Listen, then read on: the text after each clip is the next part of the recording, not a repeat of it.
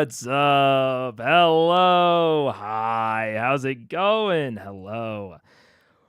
Are we excited? I'm psyched to be back. I've noticed that every time I do an eye patch, every time I take a week off in that sense, I am always so psyched for the next episode. It also might just be that I'm naturally psyched for this episode, but I'm so excited for episode 66. I want to know what the fuck is up with J'Mon. I want to know what's up. I've been thinking about it so much. Like off and on. So much of like, I don't.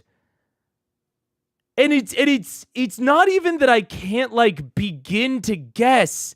It's just that I normally, for something like this, I normally have more confidence in like my thoughts.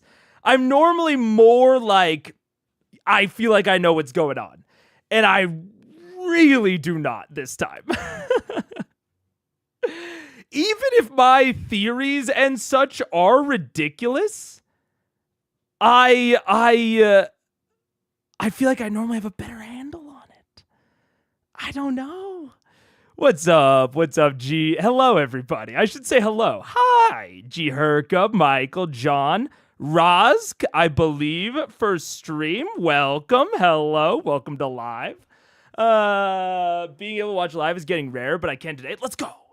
Let's go. I feel like this is going to be a good one.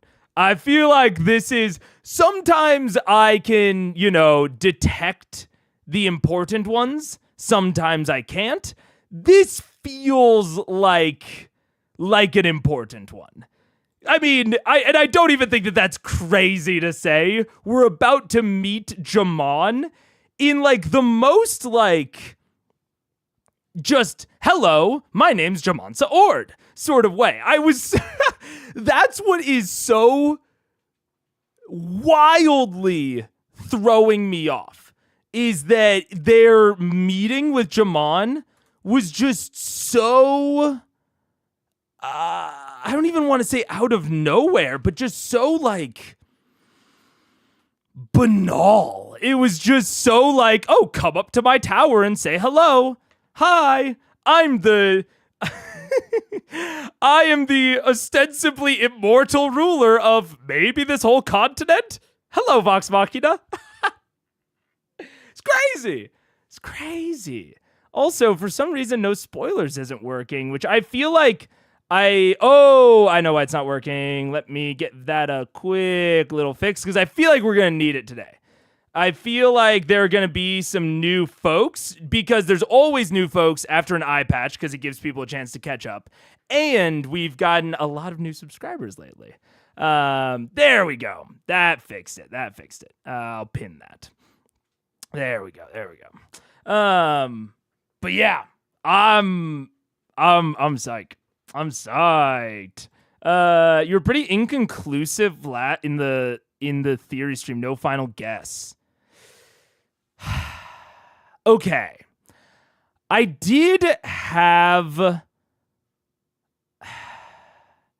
had one thought. But it's so, because sometimes I go back in and I like clean up a bit after the theory stream. Like I do even more like little cleanup things. And while I was looking through the theories, I was literally just like, let me look through all of my theories and see if there's anything. Because I was racking my brain. And so I'm looking through all these, and I'm looking through, especially like not any of the unlikely ones. And I did see this. And the thing is, I don't know what it means. And I don't even feel like, oh, I just realized that I'm on the wrong tab there. I have this old theory about this there was this text that seemed wildly significant when they were in Sphinx Mountain that has not come back since, where in the primordial dungeon that led us to Kamal Ja'ori, the party found this text: "Betwixt the chaos, our order reigns. The ones who made us refined the plains. As ages die, their time and ember, the four endure, the four remember." And it didn't tie in to the dungeon. It didn't tie into anything. And I was like, could it be referring to the Ashari? Could it be referring to the four sphinxes? And the only thing that made it stick out to me is the four endure, the four remember. Because J'Mon is one of the few people that has been indicated to be unnaturally long-lived. Like, I think they've said he's been ruling Ank'Harel for like, I think they said 4 centuries, which honestly isn't that long in terms of, you know, elves and shit, but it is long. But everyone is treating it like it's like weirdly long. And Jarrett said that he thinks that like J'Mon Sa Ord is like a station, it's like a title, but I'm very convinced at this point that it's not. It's an interesting theory for Jarrett, but I'm pretty convinced it's a single entity. And he was, sorry, they were described so alien, with like these long limbs and like the molten eyes. And in the theory stream, I was like, okay, maybe it's a djinn. Like maybe J'Mon is some sort of genie. I think I said like an ifrit was my best guess. But I don't even know how long genies live. I think maybe they're immortal.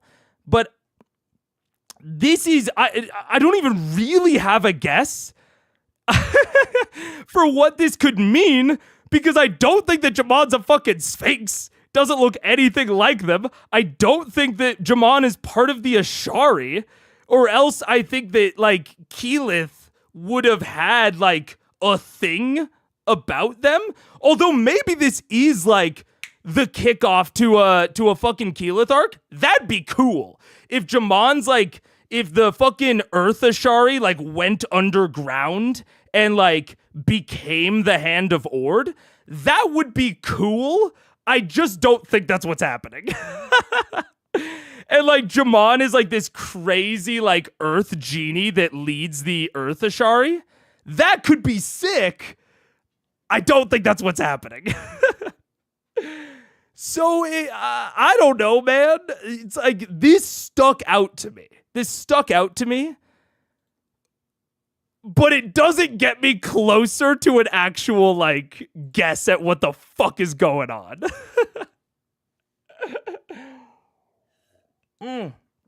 So fucking, I don't know.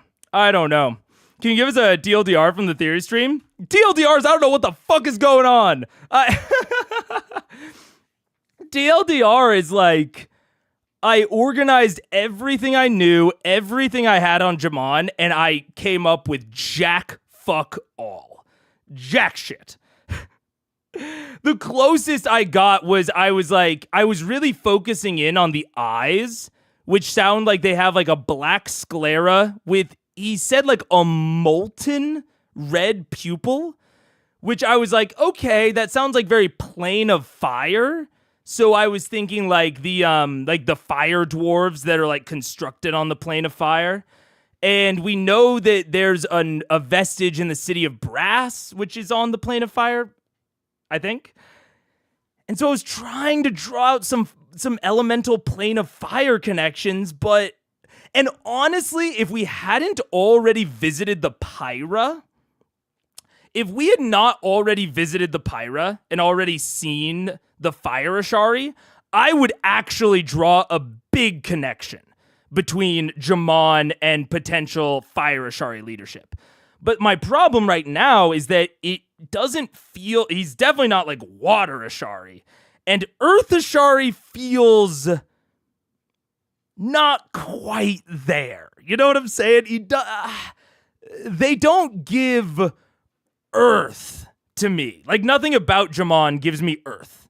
It gives me fire, maybe wind, but definitely not earth.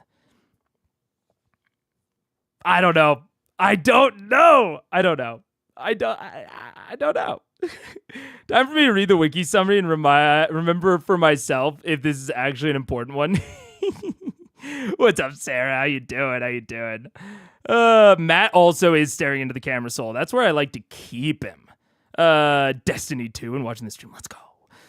Roman Emperors topped out at 3 years, so 400 plus is a banger. That's what I'm saying. And it's like, and like the Hand of Ord also feels significant. Like the Hand of Ord and like this, like but it doesn't, it gives secret police, but it's very not secret. It just seems to be the governing body, but it's weird. I don't know of any real life government that like names its governmental body that way. Like, at least, and this might just be geopolitical ignorance on my part, but like in my head, it's just like the federal government is what it seems like the Hand of Ord is. But maybe it's closer to like the FBI, sort of. I don't know. I am at such a loss, which is one of the reasons that I'm so excited to like be back and to get into it and to see what the fuck is going on. Because everything in the last like hour decimated everything that I thought was going to happen. Like, from all of like what I have been taught to believe about how these stories go.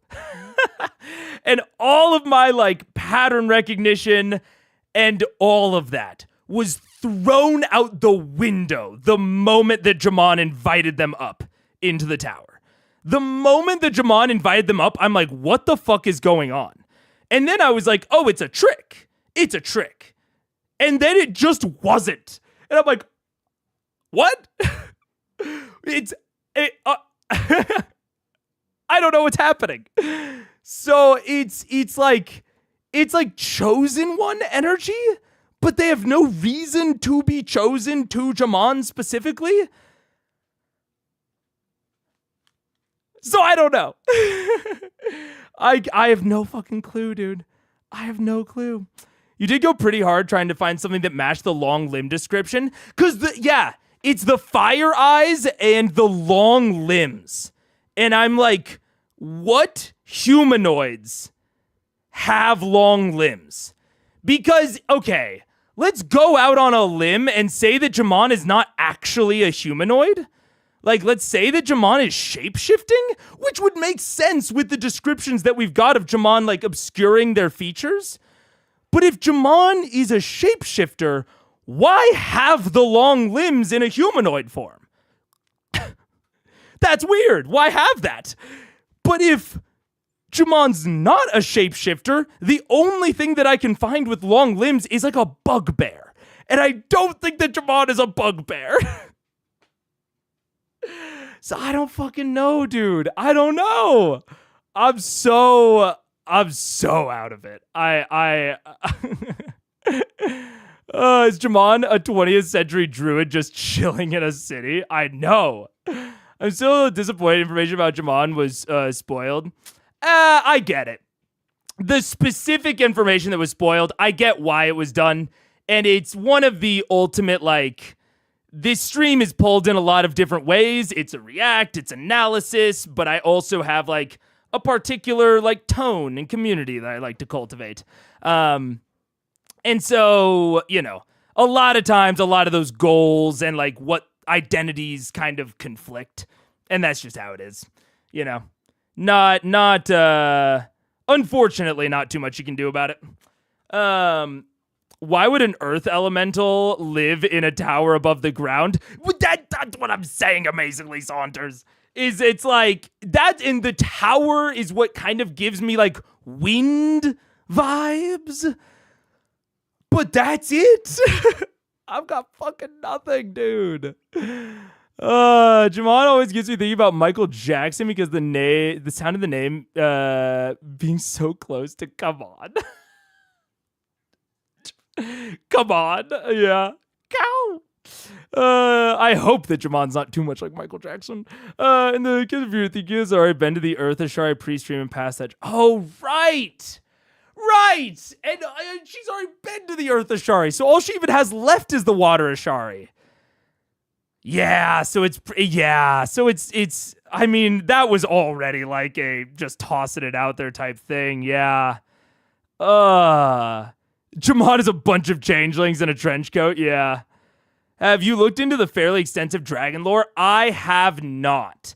Partially because, and this is something that I think makes sense to people once I explain it, but is not something that people assume when they like start joining the stream.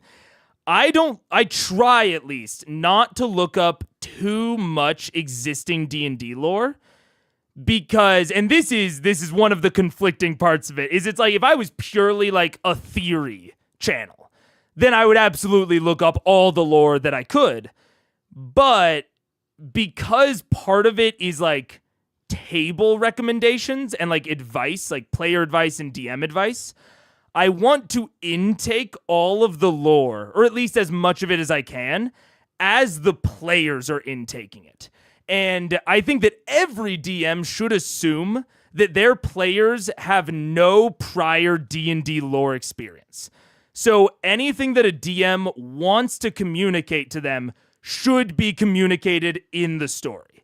So if we want our players to draw a certain conclusion, or we want to pick up on said foreshadowing, that should all be communicated. Not even to mention that, you know, Matt could have changed any of it, you know. Matt has, you know, provably changed some like monster lore and things like that. And so, do you want some help? I'm gonna give you some help. Because you're wrapped around here. Here, take it. Paige tried to go under my desk to avoid the camera. It was very cute. But yeah, so that's another case of like kind of the conflicting ideals of the stream where I don't know much about dragon lore and I haven't looked into it much, even though it's like the prominent thing in the Chroma Conclave arc, you know? It's a trick. Wow, Mega's so paranoid. Not every NPC in D&D is evil. Okay, but the immortal god emperor of Marquette is probably not... Maybe he's not there, sorry. Maybe they're not evil. But I would hazard a guess that they are pure good. Especially with how it sounds like the penal code is in this society. Oh my god. You don't think that J'Mon is a bugbear, but have you considered a bear bug? Oh, that's a good one. Give us out to a gradual set of parents in a storehouse. I know, lazy doomer. That's, I mean, facts.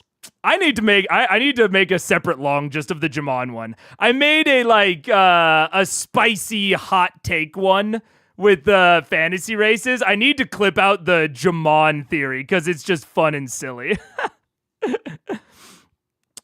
said J'Mon is too small for a fire giant. Consider this a fire Goliath. That's a sick world building idea. I don't think it's what's happening, but that's a sick world building idea. The long limbs are just for shits and gigs. Yeah. Been a while since we saw this shirt. This is my fancy shirt. It's because today's a big day. It's a big Critical Eyes episode. We're doing a video game premiere this evening. Big day, fancy shirt. You know? I have about 6 shirts total, so I can't bring it out. I have to bring it out for special occasions. I think the last time is probably like the mic interview or something. Take a break. Take a break? Never. Also, that is so off. That's fine. What up, Dashel? I think the funniest possible answer is that J'Mon is just a regular human that is really committed to the aesthetic. I mean, fair enough. Fair enough. You just started? I know. The break timer's been wonky lately. I don't know what's going on with it. It does keep accurate hour timing, but when it starts has been a little bit funky. But anyways, that's kind of my takeaway. My takeaway from last episode is that I don't feel like I can give a takeaway until I figure out what the fuck is going on. And to that end, I truly think that if you want to befuddle your players, that this is a very befuddling situation. Like, I would argue that Vox Machina has been given almost no reason to think that J'Mon Sa Ord would want to meet with them personally. Other than just their, like, general notoriety, but, like, they don't even have any evidence that their notoriety has crossed the ocean to Marquette. Like, we have not gotten, at least to me, anything that says that J'Mon should know who they are and or should care. Now, I trust in Matt enough to think that there is a reason. I don't think that it's like a total, like, random contrivance. Like, I truly believe that there's a reason. I just can't figure it out. And I think if you really want to, like, socially put your players off balance, this is a solid way to do it. And I will give a more detailed takeaway on, like, what I actually think of the actual strategy once we see more of it. Because right now, I just can't even imagine what's going on. Truly, I cannot. I have no idea what J'Mon is about to say to them. No idea. No idea. Some basketball players are unnervingly long-lived. Yeah. But I don't feel like... I will also say J'Mon was described as having specifically long arms, not necessarily, like, long legs. So I don't know. Thanks for including me in that video. Hell yeah. Look, it was a great. I should have made it smaller. In retrospect, it was too long to go in a thumbnail, but it was a great chat. It's a great chat. I love the idea of J'Mon being a warlock who just loves putting on a show. I mean, that is hilarious. That is awesome. If J'Mon is just a very, like, performative ruler, like big, like, warlock bard energy, or like a Phalok, that is fun. But I've just also not gotten any indication that that's the type of shit we're in right now, you know? It's like if we had gotten, like, even more different descriptions of Ank'Harel as, like, a festival city, and there's people fucking drinking and smoking and partying everywhere, and there's dancers on the street, and even the guards are, like, fucking, like, they've got paint on their livery and, like, fun patterns, and, you know, if Ank'Harel was more of a, like... If that was what was going on with J'Mon, I would almost want Ank'Harel to be described like Carnival. You know? I would want, like, big party energy. And then that might be, like, you know, decent foreshadowing. And, like, J'Mon just, like, heard through his, you know, rumor mill that there were these powerful adventurers. Oh, come and join me. Come, smoke a hookah. Let's talk about what we can do for each other. That could make sense. But I don't think that's what's happening. Ay. I don't know. Outliers do exist, and they're more of an outlier than people might think. And that's all fair. J'Mon could literally just have long arms, and that could be it. But also the eyes, and also the immortal God Emperor bit. It feels like it would be so random with everything else that we know about J'Mon Sa Ord if J'Mon also just had randomly long arms, and that was just like a part of who they are. It just had, it's possible. I just find it extremely unlikely. Oh my gosh. What's up, Stargazer? Hello. What's up? How you doing? Welcome. J'Mon is Dennis Rodman with a good therapist. If there's no reason, would you rank this as in the most contrived CR moments? It's top 5 at least. If there's actually no reason, if J'Mon literally just has a quest for them and is just like, I heard about you, and it's totally unrelated to anything, this is crazy contrived.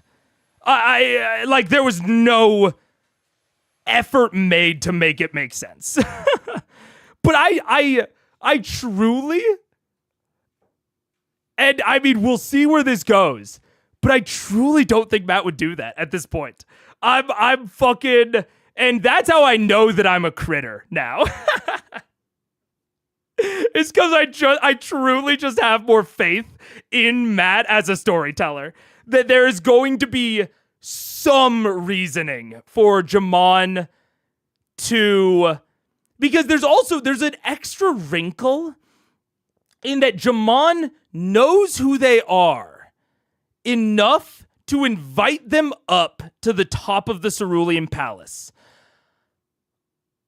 but is not aware and or lackadaisical enough to not have invited them separately, because they approached the Cerulean Palace of their own volition. Now, maybe it's gonna be like, maybe J'Mon's a fucking like divination wizard. I guess that could be a thing. And, you know, this was foretold. So he knew that, they knew that they didn't need to invite Vox Machina. They knew that Vox would eventually come themselves because it was foretold. Maybe. I don't know. Crazy, dude. In this whole speculation. Exactly, G-Arca. I can't remember Matt ended the session. Did J'Mon speak to VM or did they just identify themselves? J'Mon said something akin to Vox Machina, welcome to Ank'Harel, or something to that effect. Here, actually, we'll listen to it because that's easy enough to go back. We can get the exact words that were used. Characteristic walls compared to the rest of the creature. It's not, but the pupil, he's smart. The limbs are, you step into the chamber. The limbs are elongated. I guess that Matt didn't say just the arms. I thought Matt said just the arms, but it actually just says the limbs. Okay. Welcome to Ank'Harel, heroes of Tal'Dorei. J'Mon knows that they're the heroes of Tal'Dorei? I am J'Mon Sa Ord, and it is my pleasure to greet you. And that's where we'll pick off next week. Fuck. Hello, everyone, and welcome to tonight's episode. Dude, I don't know. J'Mon is one of Vox Machina's dead parents. No, Scanlan, I'm your parent. Yeah, it's Scanlan's mom or dad. Oh my god. I wonder if we've reached 1,065. Oh wait, did May just embrace the label of critter? Only took 65 episodes. Look, I at this point I will freely embrace the label of critter. I think I am at this point. Yeah. What's up, Aura? I don't know when it happened, but I think at this point it's just undeniable. Yeah. 65 episodes, 4 hours each, 256 hours being reacted to. I don't think we average 4x inflation. I think we probably average a little bit over 3x inflation. I think is generally, although it depends. Actually, we might average I think we probably average about 3x inflation, yeah,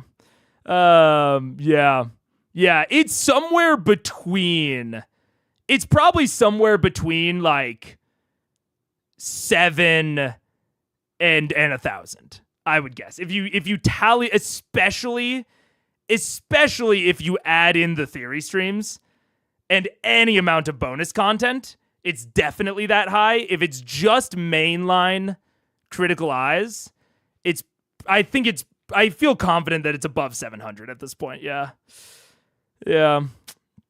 Or there's like a Ruler's Grapevine. Yeah, there's a group chat that they're all in. I could see J'Mon being a part of the Arcana Panasophical. Like maybe J'Mon is friends with Allura? I mean, that's enough of a justification. If J'Mon and Allura are friends, because although I think Gilmore's not in the Arcana Panasophical, I don't think. Actually, I don't know if we have confirmation of that or not. I don't know if we have confirmation if Gilmore's in it or not.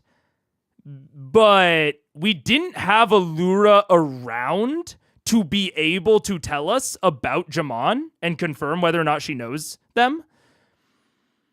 So it definitely could be. It could just be that simple. Is Allura has told J'Mon about Vox? I mean, that's a justification. Honestly, it feels too simple, frankly, that I have trouble really investing in that. But it's definitely possible. And if that was it, like when I say that, this needs justification, this needs explanation, it can be as simple as that. Like, hey, me and Allura are friends. That's it. There just needs to be something. It needs to be something. Add in the non-episode and specials. Yeah. It's pronounced pansophical, not panasophical, like pansexual. Oh, pansophical. Pansophical. Arcana pansophical. I'ma be real, I might just keep pronouncing it wrong. I kinda just like my pronunciation better. Same thing with Exu. I'm gonna keep saying Exu even though people tell me it sounds weird. Consider it a silent A or an unsilent A. I don't know. We'll see. But with that, that's my fucking takeaway. I don't know what's going on. I need some justification. And we'll see. An unwritten A. Look, I love it. To be clear, I love people correcting me when I'm wrong about things. Legitimately. I like knowing if I'm wrong. But sometimes I will just continue to choose to be wrong. It's because sometimes it's more fun that way. And let's play the show. So it was really cool. But we were happy to be back. How do you want to burn this? Sure. I am also, I will say, there's going to be a huge, whenever the Screwjob critical eye patch comes out, there's going to be a huge continuity break. Because I filmed the first half, like, a week ago. And I still haven't filmed the second half. But that's okay, because, I guess, fucking foreshadowing. IMO, not that much happened in the first half. Actually, that's not true. Stuff happened, and there was interesting stuff to talk about, and I am excited to publish that. But I don't think it... I basically got to the Mimic fight. Or actually, no. A little bit past the Mimic fight. They're in the grandmother's office. And I had to stop watching. And then with my voice, I just haven't been able to get around to filming the rest of it. But I have a feeling that like the rest of it will be much more self-contained. I really like the premise of the one shot. I love the premise. Again, foreshadowing. The hidden agendas. The hidden agendas.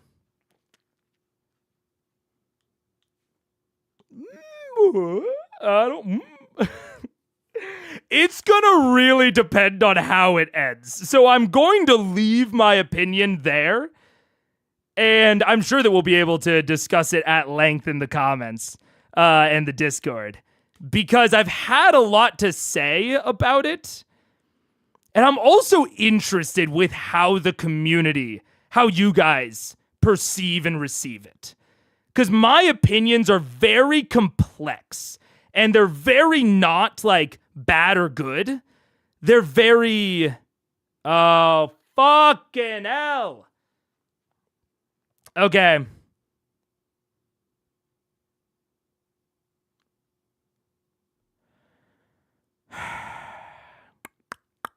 Okay, 1 second. You are not the only one losing frames. It's on my end. I'm gonna run a quick test before we really start. Talk amongst yourselves. And we're going to see...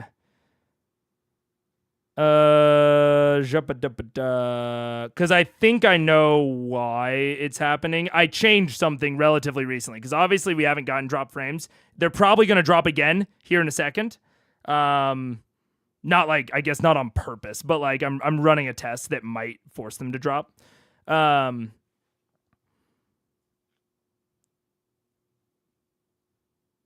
have a like, it's not like a nuclear option. Basically right now I'm doing a clever solution that doesn't seem to be fully working, but it's working most of the time. Like I only drop frames like every other stream.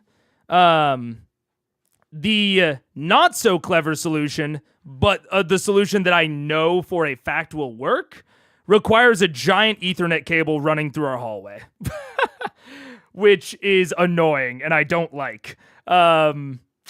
But if we continue to drop frames, like if it gets like above 1%, then during one of the breaks I'll set up the bad way.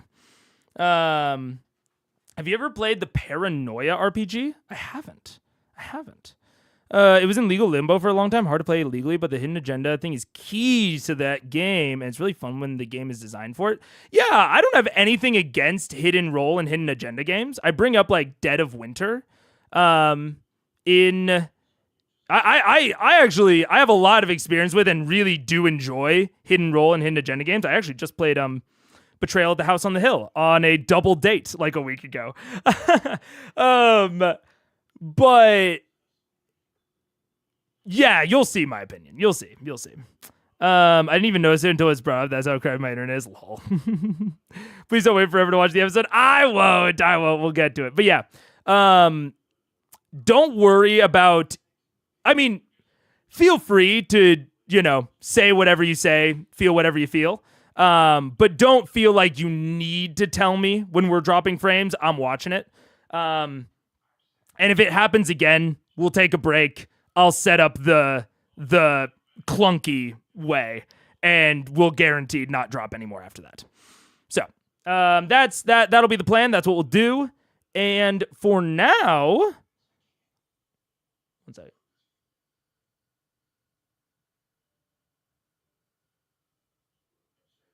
Okay.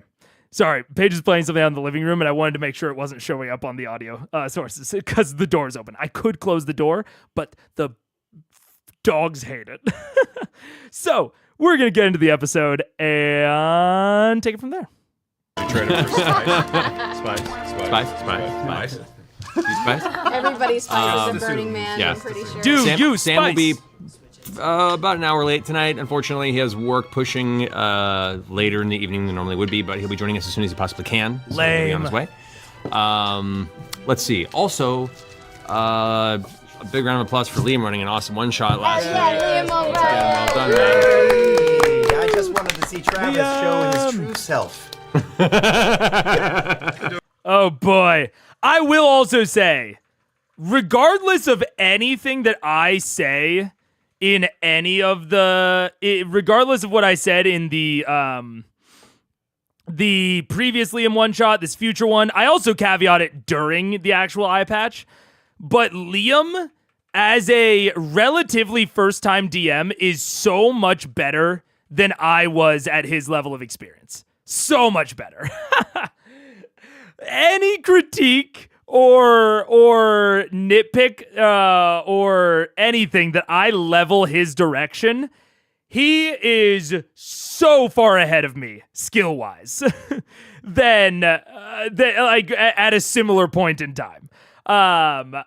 Like he's very, very good.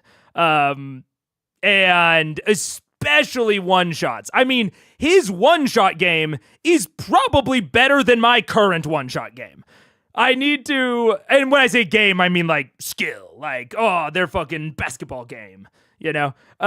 His one-shot skill is probably currently better than mine, because my one-shot skill is massively lower than my campaign skill. And also take that on all of my advice. Keep in mind, my advice is almost always and exclusively for campaigns, because I am not the person to listen to when it comes to one-shots. I don't know if it'll surprise all of you, if you're longtime viewers of the stream, but I have a little bit of a problem with short, time-constrained sessions. I don't think that I build bad one-shots. I'm just really bad at making them a single session. All of my one-shots, like I've talked to my friends about it before, like my friends have run one-shots with me, and they're like, yeah, your one-shots are always really cool, but it's tough when we're all committing to a one-shot and then it needs to be like a 3 or 4 shot. Yeah. Yeah. So that's the, yeah. And for any fault or critique that I level at Liam, he is getting it done in a single session, and that shit's hard. So, at least start for me. So he's doing great. He's doing great. Weird question that Michael forgot to ask in the Discord. Oh, don't know if you remember. In the future, would you like more of these recommendations? And did you agree with this one? Feel free to express them. I will say that, like, the order in which I do things, like theory streams, are almost always determined on IRL factors more than anything else. They are almost always like the reason that I did the theory stream where I did, the biggest factors were like placement and like care on my voice, how long it's been since I did another member stream, how many notes I have. So it's one of those things where, like, feel free to give it. I'm just prioritizing that sort of thing way far down the list. So just keep that in mind when you give the suggestion. Yeah, he DMs for his kids, he said. Yeah. But yeah, that's why you should run an actual play. Get used to the 3-hour format. God, no. I do want to do more one-shots on stream, though. I've never been able to one-shot a one-shot. I'm practicing.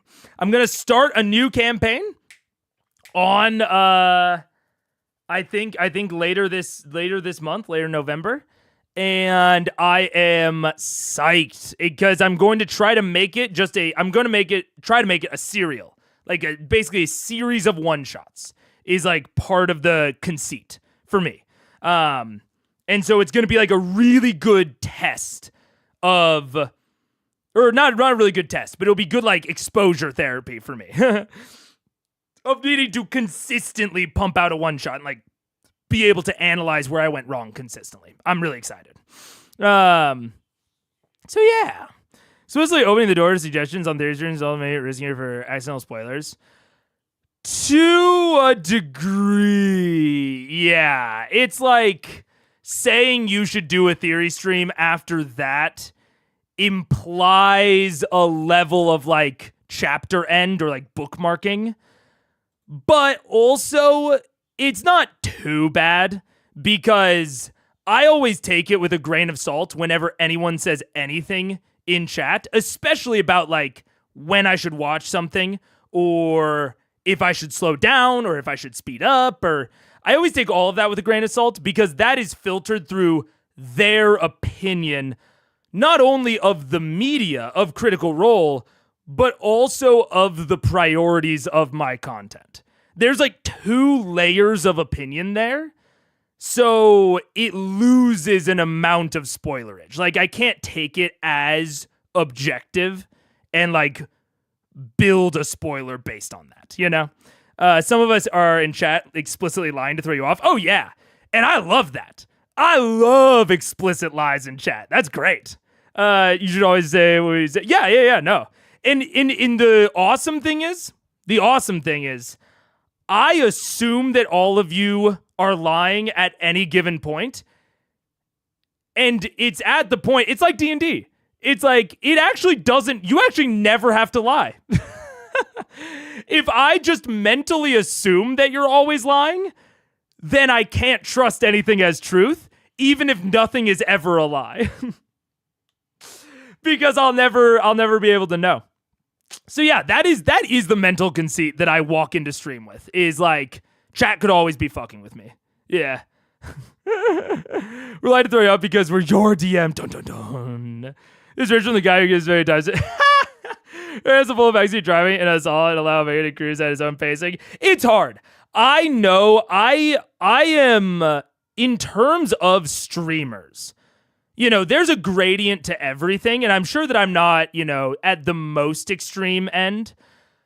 But I am pretty far on the side of like high chat interaction and high community engagement. Like, it is the thing that gets me out of bed. It's the thing that makes me want to stream, is talking to chat and interacting with people and getting your opinions, and like, that is what, and like involving you guys. That is what makes streaming so much fun for me.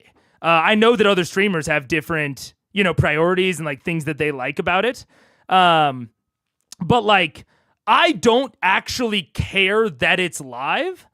I care because I know that some streamers do care about that. It's like, oh, it's live. You never know what's going to happen. You can't edit it out, whatever. It's raw. It's uncooked.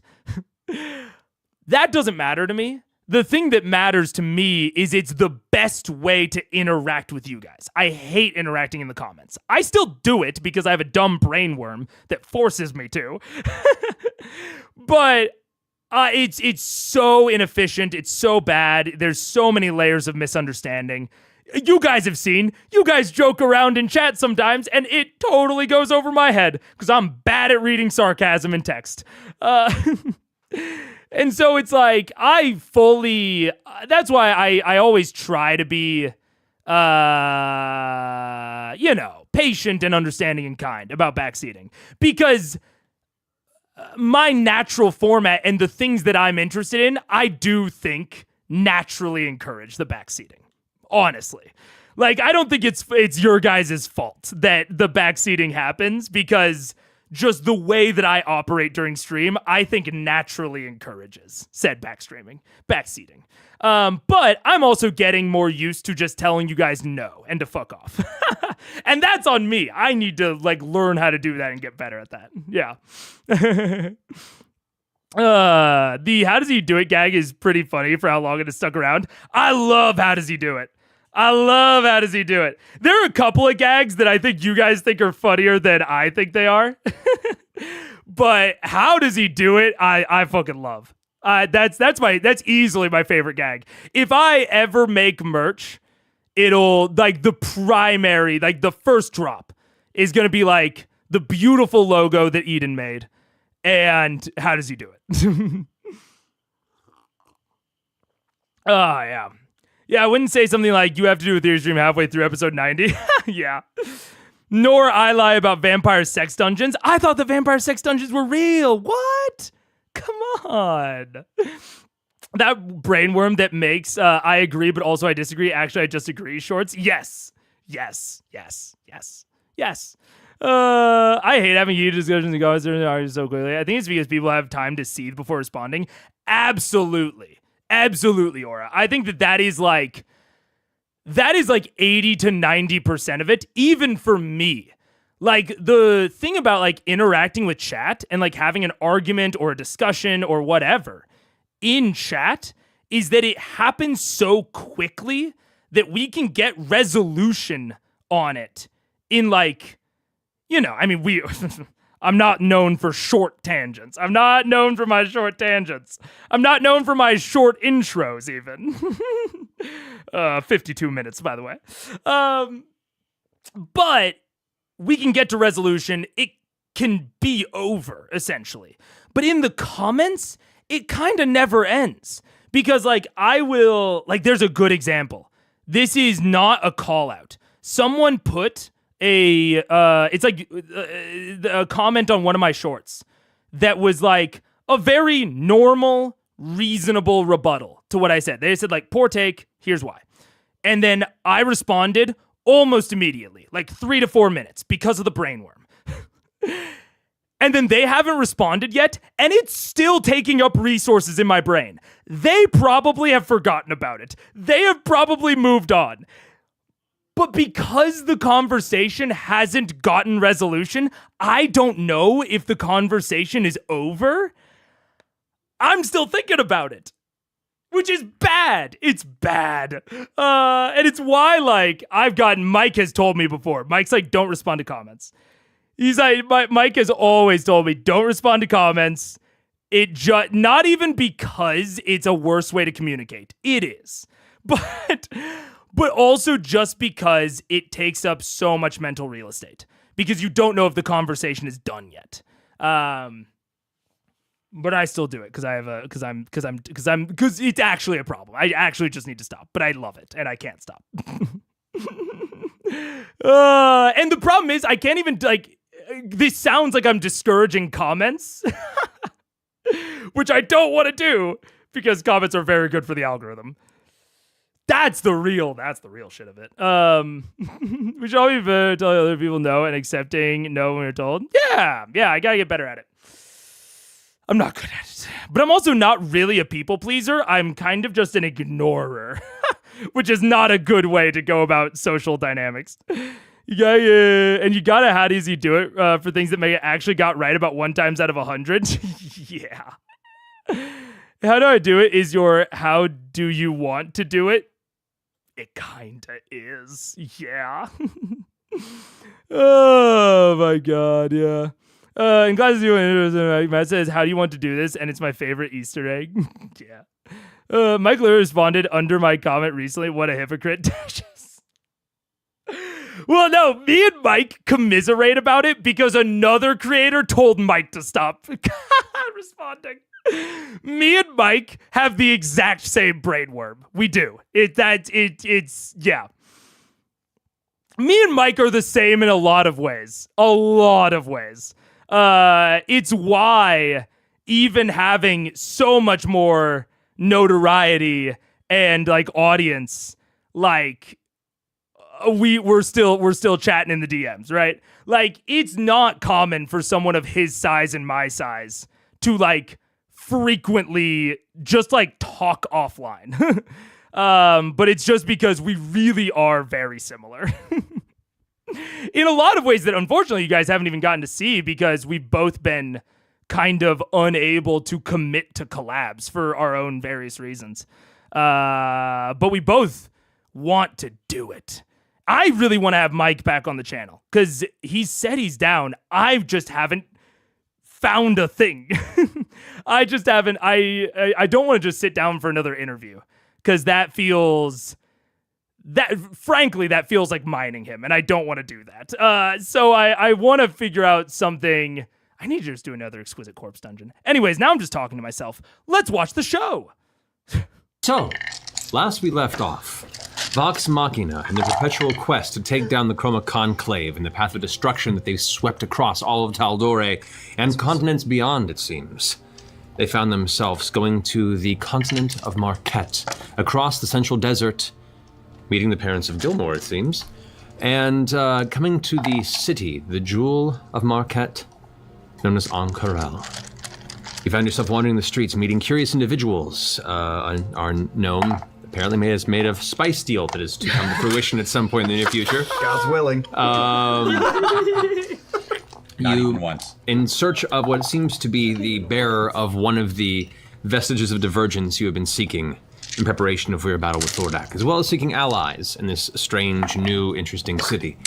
Through the continuous and perpetual threat of evil that forces the world, you found a hookah bar and got fuzzy drunk on a form of sand keg-based liquor. That's right. Yeah. That was good. You learned a bit about the city, a bit about the culture. You learned some from Jarrett some good possible tips on how to engage with the people around the town. Oh, be pleased. Yes, be pleased. Be pleased. Beep, beep. And you guys made your way towards the Cerulean Palace in the center of the city. After being balked by the Hand of Ord upon arrival, you were then greeted by the Grand Maven and given entry to the Cerulean Palace upon passing up a large, translucent blue tower above the city of Ankarel. Not Imana was tired. We knew what you meant. I know, I figured you guys would be all in that. And eventually opened into a central chamber at the very top of this tower that overlooks the majority of the desert from this position that you can see. There were large windows across the entirety of this somewhat circular-like room. There was a raised platform in the center, a balcony across the opposite way, and sitting atop this throne in the center made of brass and sapphire. You met an individual, seemingly the ruler for a long time of this city, the androgynous, long-living figure known as J'Mon Sa Ord. And that is where we're picking up the And session. the Grand Maven took us up there? Yes. And we saw him, and we met him, right? He You was like, hello. just greeted you when we left off. Okay. He knew who you were. Right. He, she, you're not quite sure what the sex is of this figure specifically. The fine features, elongated limbs, and long dark hair seem to deflect, trying to pin down a lot of details about the... Long dark hair? I don't know if we got hair description last time. I'm gonna write it down just in case. The history or source of where this individual came from. However, they have risen from the throne, bowed deeply, and greeted you. Welcome to Ankarel, heroes of Taldore. I am J'Mon Sa Ord. It is my pleasure to greet you. And gave you a soft bow. So, your arrival has not escaped my whispers, and I'm curious if your presence means what I think it means. What do you think it means? Well, Exactly. I have heard our skyport access to Iman was balked by dragon attack. I would hope the problem would be sorted by now for the purposes of our vast trade network. And you've arrived, I hope with good news. Oh, yeah. It's like a mixed bag. A little good, little bad. I'd say it's mostly bad. Mostly. It's mostly bad. Yeah. It's good news in progress. Mostly bad. My version of good news in progress. We are making headway. We've taken down one. We have a problem that, as far as I know, is Two. has Two. never been encountered for in the history of civilization. That dragons are cooperating with one another. We are fighting not one dragon, but a conclave of dragons, all cooperating towards the destruction and sublimation of man. It seems as if this is an extermination. Mostly successful. Mostly. They mostly come at night. Mostly. They plan at dawn. So you say these dragons are working together, It appears. attacking and destroying. I assume they're of the chromatic origin then? Yes. That is right. You're correct. And working together is quite strange. What else can you tell me of this threat? A great ancient red one, known as the Cinder King, is sitting on a mon. He appears to be their leader. He was released somehow from the plane of fire. By a green dragon, RAISHAN. RAISHAN, I do not recognize this name. What is the name of the rat you speak of, this Cinder King? THORDAK. There is a subtle reaction from the creature before you. It draws back and narrows its gaze a bit at the mention of the name. THORDAK, yes. I recall this name. A foolish drake from the Scaldwind Sands who saw unwisely to threaten my domain many years ago. Hmm? We cut his heart and watched him sink beneath the ocean. This creature you speak of, I do not think it is the same THORDAK. Hmm?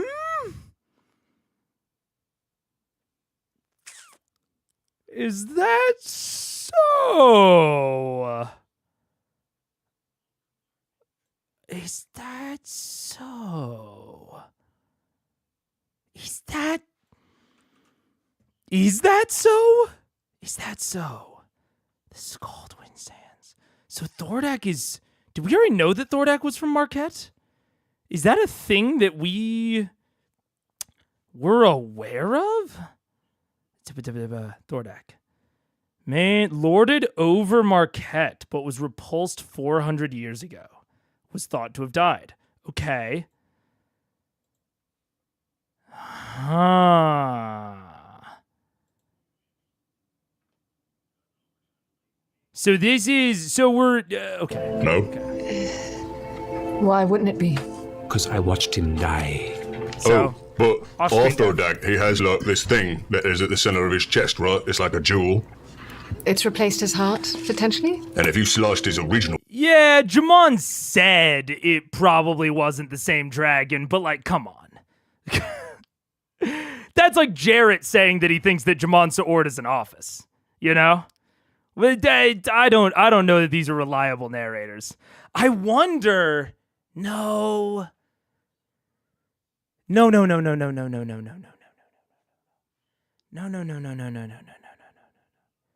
That doesn't... Okay. A foolish drake. J'Mon is at the very least implying contempt for THORDAK, implying that THORDAK is like a lesser figure. But if this is the same THORDAK, they keep getting raised up. Because I do have an existing theory of Weekend at Thordak's, that THORDAK is basically an undead flesh golem, basically like a zombie, and that the thing in his center is a golem cortex. So I wonder... Wait, okay.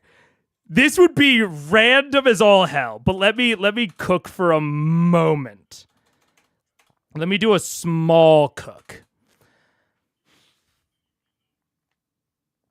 Who was the Golemancer? Dresvina? Or no, Dresvina was probably an apparent neutral. Dresvina was hiring for Master Qual. Okay. Give me a cook right now. This is stupid, but maybe there's a kernel of truth in it. The thing I'm about to write is not correct. I want to be very clear.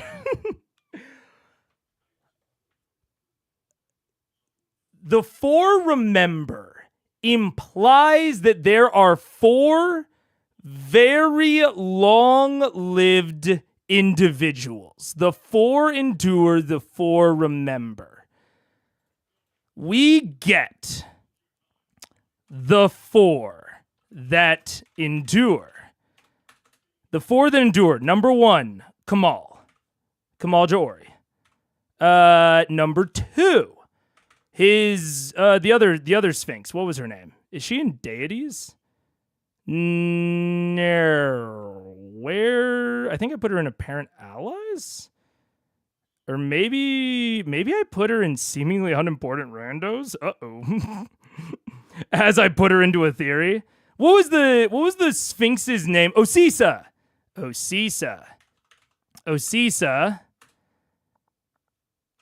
J'Mon and Master Qual.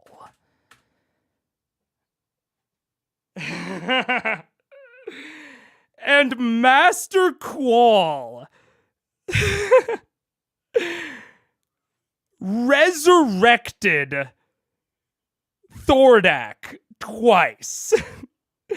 So J'Mon killed THORDAK the first time, sunk underneath the ocean. Master Qual rolls up and resurrects THORDAK. And then Allura goes into the sends Allura and the Arcana Panisophical. Yeah, it just rolls off the tongue better. It's gonna be Panisophical. Sorry. In the Arcana Panisophical, send THORDAK to the elemental plane of fire. Qual teams up with RAISHAN, potentially. RAISHAN is a student / apostle of Qual? Teams up with RAISHAN to get THORDAK out, and now Master Qual has executed this.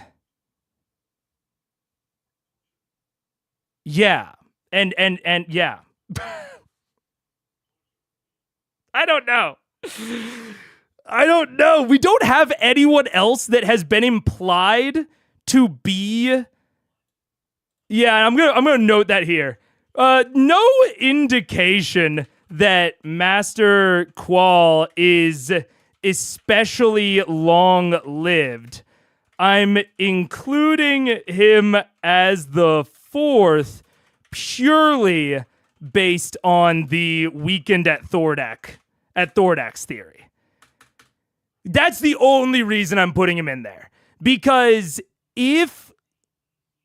although I guess that Qual wouldn't have even needed to be especially long-lived in order to resurrect him the second time, because he was resurrected the second time in the modern age. Fuck, never mind.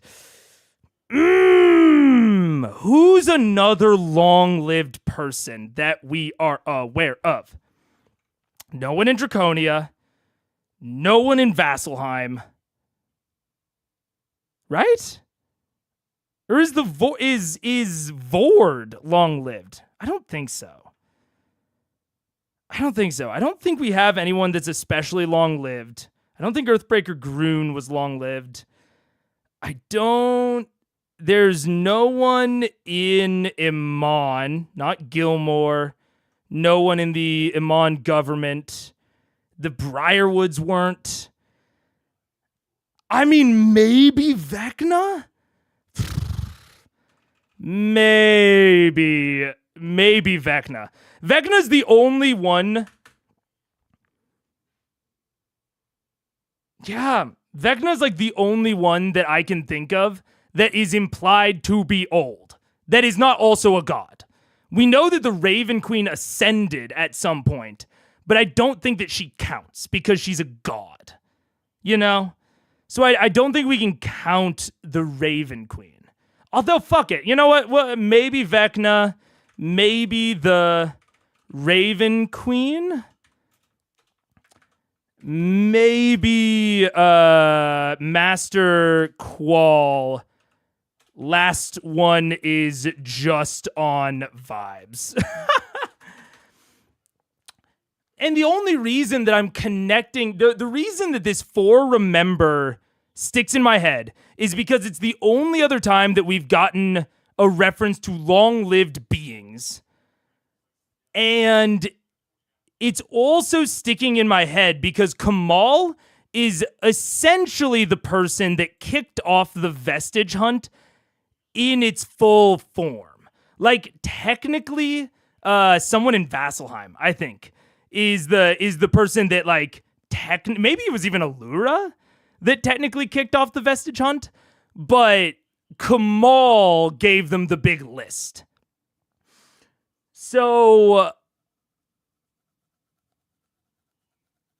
I would also say, like, the Order gives me vibes of the Hand of Ord, but I don't think that Osisa and Kamal are part of the Hand of Ord. That'd be weird.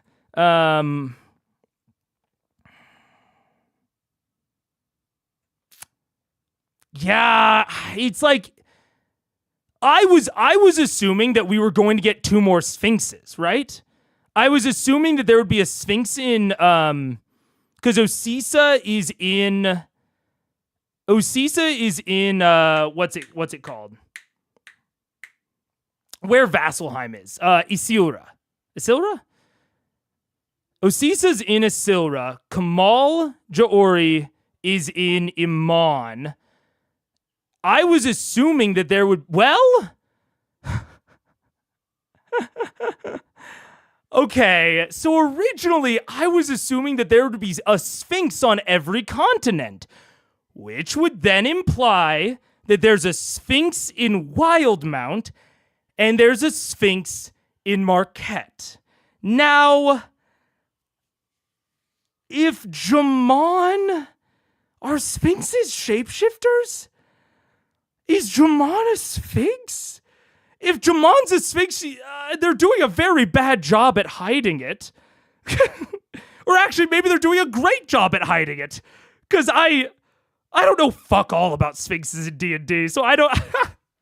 Because I originally thought it was going to be 1 Sphinx per continent, and if J'Mon is long-lived, like Kamal and Osisa, are implied to be, maybe they're a Sphinx? But I don't think that Sphinxes can shapeshift. Maybe J'Mon's a special Sphinx. Or maybe it's just not revolving around Sphinxes. Maybe it's pure coincidence that Kamal, Jaori, and Osisa are just half of the members of this specific order that is not necessarily all Sphinxes. It doesn't have to be all Sphinxes. It's just that the 2 that we've met so far have been. So it could be those 2 and J'Mon, which would then imply that there's a 4th member in Wildemount. Which would then make sense as to why this slot is open. This is just insert. It's like insert someone in Wildemount here. 1 member of the order per continent. I don't know. How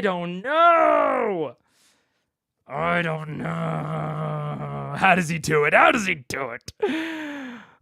don't think I've noticed that before that RAISHAN's article specifies their species. Well, because I'm not entirely convinced that RAISHAN the human and RAISHAN the dragon are the same being. I'm not entirely convinced of that. I think that could be a future subversion, is that the human is not the dragon.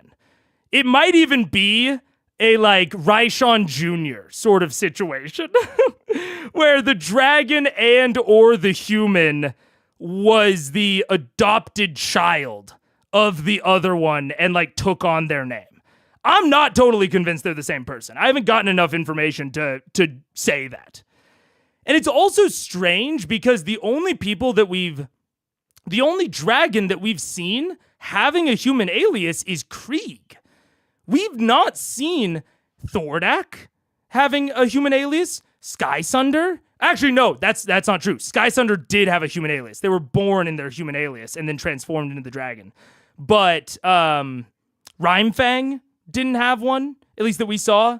Umbrasil. I mean, I theorized for a long time that J'Mon was Umbrasil's alias, but we haven't seen any other aliases. RAISHAN is implied to have a human alias, but we haven't seen them transform. We don't know.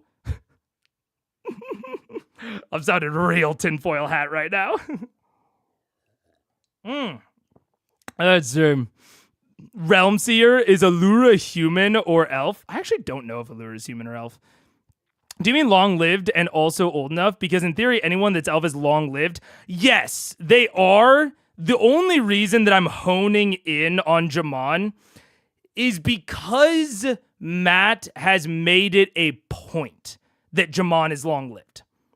Like, several times has drawn attention to the fact that J'Mon is long-lived. Otherwise, I wouldn't focus on it, because you're right. If Matt had just said, oh, J'Mon was around 400 years ago, that might not be actually long-lived. I'm implying by long-lived that means longer than is expected for whatever J'Mon presents as. So, yeah, that's why I'm focusing in on that. Yeah. I thought it was Osisa that introduced the vestiges. I think she introduced one, and then she told them to go and find Kamal. Yeah. I would assume the Matt can do whatever he wants. Matt can do whatever he wants. There's always a giant hole in your theory, presuming any sentient species can learn to do magic and can become a shapeshifter that way. This is true. At any point, which is, I mean, if we want to shift into advice mode, it's why you have to be careful about shapeshifters. I talked about this with the Rakshasa. It's why you have to be careful about shapeshifters. Because the moment that you introduce it as a substantial, like, plot line or factor or whatever, it means that literally anyone you see on the street could be a giant villain, which is always true. But you don't want your players to be thinking about that, because that's going to make them way too paranoid to, like, act normal. So while this is theoretically true, I kind of have to ignore it for the purposes of theorizing, because if I keep it too much in mind, it kind of destroys the ability to theorize, because anyone could be anyone, you know? And I've gone down this well before. I've gone down Gilmore shapeshifting. I've gone down Allura shapeshifting. I think I've gone down Seeker Assume shapeshifting. I don't know. I've gone down all of them. But it's not something that you can, like, hold up too much as a point of evidence, because, yeah, then it's like everyone. Yeah. Anything can shape change. I just have to add that to their stat block. Facts. J'Mon does give cat energy. Are Sphinxes cats? I guess they are. Yeah, they're lions, I guess. Yeah, I don't know fuck all about Sphinxes, which is actually weird. Sphinxes are very much have the energy of something I would have included in one of my campaigns. Because they're, like, kind of a weird and, like, off D&D monster that, like, only kind of makes sense. And, like, doesn't have, like, a lot of, like, mainstream nature to them.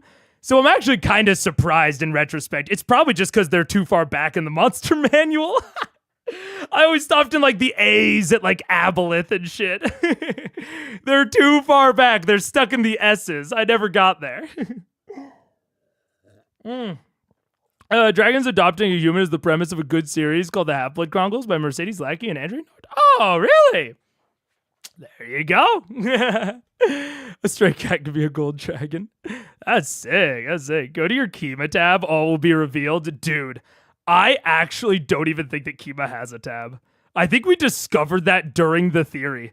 That Kima does not oh no, Kima does have a tab. It's fucking teeny tiny. Kima is teeny tiny. The main thing about Sphinx is the riddles, and that is hard to write. Yeah, riddles in general are hard in D&D. They're like, I think riddles are one of the hardest puzzles because they need to be hard enough. Like, they're one of those things that need to be intuitive enough that they can just be ascertained just by thinking about it. But they can't be so simple that it's your first thought, which is tough. It's a tough factor. Riddles are very, very hard. But anyways, maybe he, like, upgraded. Or perhaps someone brought him back to life. Not unheard of. So this beast that harries you, you are certain it goes by the name Thordak? Certain. Yes. Quite. What proof do you have of this being the same beast? Other than his heart obviously having been previously maimed in some way, we have no proof that it could be the same beast. We were not here. But even if it isn't the same beast... Take a break? I think we need to push through. I think the tangents are too big. I think we need to push through. I think I'm going to try to not do much theorizing or chatting until the end of their conversation with J'Mon. I'm going to try. The fact that a dragon takes its name should trouble you. And we've heard of your success before, and we're hoping you could offer us a little guidance. It is an old dragon. The THORDAK that came to war here was not quite as large and powerful as you seem to say this one is. How long ago was it? This was centuries ago. The city was but maybe 100, 150 years at the time. He could have grown by then? Yes, I'm afraid we're not talking about a drake anymore. We're talking about... Okay, small thing. It is interesting that J'Mon specifies the city was 150 years old. Not he was. Or they were. An ancient full-grown dragon. God knows how time works in the fire elemental plane. He may be much older than time has allowed. With respect, you were here centuries ago? The creature known as J'Mon Sa Ord, they steeple their fingers and glance over to you, at head height with you, practically, even stepping down from the platform. Oh, shit. I have been here for some time, yes. I've got to get your diet sometime. That's amazing. Grog, in general, it is impolite to query the age of any being in general. Oh, right. I would have assumed you'd know that by now. Yeah, right. Beep, beep. Really? Really? The still narrowed black eyes with tiny pinpoints of molten metal peeking through relax. The arms go from the steepled position to a cross, and now a look of curiosity comes across their face. If this is truth, then how do you plan to fell this ever-burning worm? Well, that is the question, isn't it? We're collecting items, vestiges of power. Hopefully, with them in tow, we'll be able to gather armies to combat THORDAK. We know we can't take him on alone. We're also gathering allies, and we've already destroyed several of his companion dragons. You have. We have. A couple. Indeed. And we did recon on a third. Herring to kill a white dragon. So am I to understand that you are spearheading this endeavor? Well, sort of unofficially. We're as surprised as anyone, yes. You know, we didn't necessarily ask for this. It just sort of fell in our lap. It fell in our city, actually. Yeah, it's true. It kind of, our keep came crashing down around us, and then we were committed. Very well. Then what do you want from J'Mon Sa Ord? Perhaps if it comes to it, a little bit of help, possibly collecting the vestige that we are looking for in this city, that we are currently, hopefully, collecting and being on our way with causing as little noise in the city as humanly possible. We are aware that is complicated for people like us. And perhaps an ally in the coming battle to come. It may, I would imagine, please you to perhaps meet these dragons on foreign shores as opposed to in your city walls. It's only a matter of time. If we can't defeat them in Amon, he will spread his territory. If it is the dragon that you remember, he will come here. And if it isn't the dragon you remember, the fact that he took that name means that he will come here. This city is well protected. I am not worried about this dragon or dragons you speak. I imagine... Protector here, and we are warded against such threats. But you'd like to awaken trade with Amon again, yes? This does interest me, as there is quite a stake in the roads we've built with Tal'Dorei. Is there anything you can share with us from your encounter back then? It would help.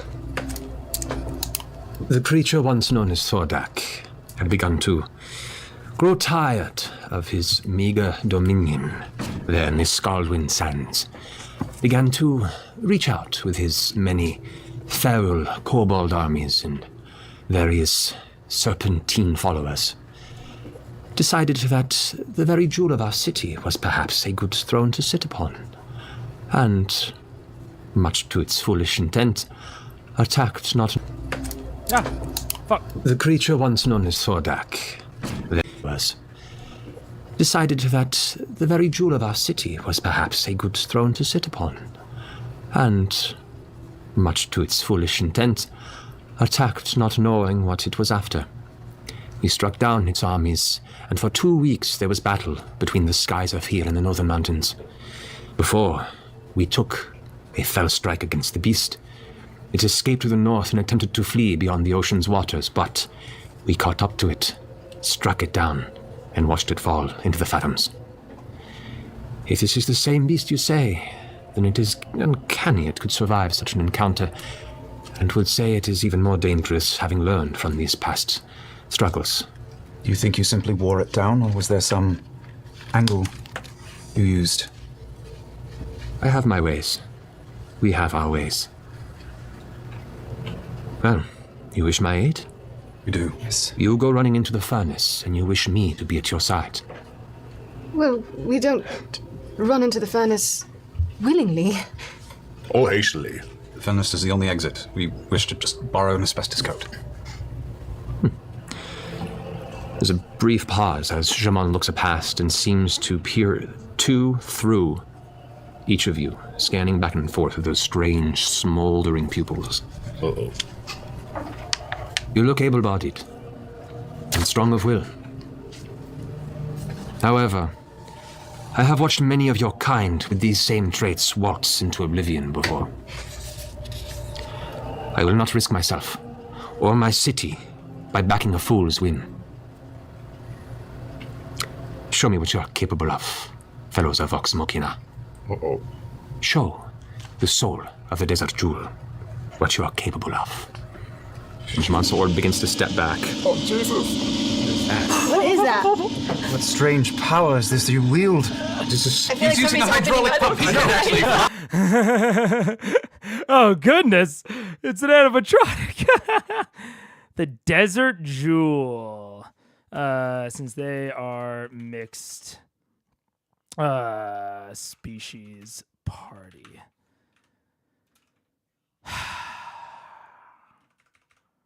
Also, J'Mon is the Desert Jewel?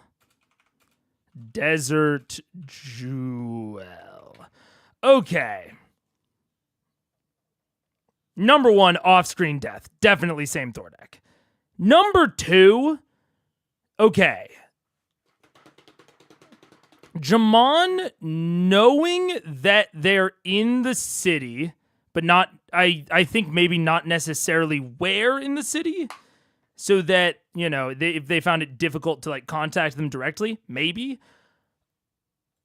And them seeming to know about Vox Machina, but not their active exploits. Like, not their most current exploits. Leads me towards the conclusion that J'Mon employs, which I wrote down here, a vast spy network. Possibly involving the clasp? Like, the clasping of hands? Hand of Ord? Maybe there's something there? I don't know. But I am getting very like the spider from Game of Thrones type deal. Also, yeah, asbestos canonically exists. Yeah. Pretty fast for no. See you, Spencer. I'll see you. I think you'll catch up. Your kind can be an adventuring party. Could also be. That's true. Could also be adventurers and or mercenaries. Very true. That's a good point. You know who wants to refer to Marquez as the Jewel of the Desert? Yeah. I feel like any decent ruler should have spies. Yeah. They should, but a lot of times the ruler themselves is not so up to date. That's a lot of the times the conceit is that the ruler has a spy master with which they filter and the spy master filters information, a la Game of Thrones. But it seems as though J'Mon themselves employs a spy network, which implies to me that the Hand of Ord might function first as a spy network and second as a governing body. Potentially. We'll see. I don't know. But now it seems like they're going to fight, which is like, You know, it's very Kamal Jaori. It's very Kamal Jaori. It's hey, let's show me what you're made of. Dude, if there's portals to other planes. I'm so old. This is an Imagineer! He's omnipotent.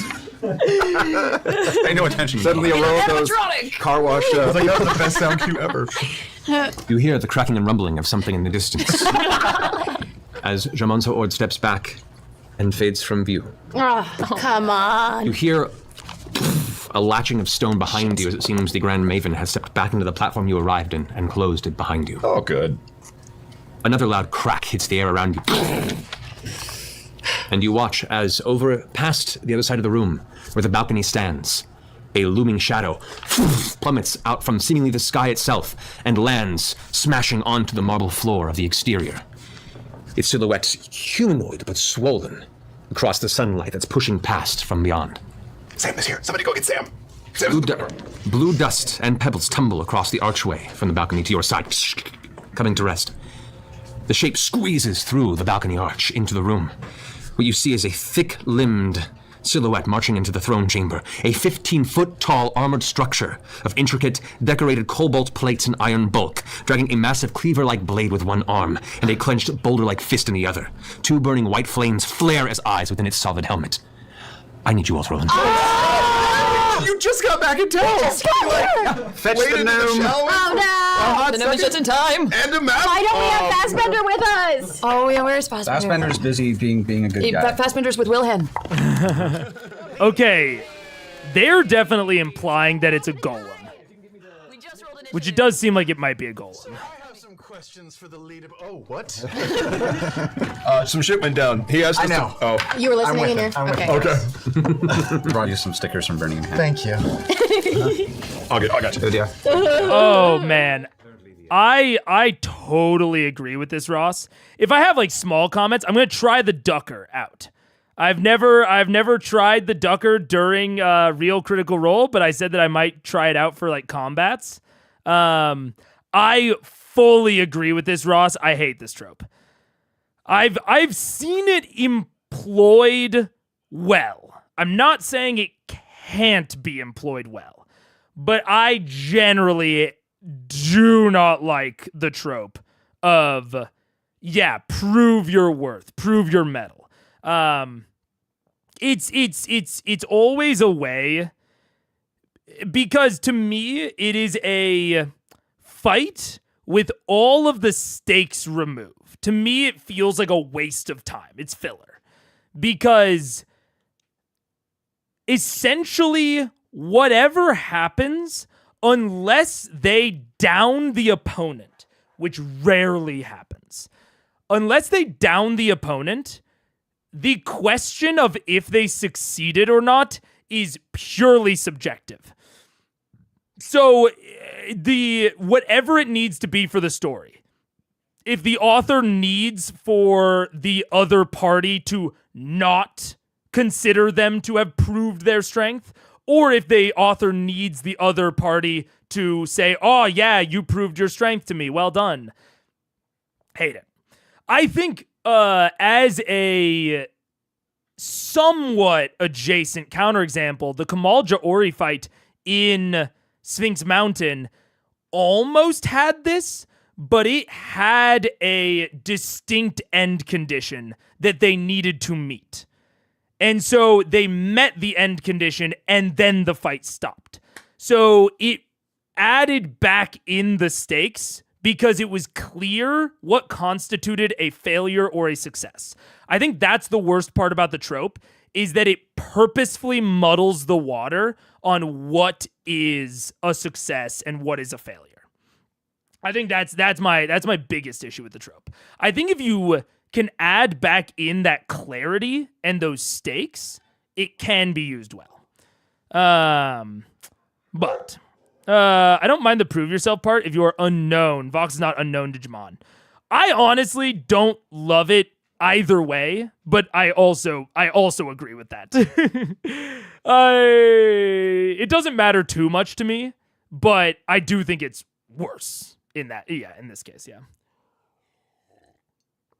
If you could exchange it with a chess and call it a test of strategic thinking. I mean, in a chess match, you're adding back in the stakes because there's a clear delineation of what winning or not winning means in a chess match. My biggest issue with the trope is that most often it is employed where the party will not win, but they did well enough to prove themselves. And I hate that. Oy, oy, oy. I think one of the best versions, this is one of the best versions because they're specifically testing for combat prowess because Vox is asking for help in a war. I think the problem for me, and we'll see, the problem for me and something I'm not, clear on in this is like, if J'Mon had added in a line of, you must defeat my champion. If you can bring my champion to rubble, then I will help you. Like, add in a clear victory condition. Because that's the problem right now is I have no idea what winning this fight means. It could be that they need to beat the golem. It could be that they need to defeat the golem in a certain amount of time.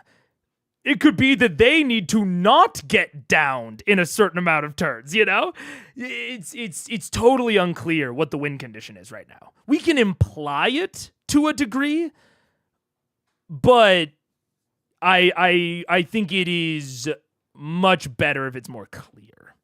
Counterpoint, TTRPG, Jarvis is bored and wants to find something. No, you can put in things to this to make it better, but yeah. It's almost worse if the stakes aren't obviously removed. Imagine VM getting seriously maimed in this test. J'Mon is now kicking the ass of people willing to fight for good. But if the J'Mon side pulls their punches, it's not a real test anymore. Yes, and as players, you don't know which is which. If there aren't clear stakes set out, you don't know what's going on. And so it's not, it's an example of a fight and a conceit that has a lot of levers you can pull for mid-combat balancing, but the fact that you have all those levers is so clear compared to a standard combat. And it's like too obvious, I think. Also, proving yourself in an unplanned combat in home turf for your opponent is weirdly balanced. A smart party would avoid exactly that situation. Yeah, so we'll see. It seems like a golem, though. It seems like a golem. We'll see. Let's get through the combat. Yeah. Report to the table. With you in just a moment when those arise. Check out that Iron Man. What? Oh wow, that is everything I've ever hoped for. Over here while we fight the thing. Percy wishes. Oh my god, he's huge. I'm definitely having a little bit of like Tony Stark Thorn moment like that right now. I want to wear like a suit. So, initiative orders. So, 25 to 20. Anybody? 25 to 20? Wait, let me see. Oh, I think you got something good. No. Which roll, Grog? 17. 25 20, no one. 20 to 15. 18. 17. 19. Oh, I was wrong. 14. I added wrong. You can put me in our spot. 19. 17. Or our take a break. 18. I'm gonna push through until the next take a break. It's on its way. Huge. It's on its way. 15 to 10. 12. Real estate. 14. I have 40 dice. 14 as well. There. Oh yeah, I think it's absolutely that, Bad Wolf. It's absolutely an excuse to do combat. I think more of what I'm saying is that Are those glass? Those are the windows. you can get better excuses. Those are like, 12? An armored, Yeah, 12. Okay. So he's big metal dude? Big metal. He's a test. We're not to kill anyone else in the room. Right. I don't think he's real. He said he's in cold bomb. I also Alrighty, so, trust that those clear things as the entity bursts its way into the room, its flaming eyes flare. Vax, you have the beginning of this encounter. I'm going to click the boots together and I'm going to slide over this way between those two windows I'm closest to. Between there? Yeah. And I'm going to all the way to the wall. All the way to the wall? Yeah. Right there? To the windows! And I'm going to dagger him. All right. Okay. First one is 24. Hits. Second one is, I'm going to reroll that with luck. Second one is 16. All right, is this your last luck of the day? It's 2. That's my second. I've been checking them off. And the third one is 24 as well. All right, so was it 24? It was 24, 15 or 16, and 24 again. So second one misses first and last. First and last. Okay, so No, and I think that you guys are. I think you guys are addressing and saying some good points about like why the combat exists from a meta perspective. of like why is it placed here within the narrative, I think those are all really good points. It's more along the lines of I don't think it's as justified within the story, within the fiction. Okay, I'm going to first of all cast Hex on this creature. Already. But you're making very good arguments for why it's placed here in terms of like TTRPG game pacing. I think those are very good points. First one is going to be an attempted headshot. Okay. So that's a burn grit. Come on, I know it's been 2 weeks. Don't be angry. Don't be a cat. Be a dog. Just be happy to see me. Yeah, it's happy to see me. That's 31. 31 hits. That's my cats are not happy. That's terrible. Hold on. Sorry. That's 12 points of piercing damage. That's 7 points of piercing damage, 5 points of necrotic damage. Okay. And he has disadvantage on strength checks. Okay, so no strength checks. And he has to make a Constitution saving throw. Okay. That is a 22. I don't like it. Okay. As a note, the first shot, it hits the head, just bounces off, seemingly no effect. There's a little bit of necrotic seep into the armor that seems to have affected it to a small extent, but the bullet seemed to have almost no effect on it. Really? But what kind of bullet was it? No, yeah, Liam's not doing piercing damage. Yes, he does. Piercing damage. Yeah. But it seemed to get through less than... Magic. But wait, are your bullets not magic? My bullets are not magic. My bullets are bullets. Okay. Maybe it's just because they're projectiles? Oh, no. Okay, good to know. That could go really poorly. Is he made of metal or is he a big dude in a metal suit? We don't know. You don't know. Okay. How much of it is there? Okay, so that's good to know. I'm gonna take another shot at the helmet with for a headshot. Okay. Spread out. Where I don't even see where we are. We're over there in front of the throne. Okay. 27. What's happening? 27 hits. Oh, pandemonium. Better. 16 points of piercing damage. 3. Oh, gotta pause that. Gotta pause that. Who is this? Is this the Grand Maven? Is this meant to be the Grand Maven? Gotta pause that. That's a much better view of the arena. We haven't had an arena analysis in a little bit, which, I mean, going towards everyone's, or folks' comments about, like, not having fought anything in a while. True. We have not had any sort of arena analysis. The magic of gun is not magical. Yeah.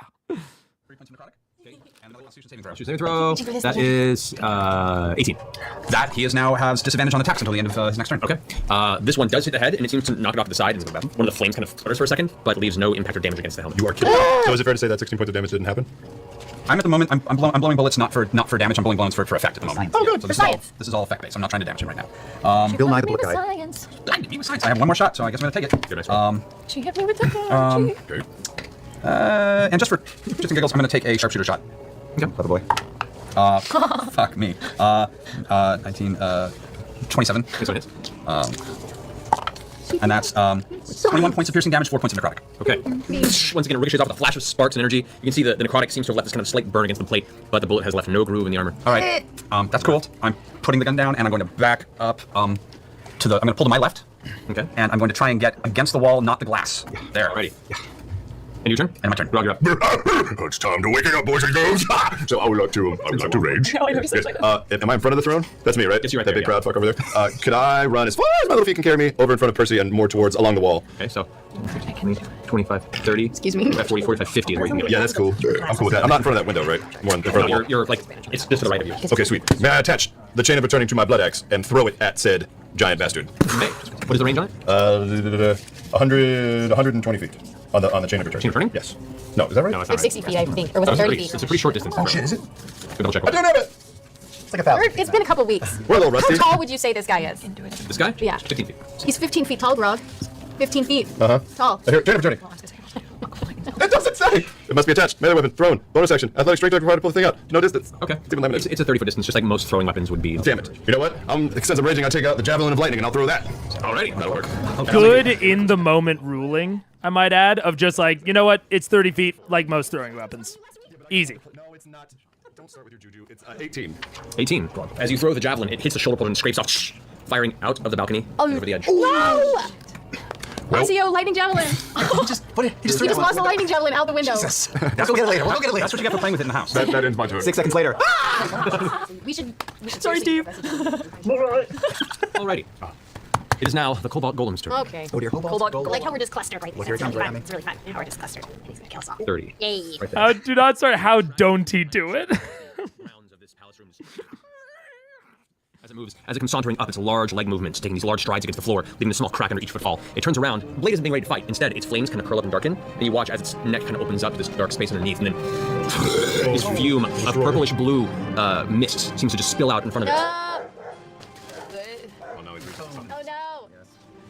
area of effect. As he attacks, can I use cutting words to reduce the attack? Yes, can we do that? You are more than welcome to try it. I have a feeling this is like a missed attack. It's not We'll try. Okay, so you use your cutting words? Yeah, I just say to him, Oi! Your face is so ugly, I'm considering casting blindness on myself so I don't have to look at it. Okay. It's cold. You go ahead and roll the dice. What is it, 10 or 8? 10, D10, so whatever your marking I will say, from what we have so far, I kind of doubt that the arena is going to change much. On the positive side, I think that the throne. Actually, wait. Someone just made a good comment.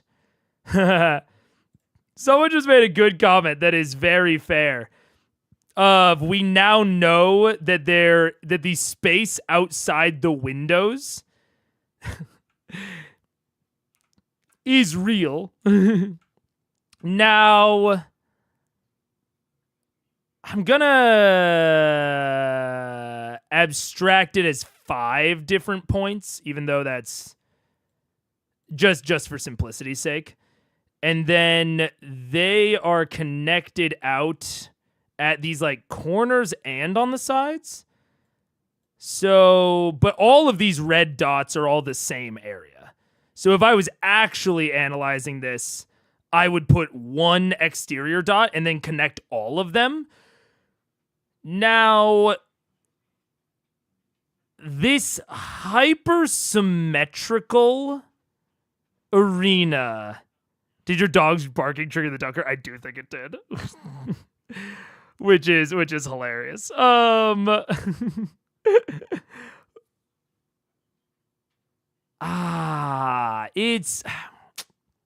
It's I'll put it like this. I think it is going to be hard to make throne rooms interesting. It's why in Baldur's Gate 3, spoilers if you haven't been to Act 3 for a game that came out so long ago.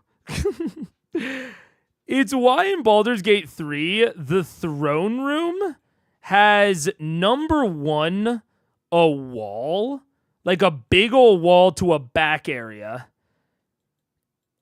It has a bunch of pillars all the way down its length.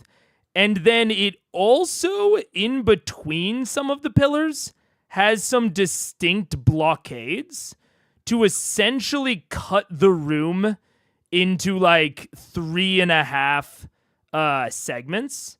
And then it has, the actual throne up here. Because now we have some more distinct areas to play with. And then, like, I don't know, over here is like kind of generally all one big area. You have some general, like, some real blockers, some verticality to play with. Casting like AoEs actually matters in that fight. But the reason I bring it up is that these blockers I always found weird. They're like random cabinets in the middle of this throne room, if I remember correctly. Which, like, you know what? Fuck, maybe that's historically accurate. Not what I picture when I think of a throne room.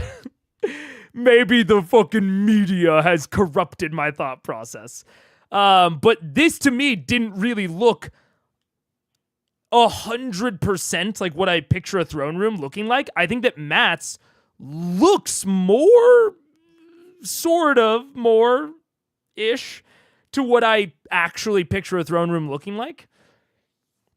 But throne rooms are generally like barren and symmetrical, which are both not great for battle arenas. Like, if it's barren,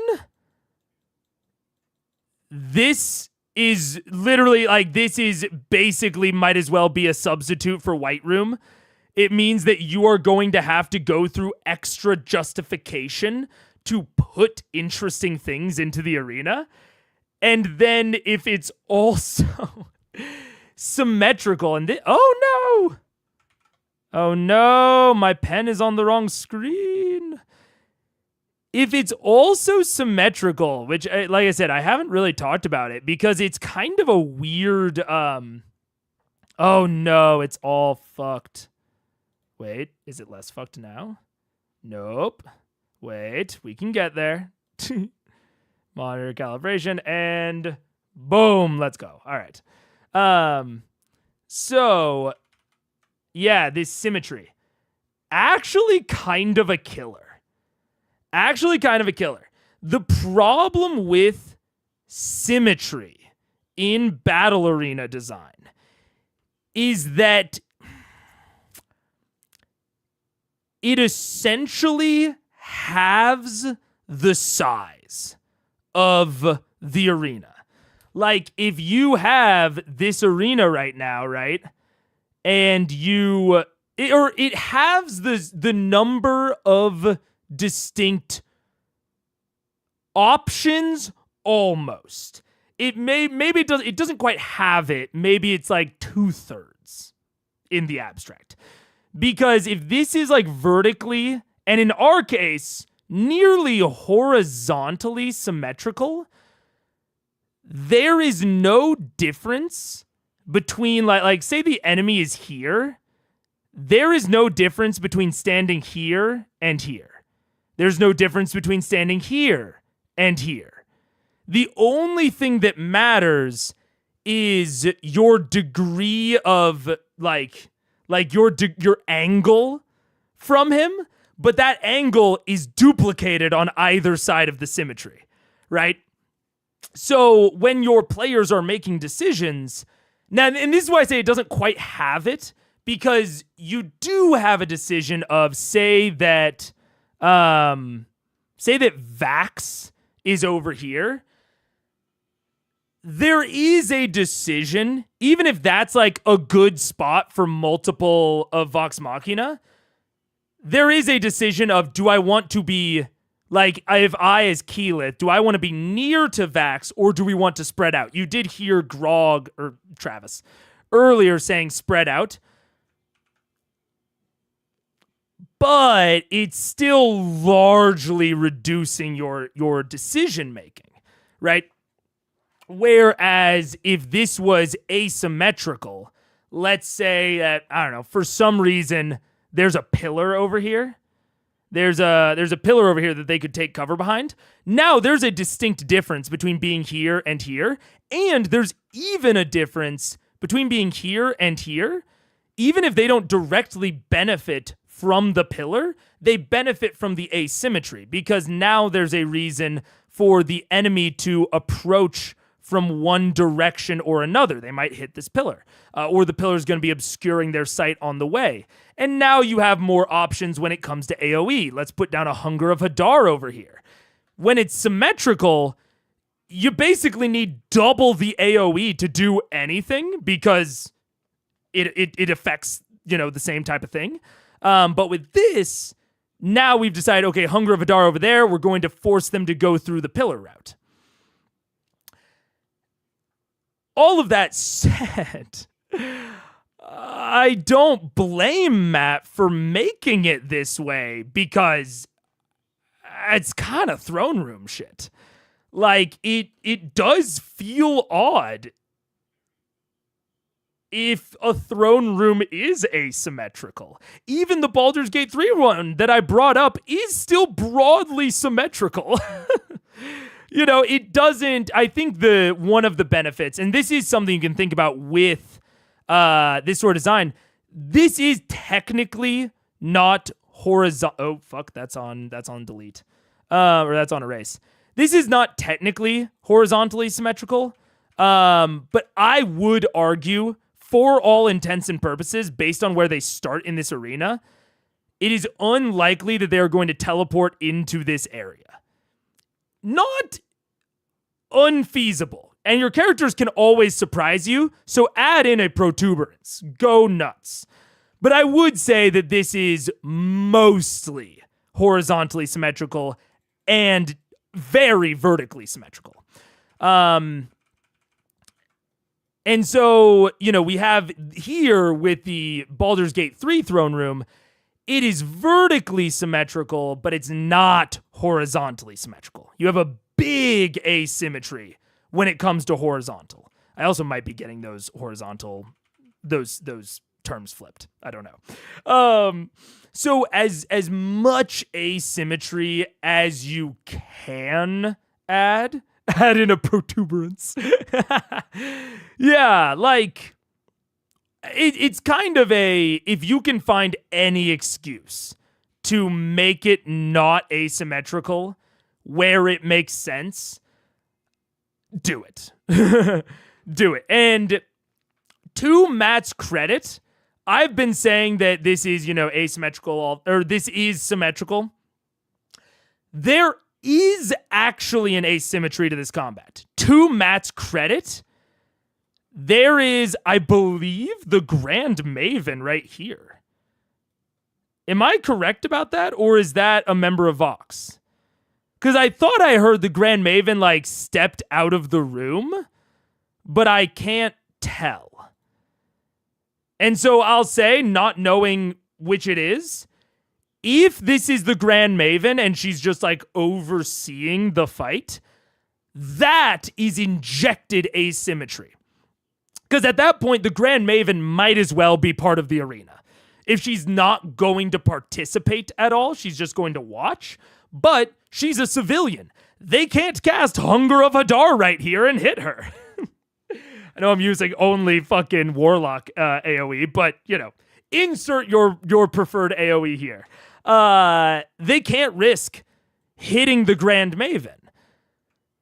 And they would assume that the Golem probably... That's Vax? Okay.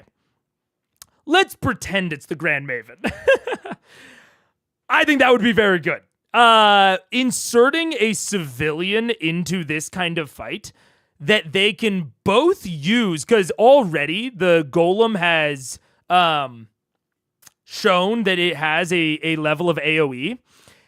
It might be a moral judgment on whether or not your party is willing to use civilians as meat shields. But even in this case, they could maybe cleverly place themselves where it doesn't look like they're using the Grand Maven as a meat shield. Maybe the Grand Maven's even behind them. But they know that the Golem isn't going to exhale in that direction because it might hit the Grand Maven. So even if you're in an asymmetrical battle arena like this, you can add in things like a civilian over here that isn't technically part of arena design, but will have an impact on how the arena plays practically. So I let's pretend that's a Grand Maven and I can call it a better combat. I think it is Vax, though. I think the Grand Maven left. But all of that said, I feel for Matt because, like you guys said, I think he just wants to have a combat at this point. It's been so long. And I think that this is the point that is the easiest to theoretically justify a forced combat. Because theoretically, they could have had a combat probably a dozen different ways by now, depending on the choices that they made. But they didn't. They just didn't make those choices. They didn't run into the right things. And so this makes sense as an opportunity to do a forced combat, and combats in throne rooms are hard. So I honestly give Matt a lot more leeway here than I've given him on other arenas and in other design instances, because I think it makes sense to force a combat here, but forcing a combat here is going to put some weird constraints on your design. But there's a few little tricks that I think he could have employed to make it be a little bit better. But with that, it's 1:32. I kind of have to pee. So I'm going to reset the break timer because I have no idea what it's on.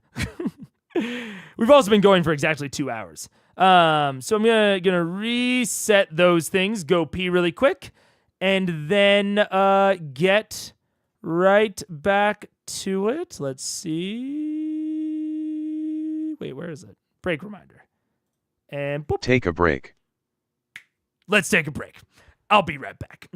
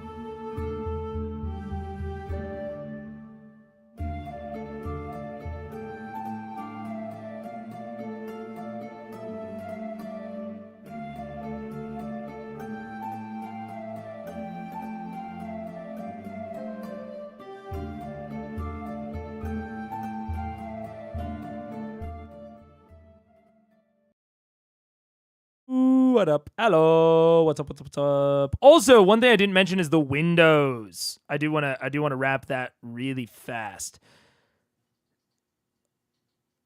Windows, I mean, up this high, and with how many there are, like there are so many windows that you can probably access them from most angles.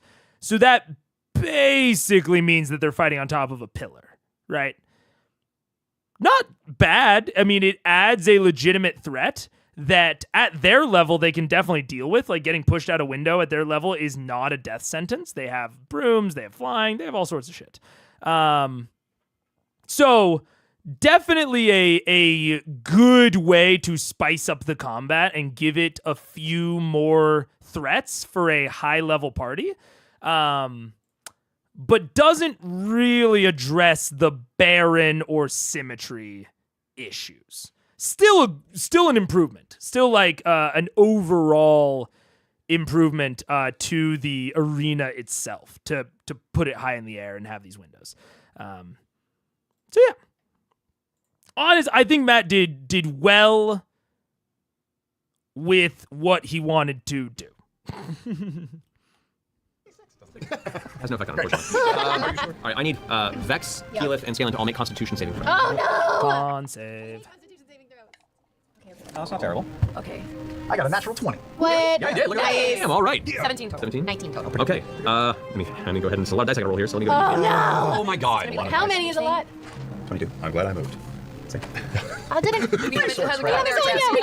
So, as the poisonous fume fills the space, you can feel it burning the outside of your skin and filling your lungs. You guys start coughing as the horrible burning sensation in your interior begins to fill your entire experience right now. Scanlan, you managed to pull aside and close your nose just in time, but it still burns your exterior. You take 26 points of poison damage, Scanlan. That is 55 points of poison damage to both Vex and quiiiite. Oh. On a 19? I didn't say that. 20 How DC. much? 55? Jesus. Did you say 55? Yes. Don't kill That this just thing. You dropped gotta me by recruit. half of my hip. Yeah, basically me too. More than half. More than half, yeah. All right, that's going to end its turn.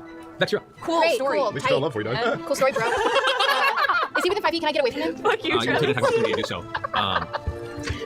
It's true.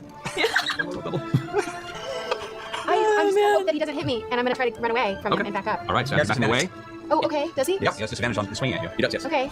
So as you start rushing away, the one kind of lax arm holding the cleaver goes whoosh and comes down overhead like a giant, thick, 3.5 foot wide blade of solid iron. Okay. With disadvantage, that's cocked. All right, that is 25 to hit. Whoa! This is a powerful fighter. He hits me. Watch me die right now. He's right. We're not ready. We're not ready. We're stupid assholes. Oh god. We'll go do drugs in your lounges for the rest of our lives. If he kills me right now, I'm gonna be so You pissed. take 29 points of bludgeoning damage, or not bludgeoning, sorry, slashing damage as the blade strikes down, slicing right across your front torso, nearly throwing you to the ground. And you can already feel like the blood plug in your mouth and kind of begin to drip on the side of your chin. God. But you do manage to pull away from him. Okay. Where do you want to move? Oh my dear lord. I'm gonna run around to the behind the throne. Okay. But I'm gonna shoot him as I'm doing it. I'm just gonna shoot him from there, and then I'm gonna keep going. But I'm gonna shoot him with, hopefully the lightning actually does something, because I'm gonna shoot him with a lightning arrow. See what that does. So and with my decision. I'm doing it at a 4th level. All right. So I just roll. For the lightning? Attack as normal. Yes. Okay. No. Shit. What's that? 22. 22 hits? Okay. Roll that. Okay. Those are only 4d8, we did it at a higher level, so it's 5d8. 5d8 points of lightning damage. Wait. Why was it higher? Did you do it at a higher level? Yeah. Okay. 19. 19 points of lightning damage. Alrighty, the lightning streaks into it as the arrow hits, and lightning begins arcing through its armor. It bursts outward. Keyleth, I need you to go ahead and make a dexterity saving. Oh shit, Keyleth, I'm so sorry. Why? Because she's Because it's all- leaving. She's been Jesus, I'm defeated, sorry. No, it's fine. It's fine. I'm good. What a dexterity save? Yes. No, it's a fucking lightning arrow. I just never use it. 11. 11. So you take 9 points of lightning. Or no, 2d8. So you roll 2d8 damage. Does my spell resistance armor help with this? I've Just got 8. advantage. Just 8 little points. So 8 points of lightning damage. Does my advantage from spell resistance on my armor help with this? It is technically a spell, so go ahead. So can I roll again? Go ahead and roll again.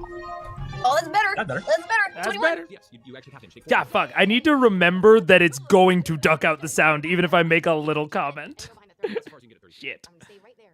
So you want to run past this way, which would be 5, 10, 15, 20, 25, 30. You can go over there. Okay, sure. If you were to, knowing you in your movement situation, you would have probably taken a more direct route, so you're going to hit it regardless. Exactly. So lightning radiated off of him. Scanlan. Hurt our friends. So it did not hurt him at No, all. it could have hurt him. Oh, the lightning hurt it, but it Lightning through him hurt and him. seemed to like react to the impact. He's metal. He's made of metal.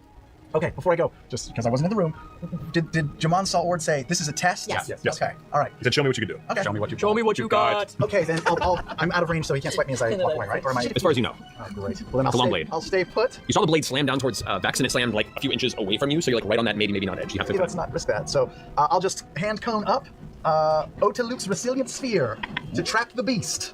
Yes. Yes. Ooh, go Scanlan. Can we pull this up real fast? Please. Let this work, Much please. long, but Ooh, possible single adversary issues. 15 feet tall. He himself is about 15 or 14. No. 6 to 7 feet average. Large creature is about like 10 I to have 12. This guy's like perfectly huge ball. Right. Is that even true?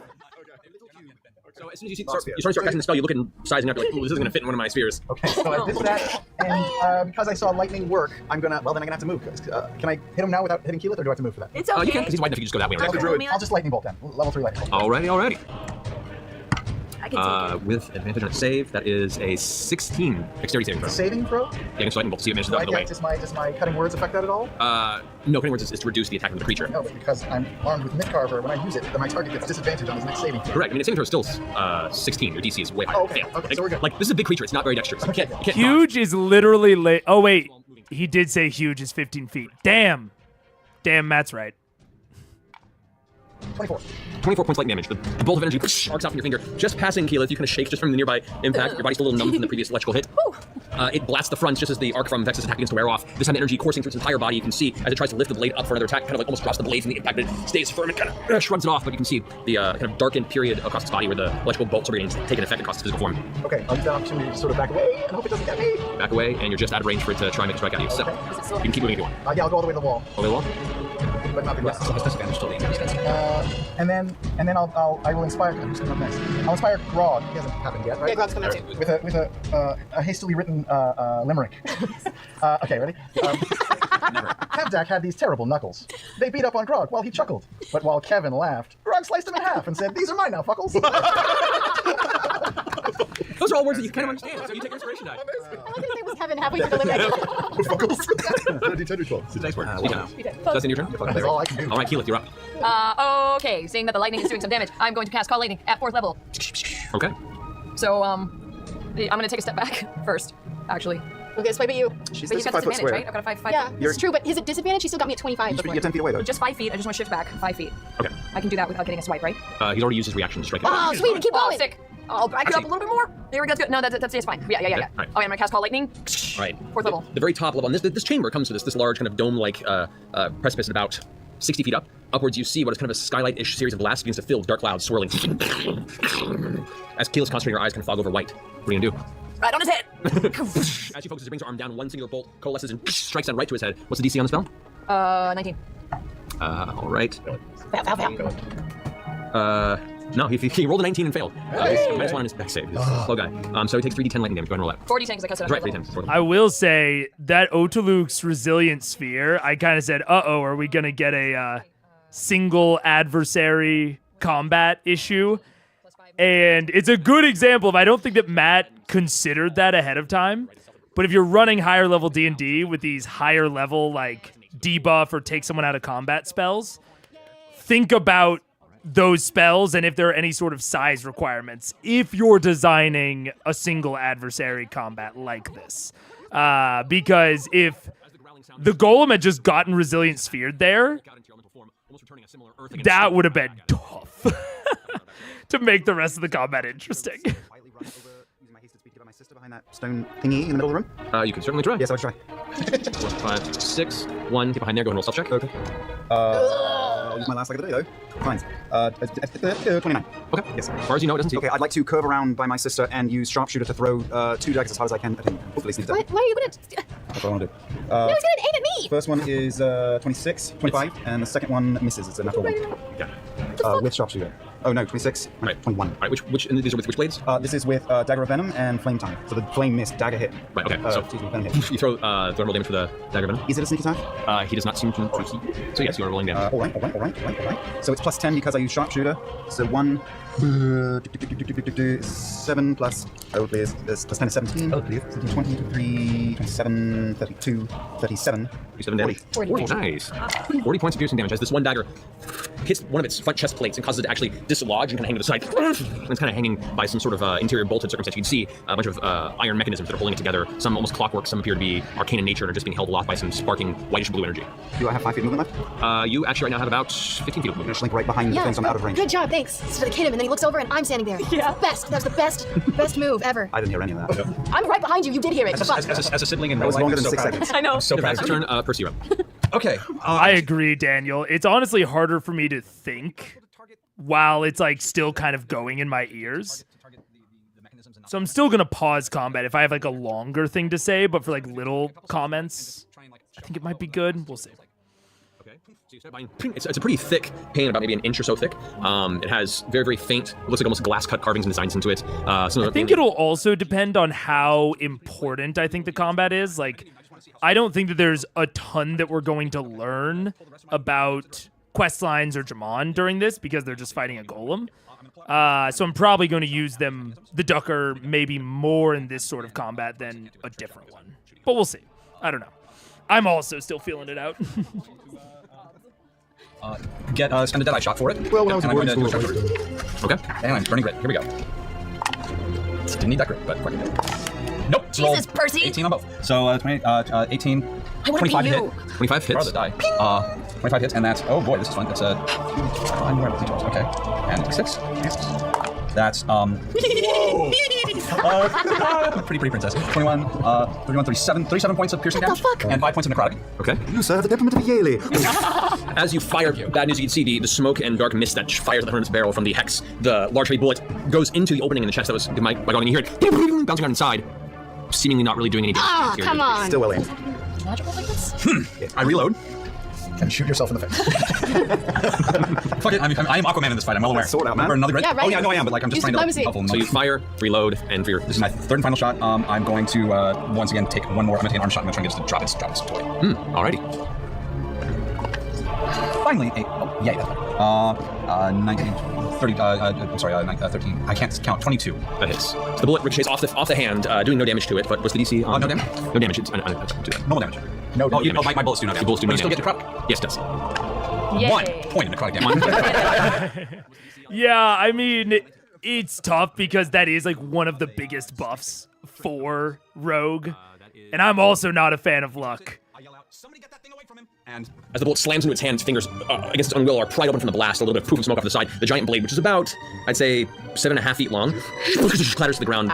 I've never said this, but with what Percy just did, this is a general rule that I have. It's very flexible, depending on what my players want, what I'm feeling at the time. Sometimes it can modulate between campaigns. Sometimes it modulates session to session. Generally, I am a fan of letting players say one sentence for free during combat. One sentence. That's what they get. That is not realistic for how much you can say within 6 seconds.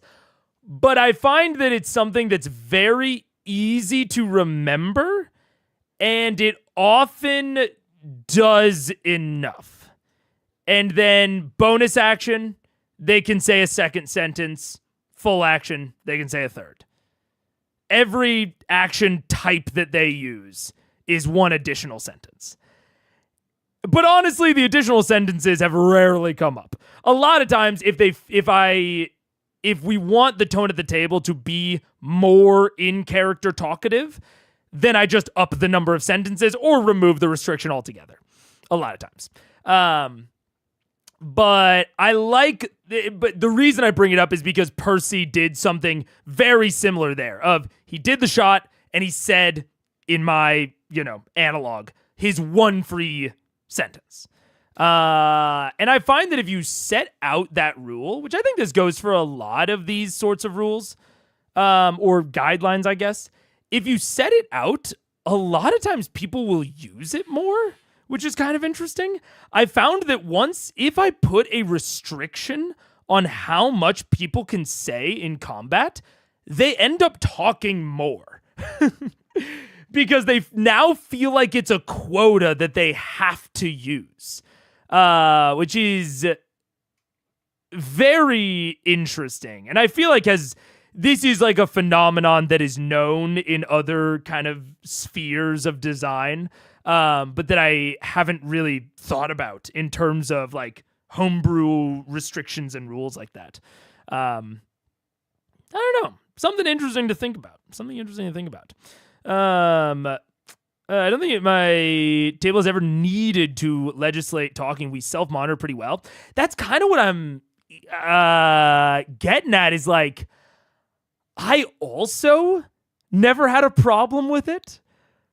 I actually found that I was trying to encourage talking when I instituted the rule. Yeah, it becomes a limited resource. Exactly. And they feel like they need to like get it in. It's in the same way that I've found that classes that don't get bonus actions, those are the people that ask me for like flexible bonus action use more often. It's like if they're like rogues almost never ask me for like clever bonus action use. They're never like, oh, can I do this thing and, count it as my bonus action, whatever. They're never asking me to like make skill checks as a bonus action, right? Because they have so much stuff to do with their BA. But like wizards, I get my wizards or sorcerers, less so with sorcerers, but like wizards asking for like flexible BA stuff all the time. Because it's a resource that they have that they just want to use. And so I've found that by making talking a resource, they want to use it more. And that's why I say that it fluctuates like table to table, combat to combat. If I find that my players are just naturally talking an amount that I like during combat, I find the rule less useful. But it's actually when they're talking too little that I've instituted it before. It's kind of this. It's almost like it's a management of extremes. If they're talking too much or too little, it kind of brings them more into the middle. Strange phenomena. Yeah. I can see a rule like that would encourage. Yeah. You introduce an opportunity cost. If they don't say a sentence now, they can't say 2 sentences later. Yeah. The imbalance of availability of BAs is annoying. It is annoying. I agree. It is annoying. I'm not a fucking Pathfinder suckin' fucker, you know? I'm not out here trying to glaze Pathfinder. But like, and it's almost not even like a useful discussion to have. I find it rare that someone like really rigorously defends major action and minor action, or, you know, action and bonus action versus the 3 action economy and action economy of like Pathfinder. I think at best I've heard someone argue that it's a lateral move, that they're the same. But take a break. Most people, what? No. Why is it what? The hour timer. Oh, no. Why the fuck?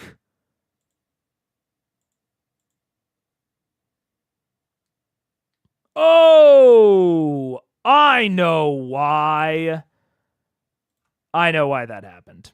Okay, 1 second. I gotta fix something real quick. I was like, why did the take a break timer just go? But yeah, it's like the 3 action economy. I've just never encountered a situation where I wouldn't prefer. I think it would do so much to balance magic. I think it would do so much to balance martials. But what are you gonna do? I don't know. Yeah. I don't think I'd want another thing to track. Track. That's a fair, and it's why like I don't use it as a default. I only utilize it if I want to. I've never had to like be like, oh, they're talking too much. It's only been when they're talking too little that I introduced it. Because I agree. I think by default, I would like to not have another thing to track. I think that's like, and I've said before, in general, I prefer less homebrew rules. If I don't have an explicit reason to put something into my game, I don't want to put it in. Because I want less, not just resources to track, but less rules to track. Like, the more rules you add, the tougher it becomes to literally play the game. Like, the more rules that your party has to track. It just like every additional rule adds a layer of friction. So yeah, it's only something that I would recommend if you don't like how much or how little your party is talking. Yeah. I find the stacking attack debuff kind of clunky personally. I mean, not even going into everything about Pathfinder. Like, not even going into, like, the way that it's implemented, but literally just, you know, full action and bonus action and movement versus N action system. Just those two, just comparing those two, I wish that D&D had some manner of N actions that are all equally weighted that you just spend to do various things. I think that would be a substantial improvement, but action and bonus action are so baked in that it's kind of just impossible at this point. Yeah. It feels pretty similar to playing PF1E when 5e first came out. Almost everyone saw advantage, disadvantage, and went, yeah, that's good tech. Oh, advantage and disadvantage is so good. Advantage and disadvantage, I think, is part of the reason that D&D 5e was able to mainstream as much as it did. Like, as much as I like writers, and I'm kind of a math geek in that sense, advantage and disadvantage is so much cleaner. It's so much easier to understand. It's so much easier to track. Yeah, advantage and disadvantage is great. And I agree. I agree. Yeah. What up, Caught Dingoes? How you doing? I think the tier of bonus action versus action allows for nuance in rules and classes without everything feeling exactly the same. In most N action implementations, things cost different amounts of actions. So, like, you can have a feature that costs 1 action and a different feature that costs 2 actions. So, like, something like the cunning action for rogues, right? Say, this is totally out of the noggin. Say that normally the dodge action or the dodge feature would cost 1 action, the other, but normally for everyone else, it costs 2. There's actually more squiggly nuance because now you can have features that interact with the same feature set. And you're never leaving like things on the table. If it costs different amounts, it's the same system then, but more math. No, it's there's a very explicit difference where if you have a common resource where things just cost like varying amounts of the common resource, it becomes substantially easier to balance things against each other as opposed to different tiers of resources, like a tiered resource system, where there's a line up here and there's a line down here. This is what we're talking about with bonus actions of everyone gets a bonus action, but depending on what class you are and what race you chose, you might not be able to use your bonus action. Like there's a very real situation with a tiered resource system where you just can't use some of your resources. In a more common resource system, like an N action, as opposed to like, action, bonus action, there is way less situations where you will not be able to use all of your resources, right? Like if you don't have anything to do but attack, and say attacking costs 1 action, you can now attack 3 times. Because that's also an important factor of it, is in N action systems, you can repeat actions multiple times. Which you can also do in the tiered resource system with like rogues being able to dash as their main action and dash as their bonus action. But the availability of things, and it's like way more common that you'll just waste your BA, which is rarely an issue when you just have more of a common resource. Right. It's kind of like if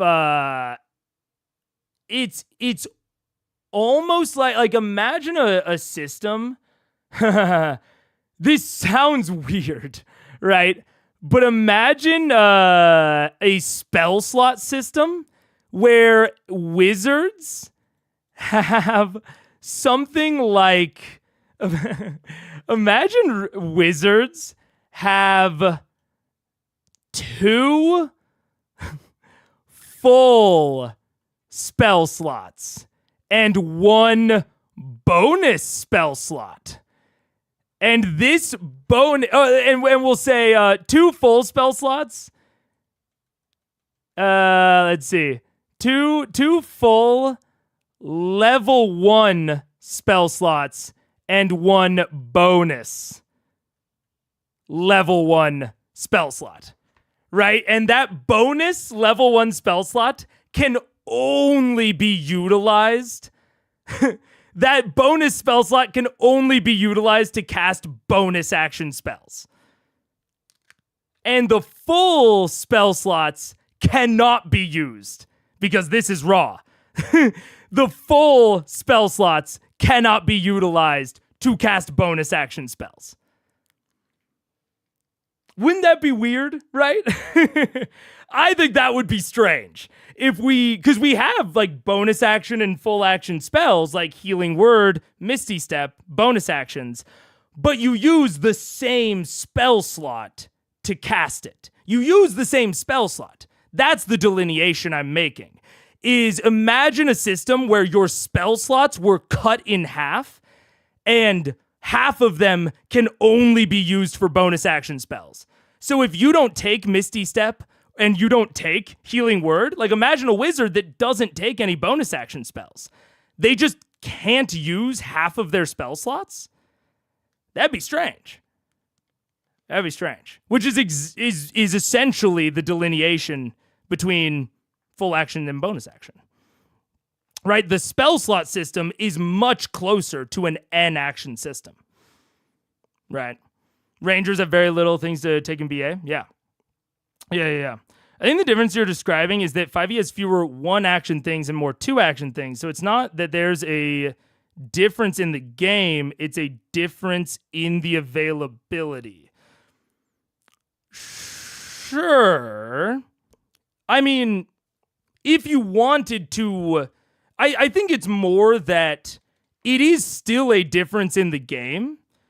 It is just that cutting it into these tiers makes it harder. It makes it way, way harder to deal with. It also creates a situation where we don't just have 2 tiers, right, of actions. We actually have 3 tiers of actions in 5e. You have your full action, your bonus action, and your movement. So it's also like, if you don't need to move on any given turn, you're also wasting your movement, which is something that in an N-action system, it's just that movement costs an amount. So there are just 3 different types of action, whereas if you pool them all into one, it makes it easier to adjust that availability. Because at the end of the day, you're right, it is a question of availability. But in this tiered system, the lack of availability is harder to overcome and thereby more constraining to the design. Like, you could have full and bonus spell slots. Fuck it, you could have movement spell slots that you can only spend on, like, Longstrider and Misty Step. Like, imagine you have a type of spell slot that is only for movement spells. That's something that they could have done, but I think that would be worse. I think that would be worse if there were, like, action spell slots and bonus spell slots and movement spell slots. I think all that would be worse than just having a common pool of spell slots that you then pull out of. All right, because actions and spell slots, they're both just types of movements. They're both just types of resources and pools and that sort of stuff. So it's like, you know, I do generally agree with you that, like, at the bottom of it, it's all the same. It's just like how you're organizing the resource expenditure. I guess I'm claiming that the N action is a way of organizing it that makes everything way easier.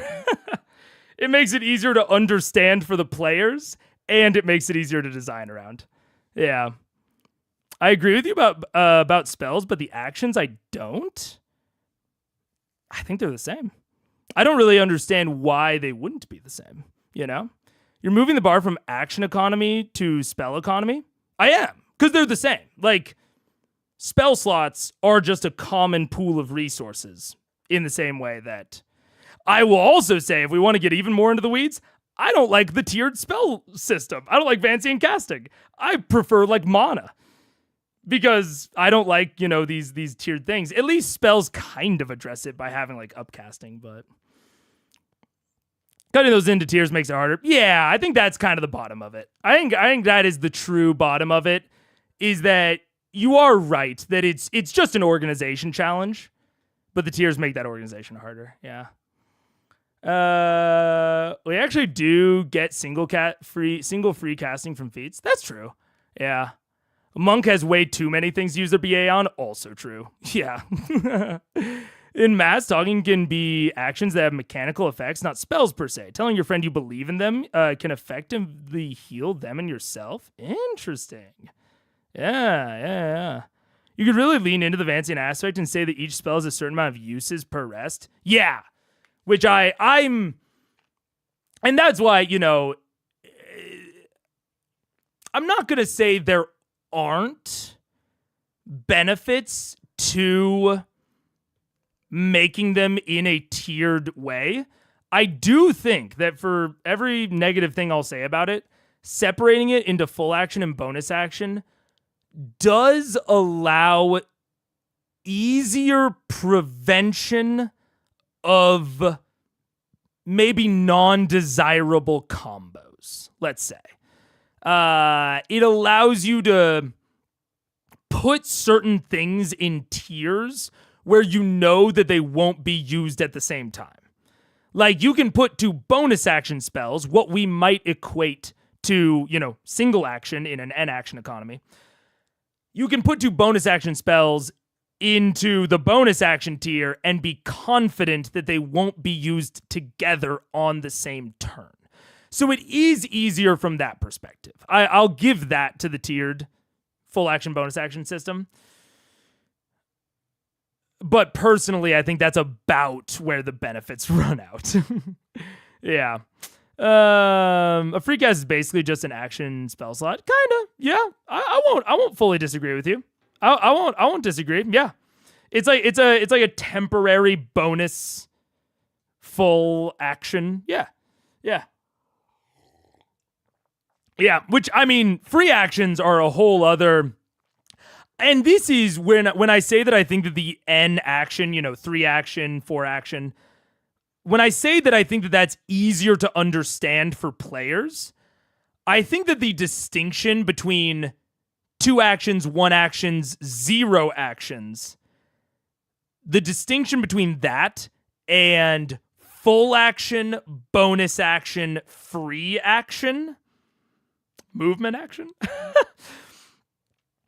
I think that the numbered actions are easier to understand for players and easier to for like new players to learn in Grok.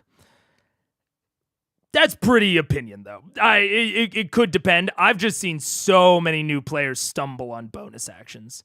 I've seen them so stumble. I even see, experienced players stumble on it sometimes because I think it's a non-intuitive type of system, especially, which this is just something I homebrew because I think that there's huge value in it.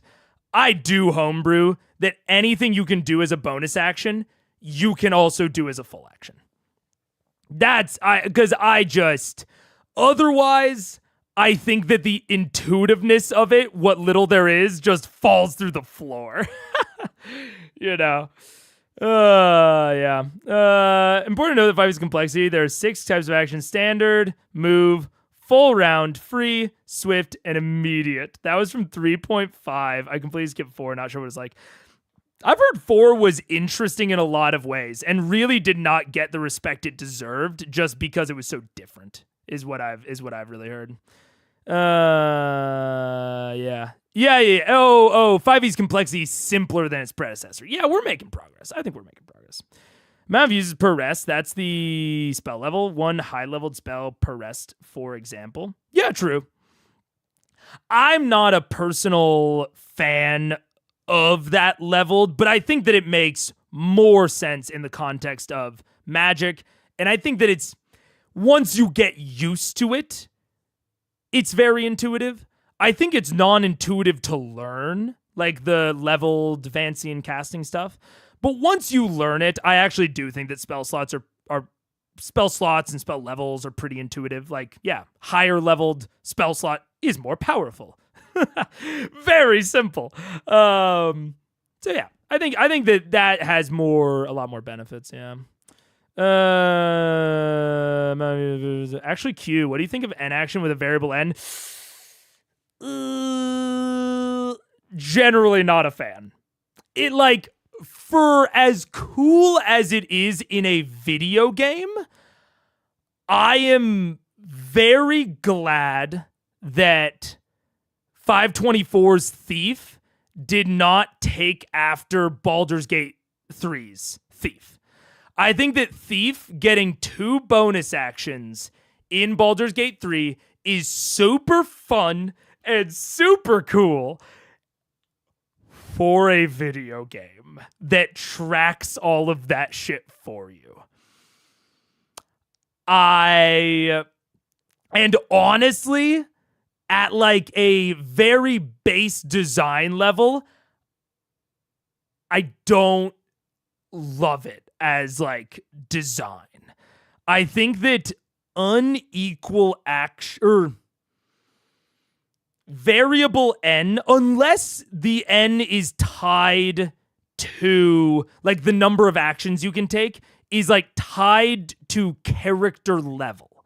And like as you level up, you get more actions, kind of like proficiency. unless it's like that, I think that if we have a variable, like I'm taking that as variable moment to moment and or between classes. And either way, if the amount of actions that you can take changes moment to moment, I think that is a tracking nightmare. And if the amount of actions you can take changes from class to class, I think that's a balancing nightmare. I think the real strength of the N actions is how easy everything becomes to balance, because now you're working off of a common resource. So every kind of like how they made all of the 524 feats half feats. Like, I think that's kind of lame. I don't think it's nearly as cool. But I also think it's a huge weight off their shoulders in terms of balancing. Now, everything gives you a 1 improvement to an ability score, and they just have to balance the other stuff off of each other. All of the other stuff just has to feel equal. You don't have to quantify what one what one ability score means compared to like crossbow expert, So I think about the N actions similarly, where they are not cool, they're not sexy. I wouldn't even say they're sleek. They are utility focused. You have this very non-sexy common resource. Everyone gets 3. And then you balance all the sexy stuff off of that. You balance all the cool shit off of that. So I would lean way far away from variable N. Not because it's impossible to do, and not because it couldn't be cool, but I think that it puts a lot more work on you. Blah, blah, balance, blah, blah, blah. I wanted to be able to do BAs as actions, but my table shot me down raw. Blah, blah, blah, balance, blah, blah, blah. Look, they're right. They're right. Hey, hold my hands up. They're right. I'm on your side. I don't care. Yeah.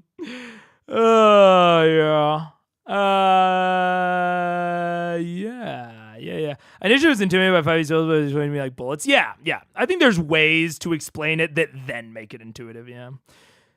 Which is why 5e monsters are very samey sometimes. Pack tactics always may. Yeah.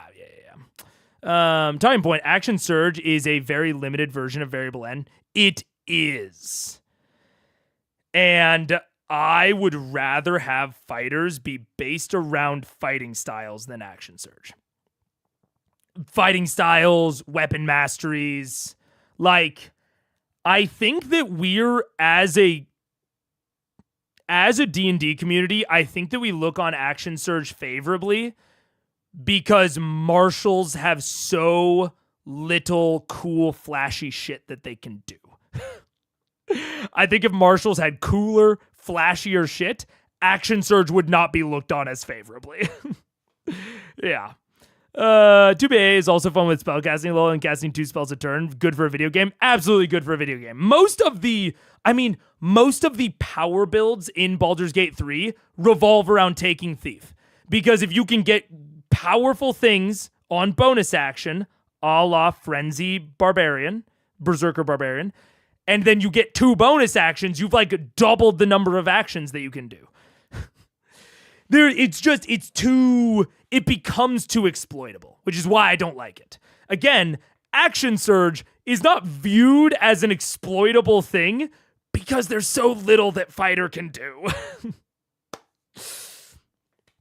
And you still have the spell casting. The generic can't cast 2 leveled spells per turn requirement that is just like baked into the foundation of D&D. Yeah. Well, but what else would a martial class have to track? An extra bonus action isn't that much compared to spellcasters, I think. No, it's not, which is why I lean towards giving them more interesting things to track rather than generic raw power. Like, I really like 524's direction with marshals of giving barbarian ways to use rage outside of combat, or making it easier for them to use rage outside of combat. Giving the weapon masteries in general, I would say the actual implementation, maybe a tad lackluster, a skosh, but like broadly really good. And I'd like to see, and I like that now, like, fighters' main thing is that they get more weapon masteries than everyone else. I think that's really cool. I think that's a much cooler direction, and a direction that's easier to balance. I think once you start making, like, capabilities per turn, like number of effective actions per turn, once you start making that different, it's not bad, and it's not that it can't be done. It just becomes harder, I think. Kudos to you for also saying 524 instead of 2024 5e. Yeah, 524 is so much easier to say. and fuck WotC. I'm not leading into this branding bullshit. Be me, not a power gamer. And I found 2 BAs to almost never be useful, but I 100% understand that it's different for people who purposely break it. Yeah, precisely. Which is why that's the tough part, is there's a lot of things like 2 bonus actions for Thief that are cool and slick and fun, but putting those sorts of things into the action economy side of things becomes easy to break. I mean, it's why the coffee lock exploit exists, is because if we think about action economy similar to spell economy, warlocks and sorcerers fuck with spell economy. So that's why the coffee lock exploit exists. And if we start more broadly fucking with like the N actions, you're going to get things like coffee lock. Just nearly inevitably. Yeah. Weapon masteries are a thing that I'm most looking at in 524. If they handle it well, it'll be 524's advantages that everyone praises. Yeah, I agree. I think weapon masteries are cool. I will be reporting back to the council on 524 stuff, because I'm going to use some selective 524 stuff in my in the next campaign I'm running. I'm definitely going to be using exhaustion. I'm definitely going to be using that sort of stuff. We'll see. I haven't had session 0 yet, so that's where we're going to talk about a lot of this. But I will report back on some of the 524 stuff and how I like it. Yeah. Teams don't take enough short rest to make coffee lock an actual problem in play. That's fair. Which kind of goes back to this whole discussion, right? Fucking with the spell action economy, right? The spell action economy. Coffee lock is not a problem unless it is. Thief having 2 bonus actions is not a problem unless it is.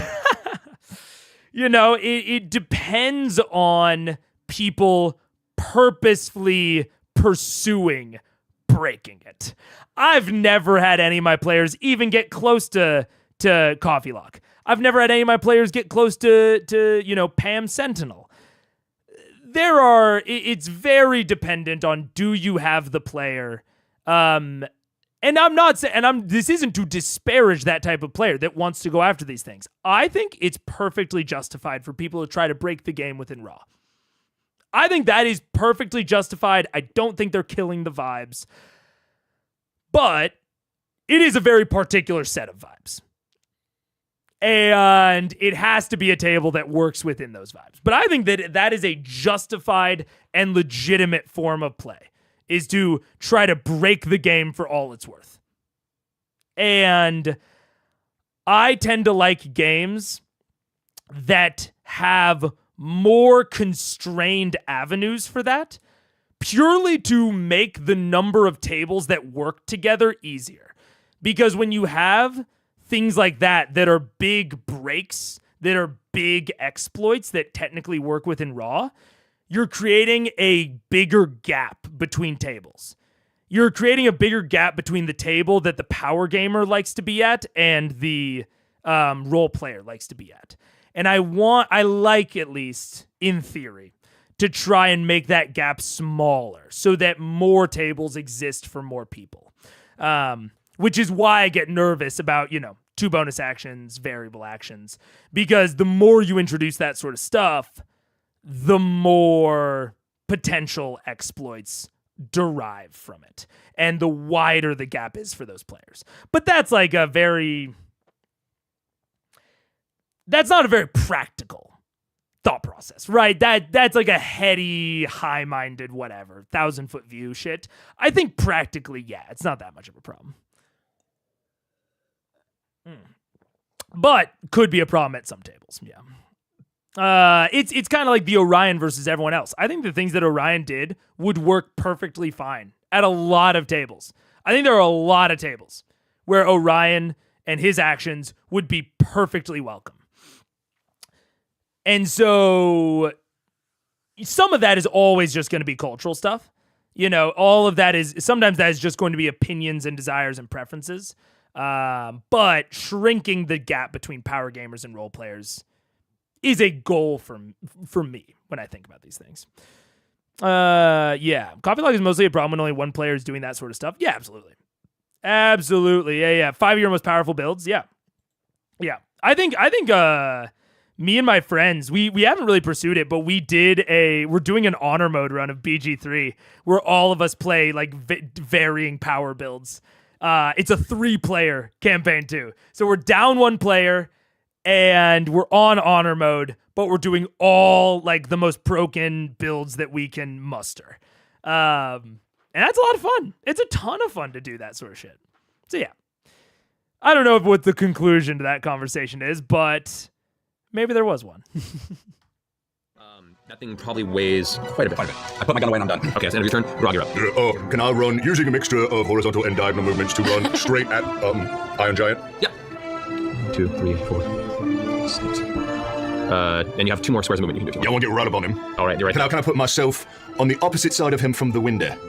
Right there. Yeah. And I would like to, since I have 2 attacks, I would like to try to shove him. Yes.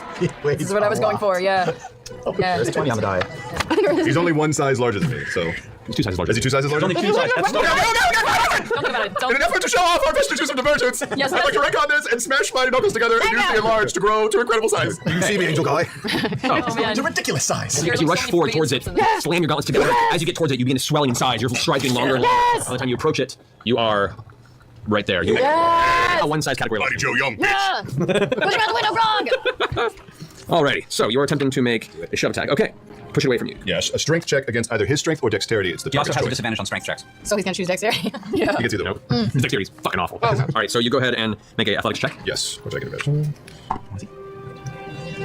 23.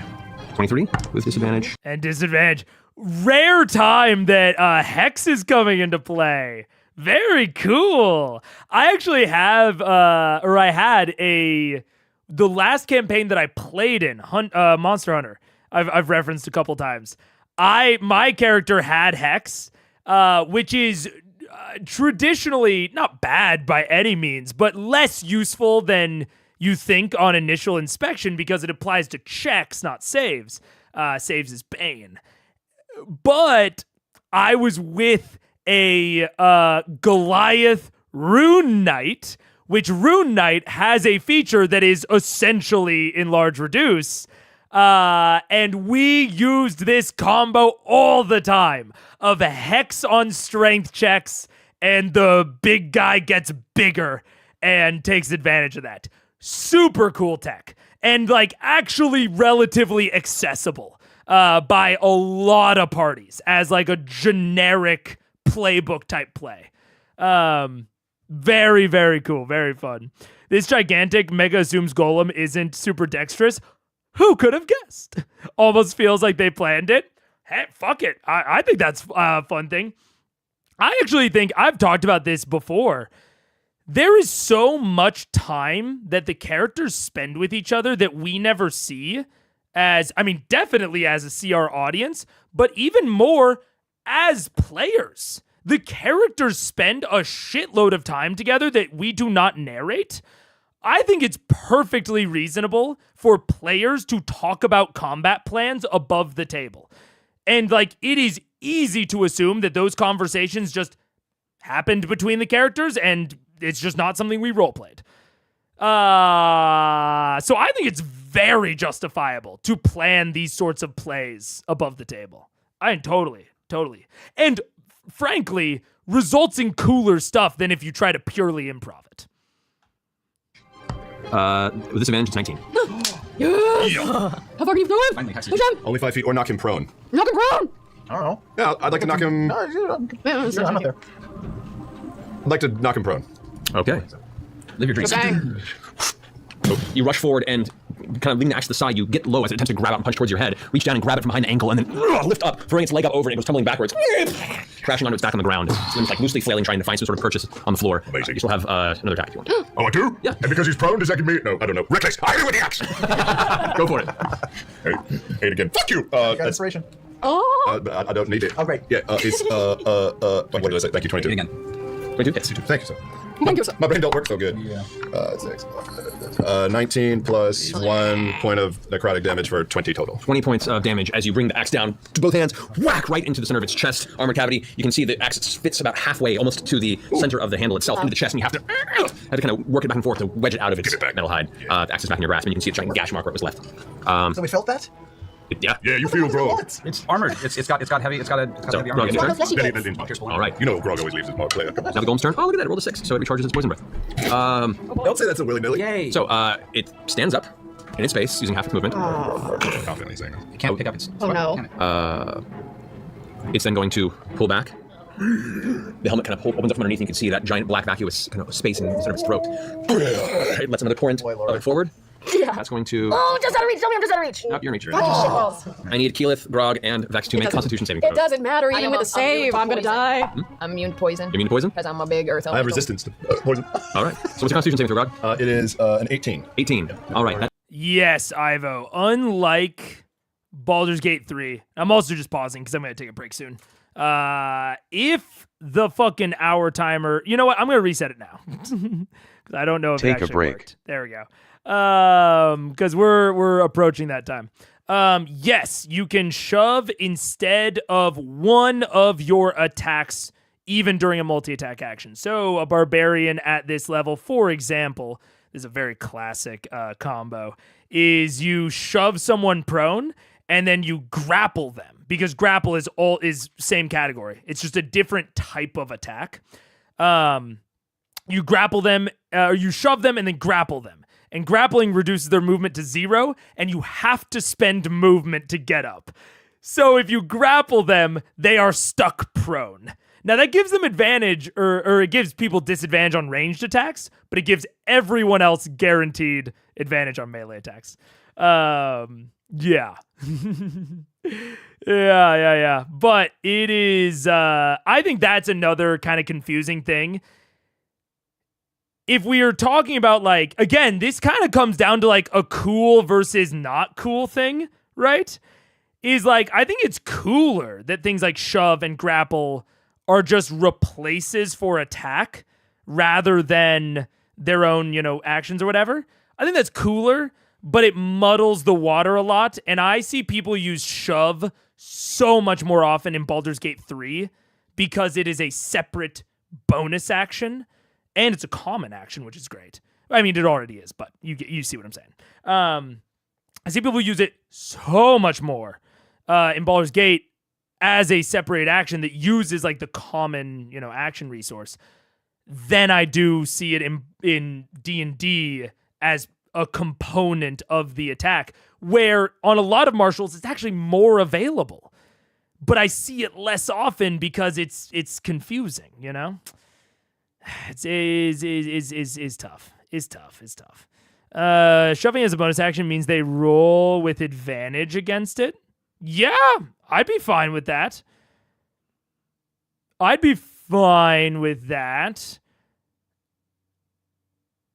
Yeah. I mean, in general, I like shoving or whatever it is being broken out into their own features and actions, not using the attack action segment, you know? But everyone gets shoved. I like that everyone gets shoved. Yeah. It's like you're human, right? Exactly. Yeah, I mean, absolutely. Which is already how it is, technically. It's just not... it being a subset of the attack action, I think is just non-intuitive, unfortunately. I just think that it in practice, it's non-intuitive. But I'm going to hit the head really quick, and I will see you guys in a second. Goodbye.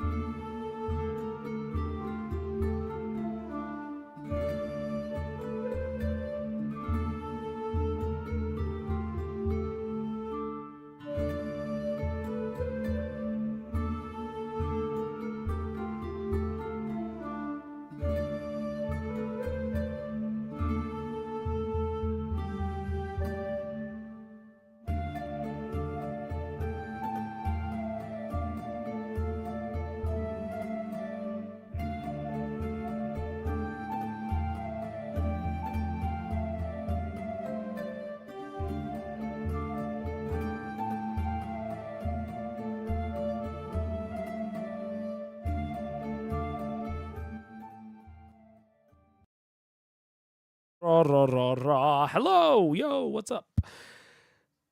We gotta start watching. That fails, unfortunately, but you still take half damage. Because of the belt of Dwarven kind. Indeed. So it's a full roll there. That brings us at... All right. So, Grog, you take 25 points of poison damage. Okay. Keyleth, you take none because of your elemental form. That's right. Yes. You take 50 points of poison damage. Awesome! I'm unconscious. Son of a bitch. Yeah. You have to wait 5 minutes between matches. Yeah, I'm straight up on the ground. I feel like he wants me to die. He just makes me unconscious in every fight now. I told you, $20. No, Matt. Who's Matt? You were there! No, Matt wants me to die. I feel like. To be fair, we have this really great idea of what to do with Trinket. Okay, let's not. Okay, how about not so much? To be fair, you spent 90% of the game flying away from everything you've ever fought, so maybe it's about time I caught up to you a little. Yeah. All right, so that ends the Golem's turn. Vex, I need you to go ahead and make a death saving throw. Jesus. Actually, wait. I need to not pause. I need to use the ducker. Because it's a small comment.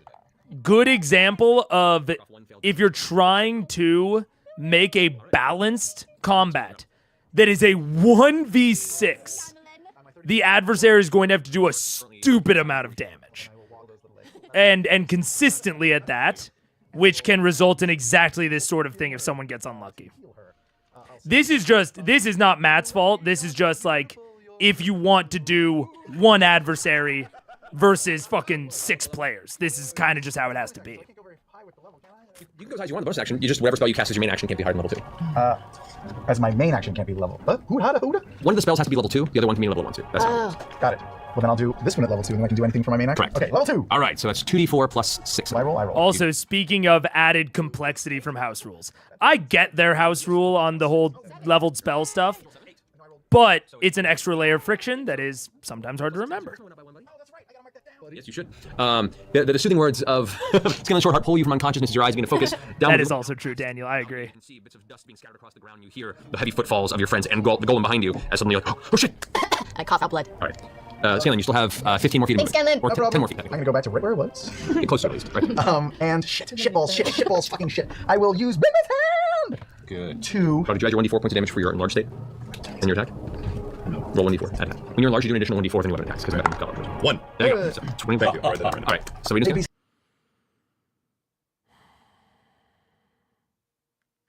I saw that drop. So I paused.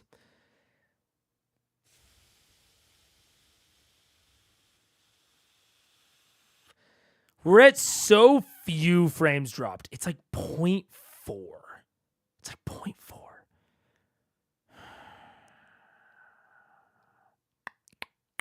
I'm gonna keep it going for now. It's gonna get 3 strikes you're out. It is. Oh wait, am I still not connected back? Am I still not connected back? Hello? Are we back? My YouTube is still giving me an error. So I don't know if I'm actually back. It was barely a hiccup. Okay, cool. Okay, YouTube's just scaring me. Okay. It's like my OBS indicated to me that it was barely a hiccup. But, yeah, YouTube is like freaking out about it. YouTube is giving me this big, bright yellow banner of, we're not receiving enough video. No! It's not updating. Weird. If you dropped it all, it was barely a drop. Okay, good. That's why I'm not gonna fix it for now. And I have some ideas as to how I can fix it for future. But okay, cool. Oh, did I? What? His hand is going to make a huge fist, fly forward, and smash the window. Behind him. Fuck yes. Okay. Yes. That's what I'm talking about. Yeah, we're all on the same page. All right, let's go ahead and have Big B's hand make a melee spell attack against the glass. Melee spell attack. Well, that's cocked. 12 plus what? What's your spell attack? Oh, 10. 22. 22. Without an issue, the fist appears behind the golem, fists up, and is about to punch it back in the head. In the last minute, whirls around and slams into the glass. Go ahead and roll 4d8 points of damage. D8. Correct. I only have 1d8. 13 plus 8. 21. No, 22. No, what is it? 13 is 21. Oh, God. The window shatters, comes clattering down, and suddenly the wind begins to pick up into the room. At this high point, all the silks are now swirling around. The storm at the top of the keel is holding is starting to itself meet the turbulence, and the lightning bolts begin to course through it even heavier. Right now, it's pretty heavy winds coming through here regardless, and so a lot of you are going to have to kind of keep... Any action to just take off my hat and just kind of let my hair flow? Yeah, I'll give you that. Style? I'll give you that. Yes, Sarah. They have a homebrew rule about casting 2 leveled spells in the same turn, where you can do it as long as one of the spells is below second level or below, which is not raw. And like it's a rule that makes sense. I think it has a value add for certain tables, but it adds a layer of friction since it's homebrew. We can't kill it. We can all just kill ourselves out the window. Exactly. What am I doing? Well, I'm at Earth Elemental, so it's not just right. Add +5 to it. A 10. Oh. Right? Definitely. 18 and with disadvantage. There's going to be 22. So as you rush forward and slam into it, it puts its hand out and takes the blow, and it screeches a couple inches, but it's still too heavy for you to get it forward. How many? You have 2 slam attacks? Yeah, can I do it again? Do it again if you want. Yeah, let's try this again. All right, go and roll D20 out 5.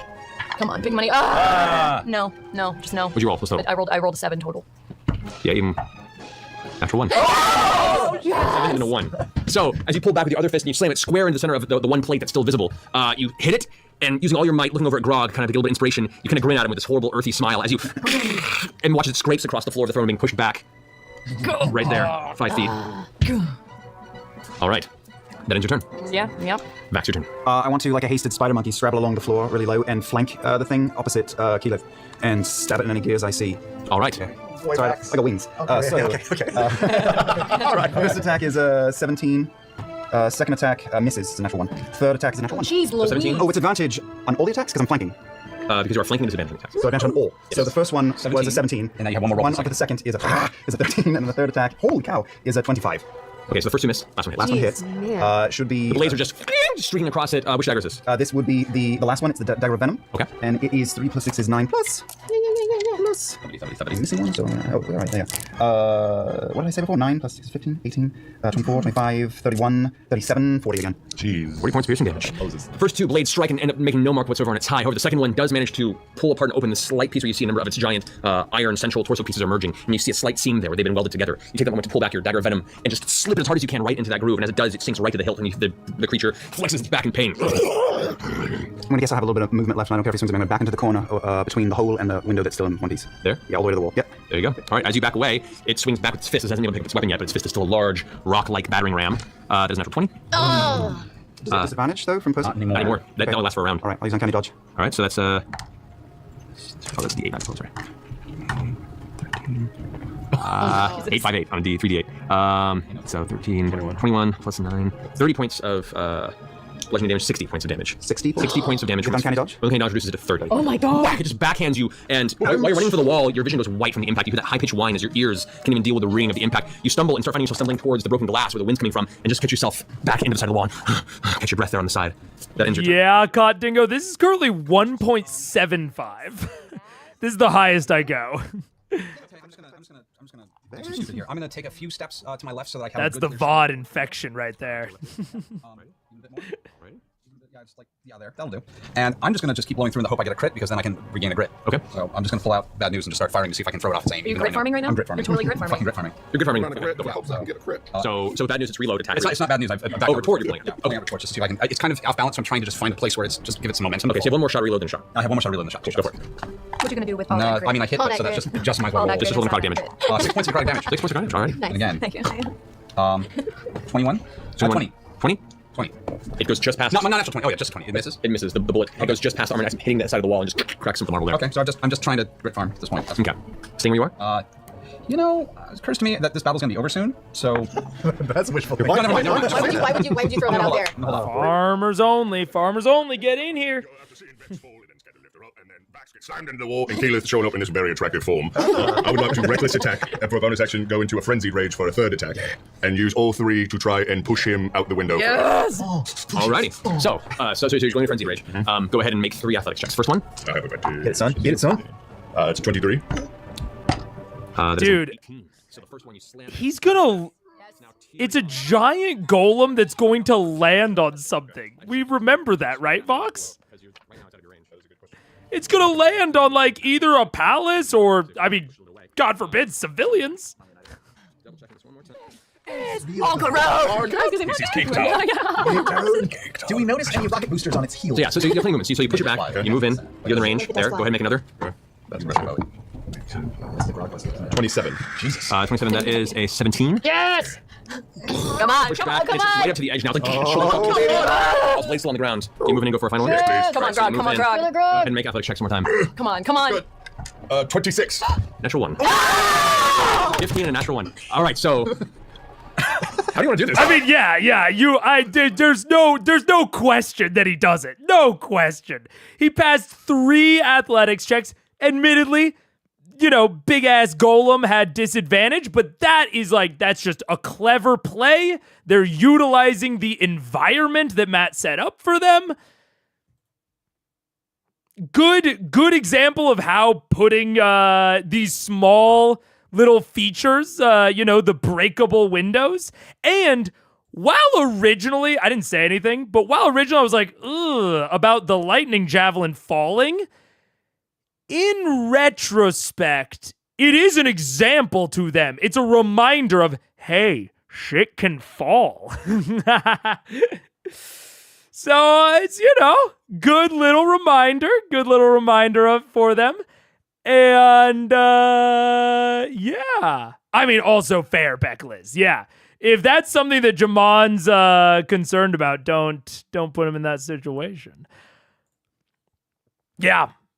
Solid playmaking, because the only reason this worked is because they used multiple things in concert together. And he succeeded on 3 in a row. I've talked about before. If you want to make your players fail, guaranteed fail or succeed, just have them make more checks. 3 in a row. If there's nothing else that the players did, it's almost guaranteed that one of those wouldn't have worked. But they took additional preparations to make sure that that wasn't the case, to stack the odds in their favor. And that should 1000% be rewarded.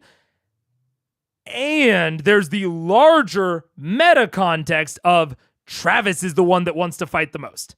It's a known thing.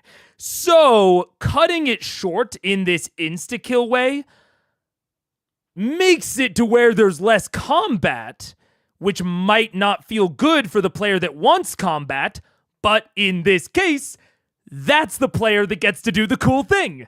So in this case, Travis gets to do the cool shit. So the only person that might care that the combat is being cut short is going to have a balancing huge positive. Way out-balancing, out-factoring the potential cutting short. Now, I don't think that Matt was thinking about all this.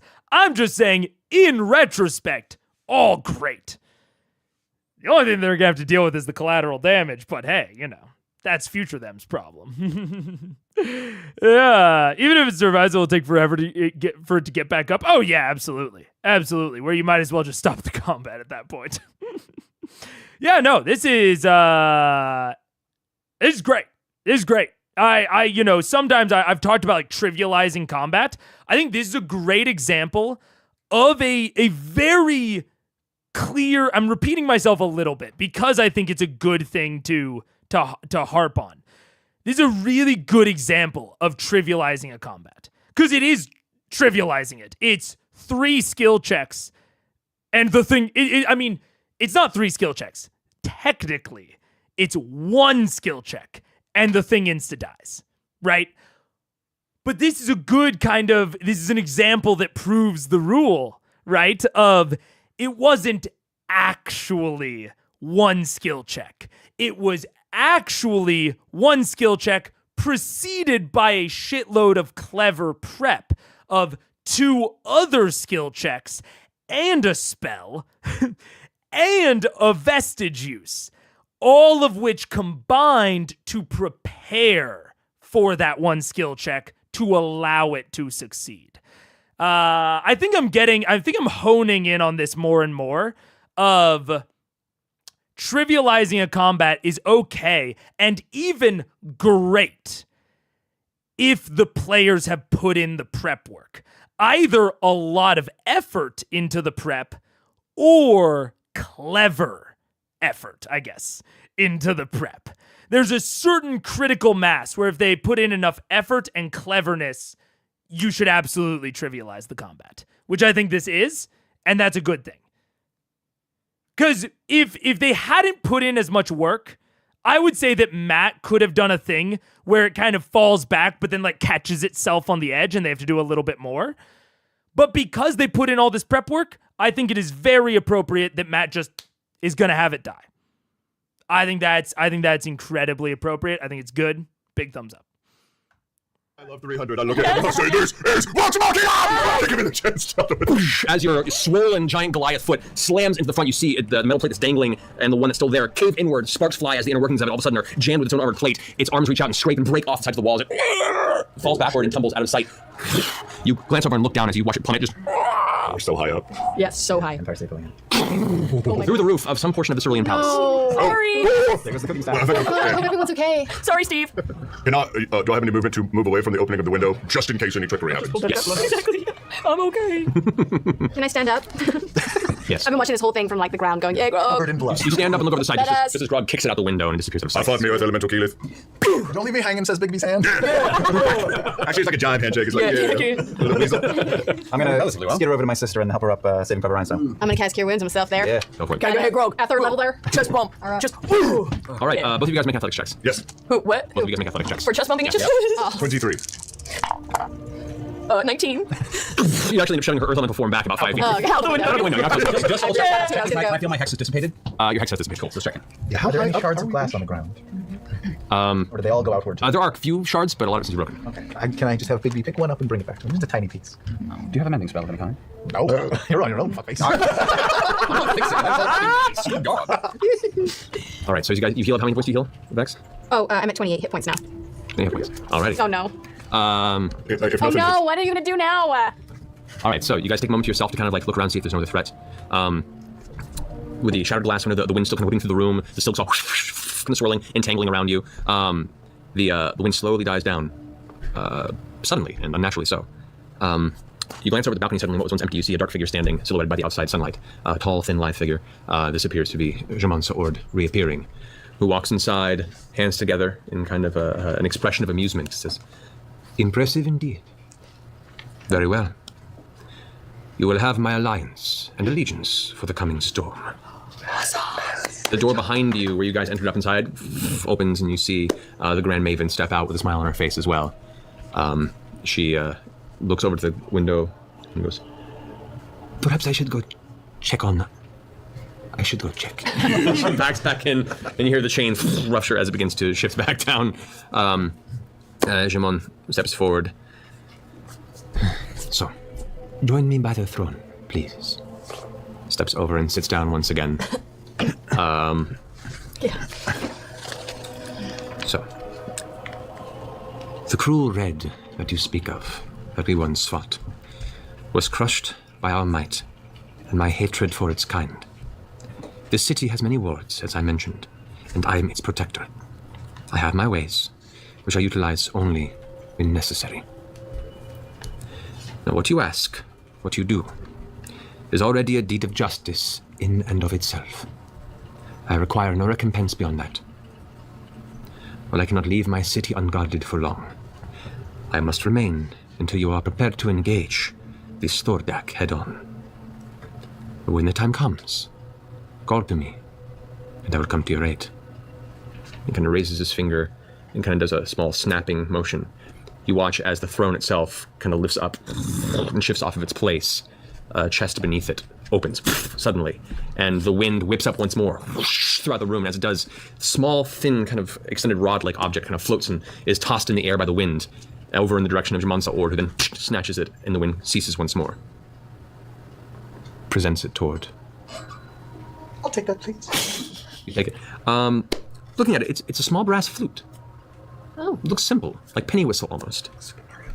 As you're about to blow on it, the J'Mon puts its hand up towards us.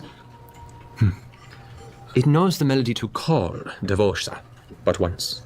Oh, Devosa. Is that a name that you go by? Devosa is the guardian of this city.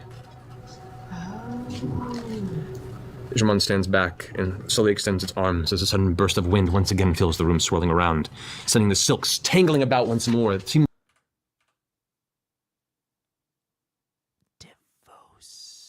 stronger than what was brought in from the shattered window earlier. Your hair is being tossed, and you're watching as the lithe creature steps back, the shape bending and swelling behind the silks, kind of passing in front as it backs up towards the opposite side of the chamber on the outside of the balcony. You watch the flashing of color of green and dark gold. A shadow takes the floor as the new form before you holds most of the room, lording over the throne. Wings unfurl as you see before you the form of the city's protector, a massive brass dragon. In the window-fractured sunlight, wings and tail tip becoming a gradient into green at the end. Incredible, frightening, beautiful.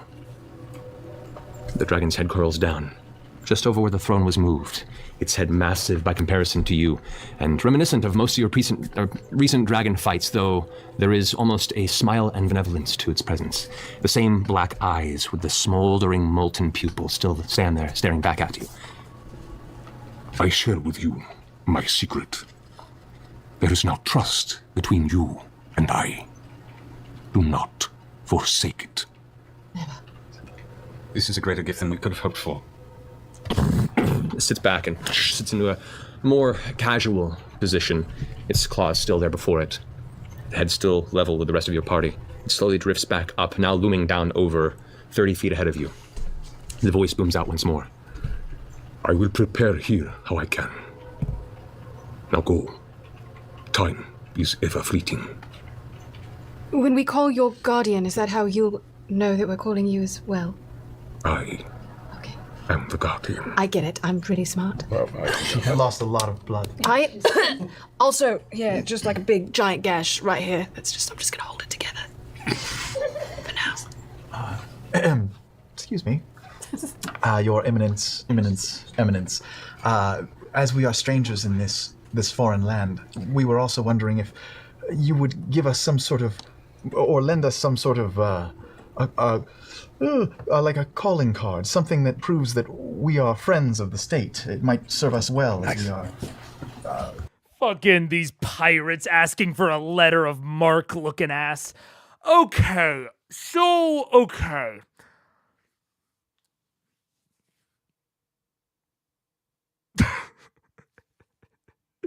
You wanna know what's stupid?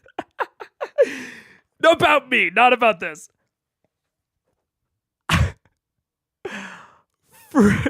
In my head, I see Dr. Hoovy saying, this is stupid. I don't know why this was in my head, but for some reason, I never considered that there were good dragons.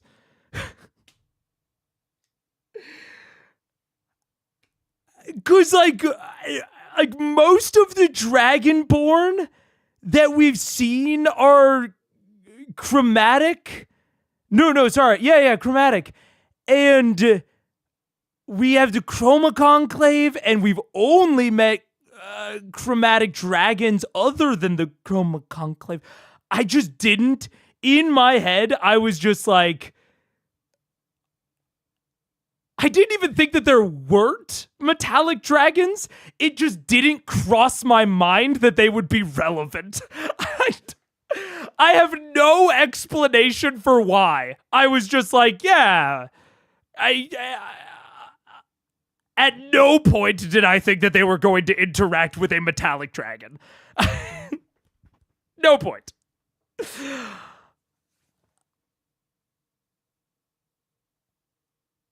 Back to me. Spoilers chat was going crazy back when you said that J'Mon had to be the secret identity for one of the dragons. Never crossed my mind that it was not a Chroma Conclave member. Not even for a moment. The moment that they killed Umbrasyl and J'Mon was still alive, I was like, welp, guess J'Mon's not a dragon identity. It did, yeah, didn't cross my mind. I was so, and I even noted last stream, I was like, damn, a lot of brass going on in the city. Wait, let's go back. I'm almost positive I wrote down during the last theory stream of like weird amount of brass here. The bazaar, no apparent dragon attacks. Also, this should have stood out to me. No dragon attacks. I can't. Yeah. Okay, maybe I didn't write down the brass thing, but I did think about it.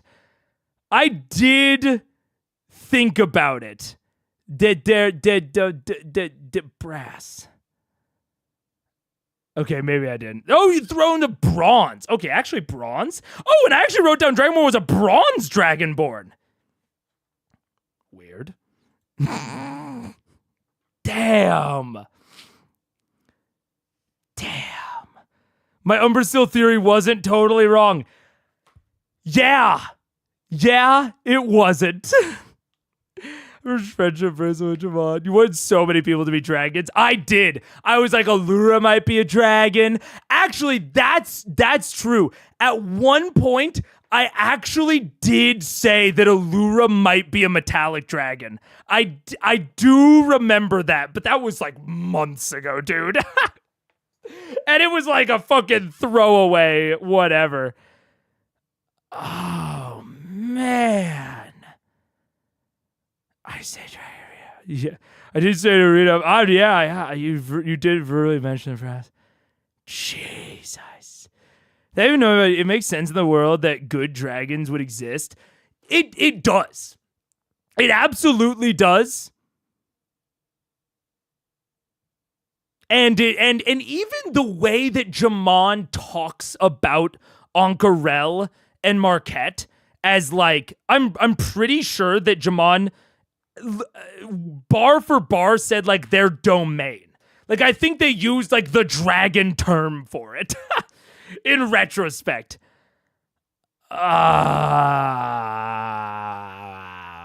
also said THORDAK tried to take his domain. Yeah, the domain. Anyways, yeah, it's okay. The other thing that's standing out to me about this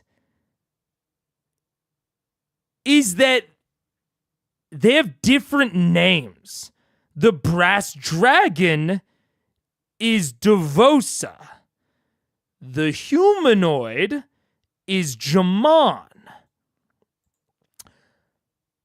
General Krieg into whatever the fuck his face is.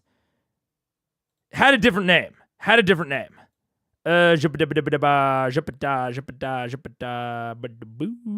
Chroma Conclave. Oh wait, no, I have dead. I have Krieg and seemingly dead. Brimscythe.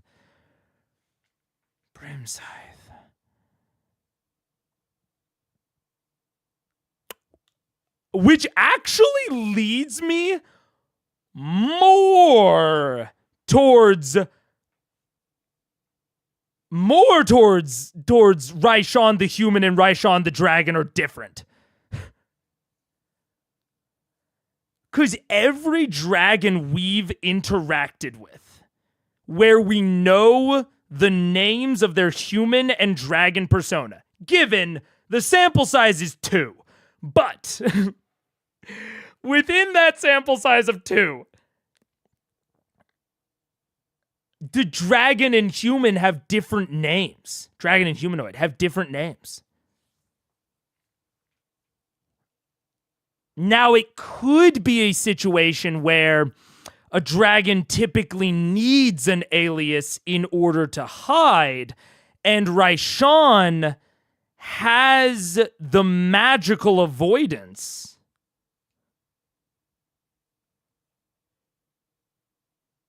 Maybe that's why they can't find RAISHAN. Maybe.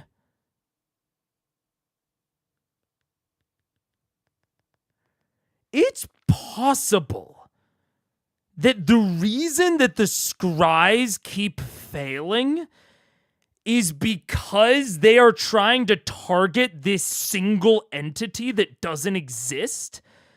Like, maybe because they said that, like, oh, RAISHAN's a magic practitioner. But maybe the reason that they can't, like, hone in on her is because they're trying to target the, like, singular being, dragon and human RAISHAN. But that singular entity doesn't exist? That seems a little too complex, honestly.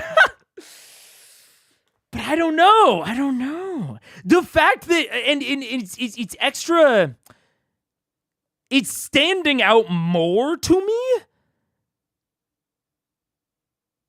because J'Mon, like, corrected them. They were like, I am Devosa. And separately, I am J'Mon. But, like, right now, I am Devosa. And when they were in J'Mon form, they said Devosa is the guardian of the city. Then when they're in Devosa form, they said, I am the guardian of the city. So there's like a lot of emphasis on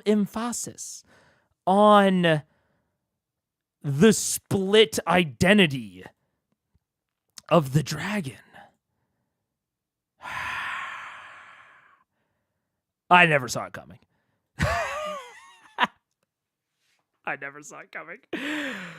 I mean, to be fair, we're going to have to see. When we get to Wildmount, I am going to have my eyes fucking peeled for a long-lived being that is in Wildmount. My eyes are going to be fucking open.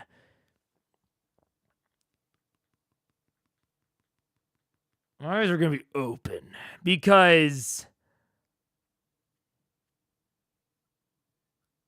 I think the 4 remember. It also doesn't really mean anything. Like, this is a weird theory that sort of has no meaning because, like, okay, they're the 4. That's it. I guess that they're connected. And maybe that's how, if they are connected, the Sphinxes and J'Mon and this mysterious 4th person, they're all in this like common order. That could be how J'Mon is aware of Vox Machina from Osisa and Kamal Jaori. That could just be it. That could be how J'Mon knows.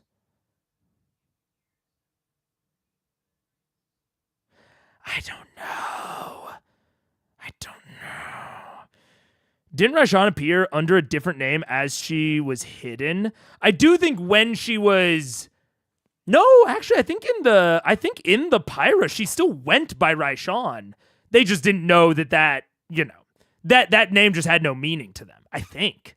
I don't think she went under a different name when she was, like, actually chilling with the Pyra. Yeah, J'Mon has the most possessive speaking way about their city. Also true, yeah. RAISHAN is the Borg. Oh my gosh. There's a spell that makes you immune to different... Also that. Like, it could... That's why I'm saying, like, I don't know. It could just be as simple as, yeah, magic, which is what they already think. But it could be more than that.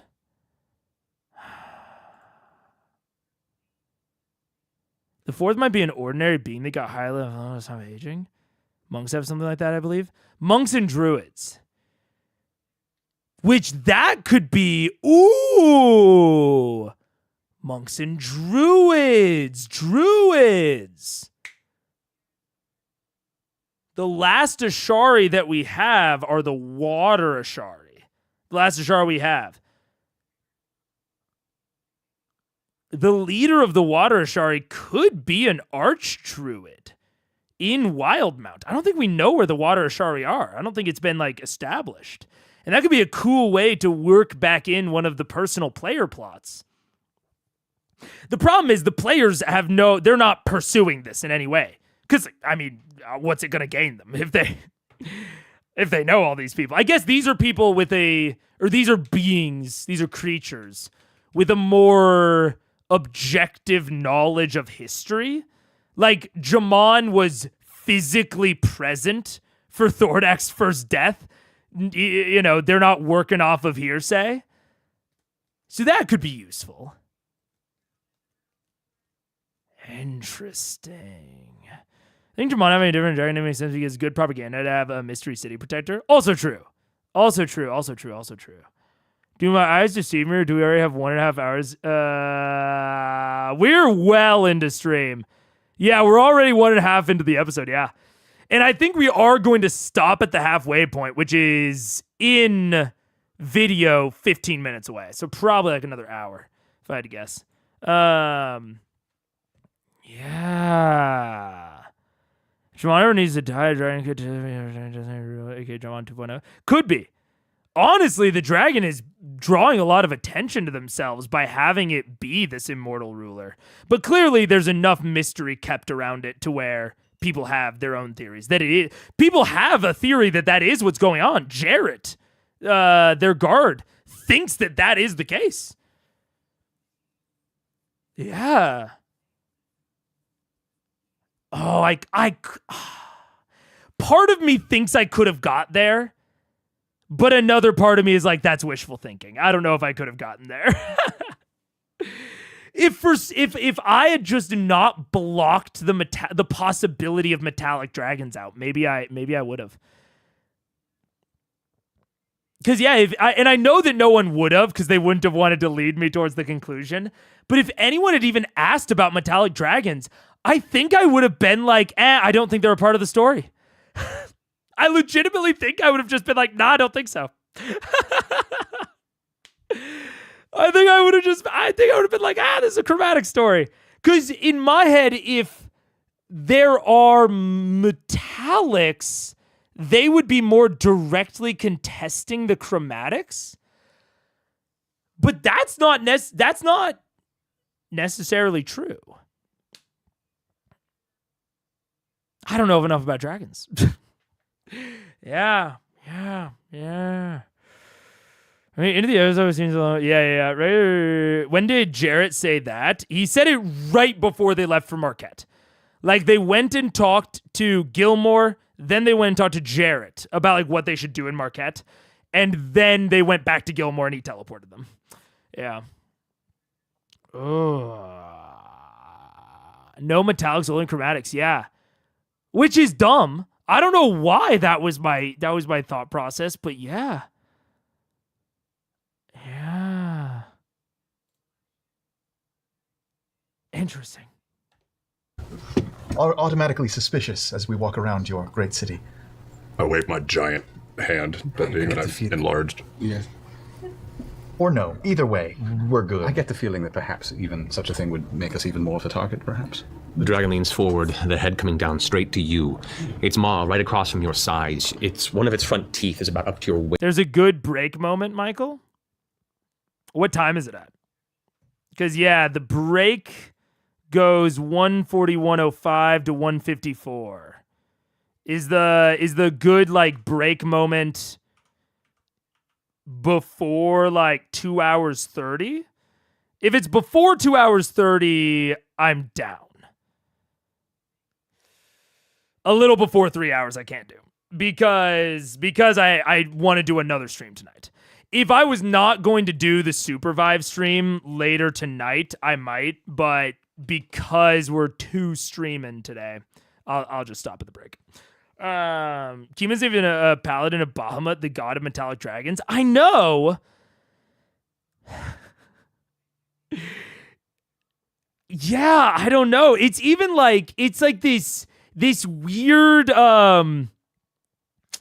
what do you call it? Like mirroring asynchronous, or not asynchronous, asymmetrical symmetry, where it's like I was like, oh, none of this was conscious, by the way. None of this was conscious thought. This is just like vibes and pattern recognition. We've not heard a thing about Tiamat. We have not heard a thing about Tiamat with Chromatic Dragonborn, the Chroma Conclave, confirmed Chromatic Dragons, but we've heard about Bahamut, but we haven't heard about any metallic dragons. So it's like, oh, the god of metallic dragons is here, but not the god of chromatics. And the chromatics are here, and, filling out the fucking 4-quadrant, but not the actual metallics. It's just like, pattern recognition to a fault, where like just nothing had been said about the metallics except for the Bahamut thing. Yeah, I don't know. Which is why it's frustrating because I feel like I could have gotten it. I feel like I was so close. I was dancing around it. But I can truly say it never occurred to me. It never occurred to me. Yeah. We got Chroma Conclave, but basically no brown good dragon. Yeah. Not even once. Not even once. I was just like, yeah, there's just bad dragons. Bad dragons. You were really fixated on the eyes and the limbs? Yeah, I was focused on all of the wrong things.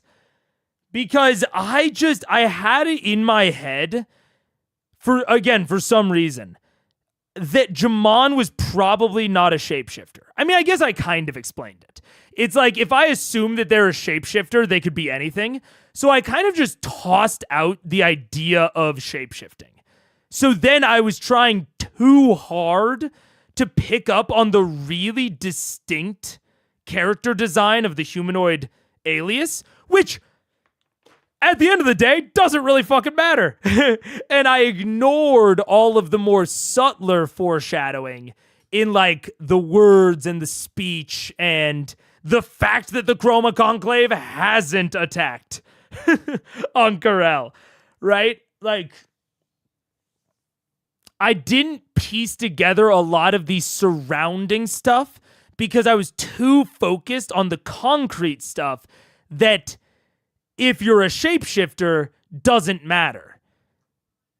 And to be fair, I should have considered the exterior things more, but I got so hung up because it was such strong character design. It was such intense characterization. For it to be a shapeshifted persona. Because in my head, a shapeshifted persona, and this is not right. This is just like broad assumptions. If I'm thinking about a shapeshifter, I'm thinking they're trying to blend in. And nothing about J'Mon blended into me. So I was like, well, there's no way. But it seems like J'Mon as a persona is almost meant to be a distraction from Devosa, you know? Interesting. Like, I can come up with an in-fiction conceit that J'Mon has such a strongly characterized appearance specifically to draw off people like me that are going to focus too much on the appearance when it actually just doesn't fucking matter. And if you look at all of the contextual stuff, it draws you more towards dragons, but then you have this heavily characterized appearance that doesn't make fucking any sense if you're a humanoid persona that's trying to blend in. You're drawing way more attention to yourself because the purpose isn't to blend in. The purpose is to draw attention away.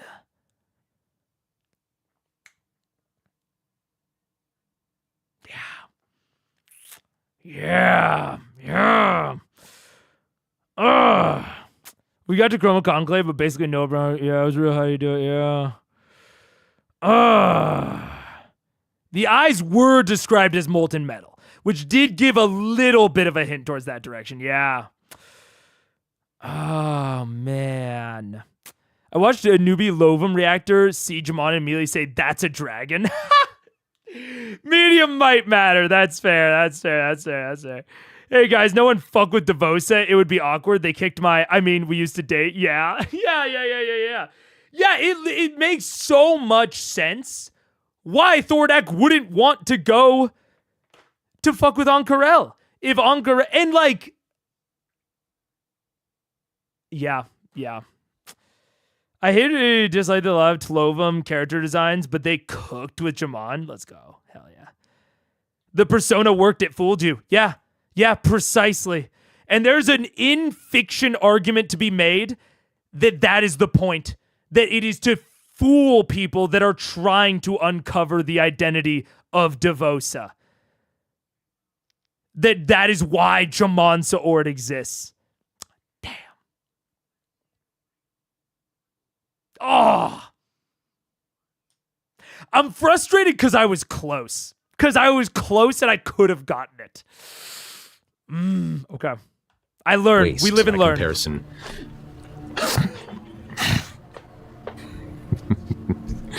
You are sly, gnome. But not Turns actually. around and reaches into the same box that carried the flute. Pulls out a chain that dangles, kind of fluttering in the wind, and hands it The to you. 4-day Comic-Con badge. Oh, professional. Only one day.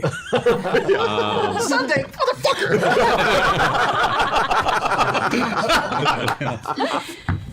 The chain, as you kind of grasp it as it's dropped in your hand and you look at it, there appears to be a brass emblem with a single circular sapphire set into it. This is a symbol of my crest. Few should argue, should they be under my sway. Thank you so much. And I drop 6 inches, which is to my knee, and bow my head in supplication. Skeleton. Beep, beep. Beep, beep. I don't He means be pleased. Oh, be pleased. Before we depart, my lord, I would ask, perhaps, some local knowledge. We have magical items that need... We require wisdom as to their origin and their function. Who would you trust in this city? Would you know who to trust in this city? Thanks for a second. That? I like that question from Taliesin. That's a good... I mean, like, in fiction, it's, you know, it's an absolutely, it makes sense. You know, don't want to waste J'Mon's time. But it's from a meta, you know, being a player that is trying to make, like, the table and the story as good as it can be and, like, make the game as good as it can be.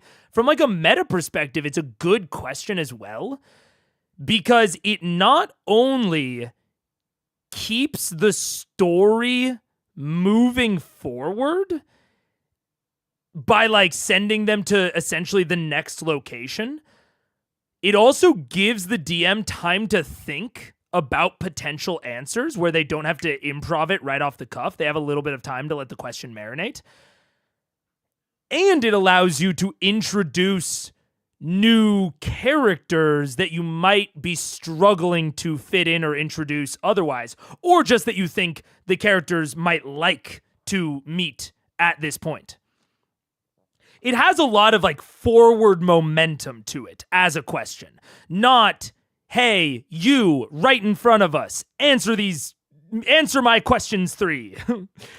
It is, who do you know? Who do you trust? Where's the next place we should go, DM? So it not only, like, really works in fiction in terms of not wanting to waste this powerful, you know, dragon's time with, you know, weird, with like simple questions. But from a meta perspective, that's a good player question because it not only keeps the game moving forward, but it gives the DM time to think about better and, just of better answers than they might be able to think up in the moment. It's Victor. He's spiritually from Valheim. Yeah. Yeah, no. Yeah. Weird. I don't normally pause for, like, this sort of thing, but it just stuck out to me as, like, a strangely productive question. Yeah.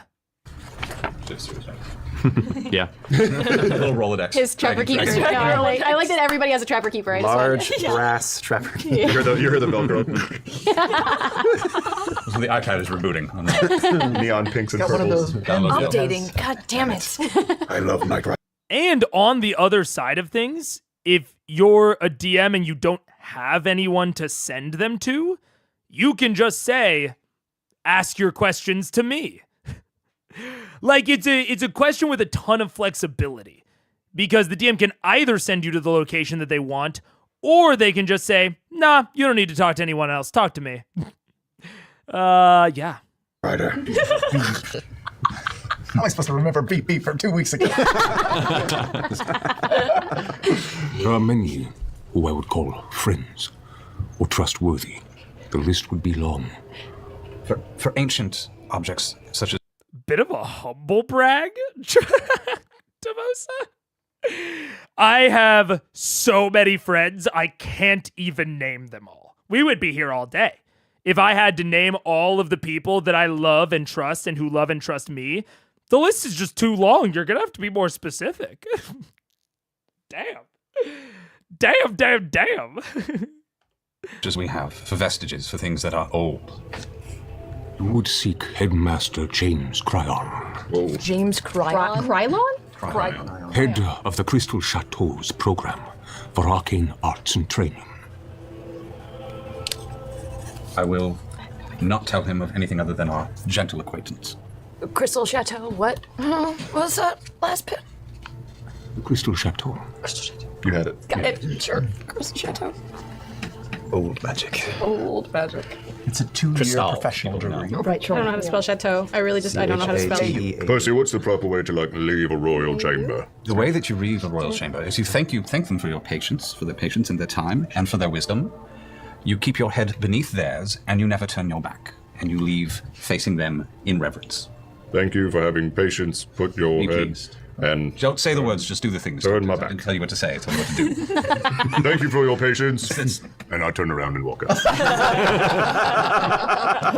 You hear a hearty, deep-throated chuckle as you turn around. As you make your way to the door of the exit, it opens once more as you hear the platform coming to rest once again. As it opens, there standing in the space is the Cobalt Golem, eyes flickering with white flame. Oops. It comes rushing forward past you, just kind of shouldering you out of the way. Whatever it be. Grabs its blade. You can see like there are dents in its armor, but it's still standing. Wow. Damn. Ooh. Apparently it didn't seem to take much damage from the impact of the fall. Wow. It takes the blade and drags it behind it as it moves around. J'Mon steps back as the golem goes back onto the balcony and then begins to climb back up outside to whatever strange device or platform it was affixed to before it dropped. Sick. Marvelous piece of engineering. You have many throughout the palace. Many. Your technology is impressive. Your craftsmanship beyond anything I've ever seen. And there is nothing more pleasing than a monarch with a sense of humor. Bless you. My patience for your honeyed words, Krusty. Oh, for good. It was so good, too. Now, be on your way.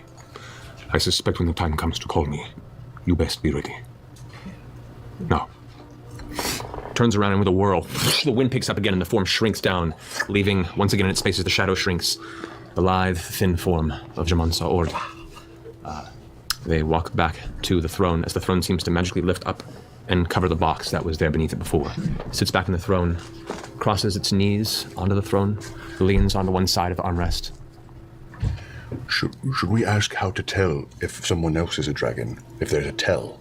He won't tell you. Oh. Because I think that's their secret. Right. Yeah. Thank you. Thank you. I begin walking out. Yeah, we all Backwards. Limp. I'm gonna just keep holding my slash. I'll actually give you excellent posture for a slight bow. Right, I'm gonna cast Lay on Hands through my armor on his shoulder and give a big 5 hit points. Ooh, Big 5 hit points. thank you. I'm in the 30s now. Yeah. It's like the life force of like 2 kittens. You guys step back into the platform, the door closes, the chains shudder and begin to unfurl as the platform lowers down, once more giving you the view over the vast expanse of Ank'Harel and the deserts beyond. Oh, in the see-through elevator? Yep. Just like fancy hotel elevator? No Grand Maven. It finally reaches the bottom floor. The door opens once again, and there you see the Grand Maven surrounded by what looks to be 12 different servants that are now picking up what looks like pieces of shattered rooftop, broken furniture, and a large crater that is now jammed in the center of what was once the waiting room where you guys were previously set. Furniture scattered and totally ruined, and there seems to be an air of... Take a break. Oh, we have 8 minutes left. Ooh. It could take us like another 45 to go 8. So we're going to take a break. I will be right back. And we'll see what their reactions were to this. I'm curious how they're processing this. See you in a sec.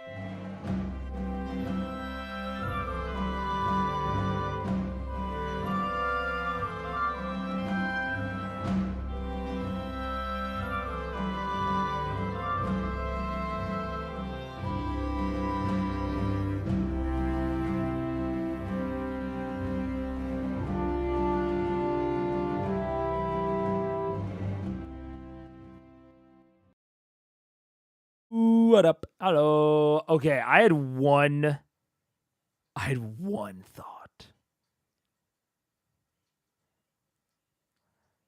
one thought while I was in the bathroom. Are sphinxes? What monster type are they? They're monstrosities.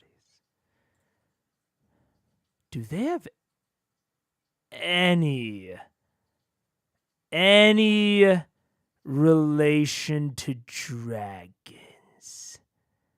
Leo 9, Patrick Fails. You guys need virtual libraries. Sphinx test the worth with regard to creature chose the sphinx around the some magical tests. Extraplanar beings, most encounters, you can access realms. The weirdness, the dream worship is so we can find it. Okay. Never mind.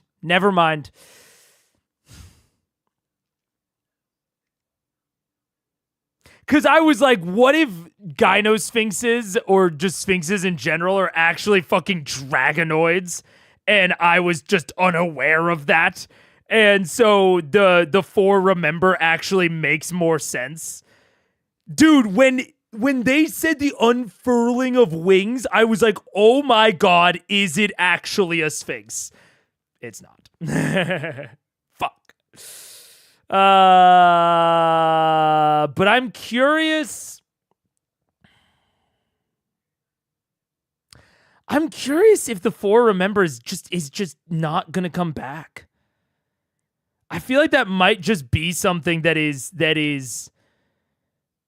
just not applicable.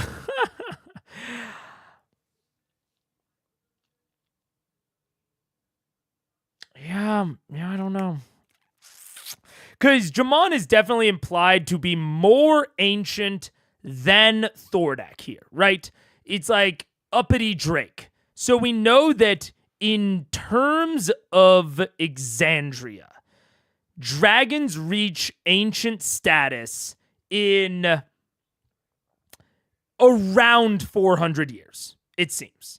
I mean, I guess theoretically, THORDAK could have already been an adult dragon at that point and has just gone to ancient status in the 400 years since.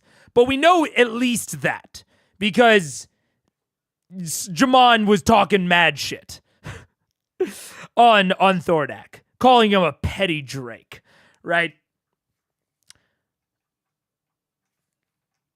And that implies that J'Mon is at least 400 years older than THORDAK. And we haven't really heard of any other being that is that old. It's that old.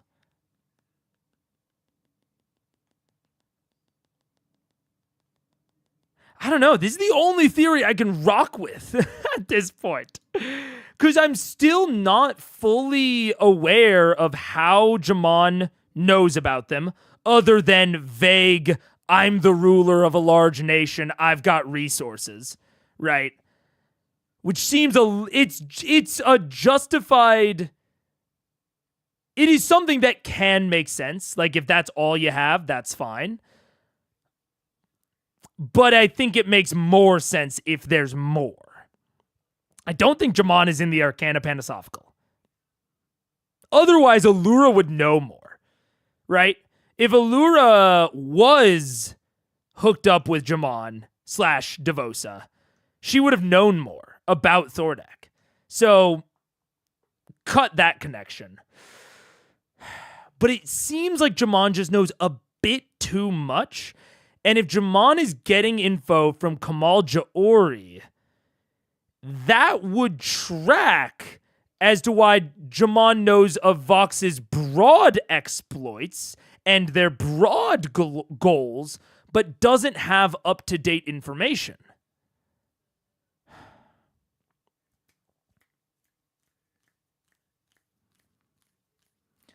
And so then it's just like, okay, the 4 are just long-lived beings. It doesn't have to be, it just happens that 2 of them are sphinxes. And then J'Mon's a dragon. And the 4th might be another dragon. Now that metallic dragons are in the mix, The whole world is opened to shapeshifters. So there could just be another metallic dragon in Wildmount, or it could be the Archdruid theory. The water Ashari could be in Wildmount. They both have wings and talk way too much. Now you'll think every NPC is a monster in disguise. I'm not saying that is a potential consequence of having so many fucking shapeshifters take prominent roles in your story. I'm not saying that is not a consequence of this situation that we find ourselves in. The 4 might just be referring to the elemental planes. No.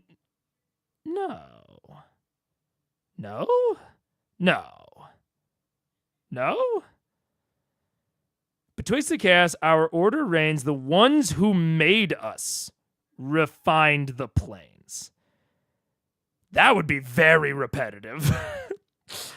As the ages die, their time and endure the 4, remember.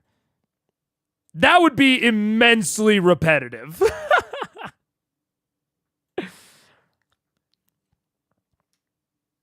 If that is the case. Maybe. I don't know. I will also say that this would draw, a connection between the 4 and the 4 elemental planes. That's the most obvious. So then what would J'mon be? I guess air.